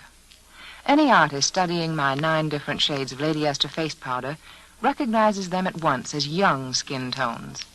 I proved what a difference they make in an experiment the other day. At a dinner party, a woman I'd never seen before was seated opposite me. She looked rather middle-aged, rather plain, and didn't attract much attention. After dinner, I struck up a conversation with her. Knowing my interest in beauty, she confided that she hated her drab, plain look. But it's my age, she said. What can I do? Well, we went into a dressing room, and I removed her hard, cakey makeup that made her face look so dry. Instead, I applied my own shade of Lady Esther face powder, which fortunately was her shade, too. She looked and looked. She was simply enchanted. Her face did seem altogether different, so radiant, so smooth, with almost a little girl freshness. It's all due, I explained, to the different way Lady Esther face powder is made. It's blown by twin hurricanes to give it those young, translucent shades, that velvety texture, and to keep it clinging to your skin for hours. Perhaps you'd like to try an experiment on your face. So why not get a box of Lady Esther face powder tonight?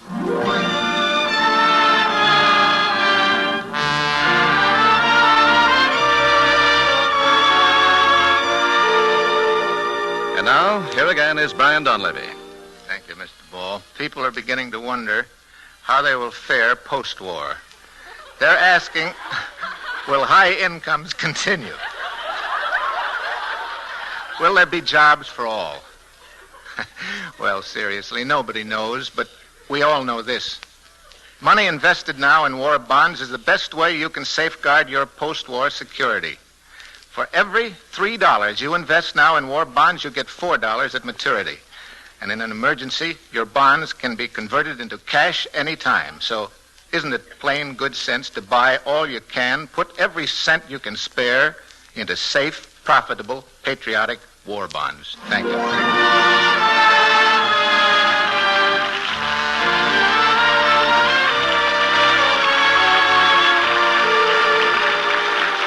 Next week, the Lady Esther Screen Guild players will present Dark Angel. It will star Donald Crisp, Merle Oberon, and Ronald Colman. Be sure to listen. Lucile Ball appears through the courtesy of Metro-Goldwyn-Mayer, producers of White Cliffs of Dover. Brian Donlevy appears through the courtesy of Paramount, producers of the Hitler Gang. Music on tonight's program was arranged and conducted by Wilbur Hatch. To try Lady Esther four-purpose face cream, just get the smallest size jar. Later, you can get the economical large jar and keep refilling the small one for convenience. This is Truman Bradley speaking for Lady Esther, saying thank you and good night, everyone. This is CBS, the Columbia Broadcasting System.